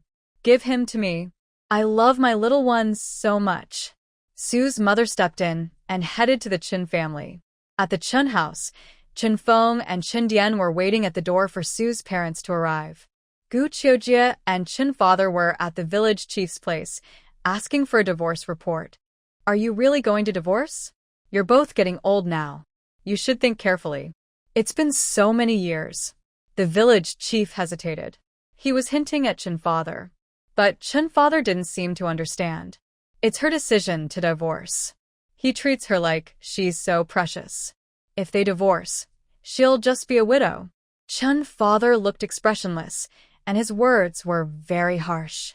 Yonghua, you can't say that. She raised a bunch of children for you. Think honestly. Without her help, how could you support so many kids? The village chief spoke fairly. What's wrong? If it weren't for her, I couldn't support them. I'm not that incapable. Father Chen's voice was loud and clear.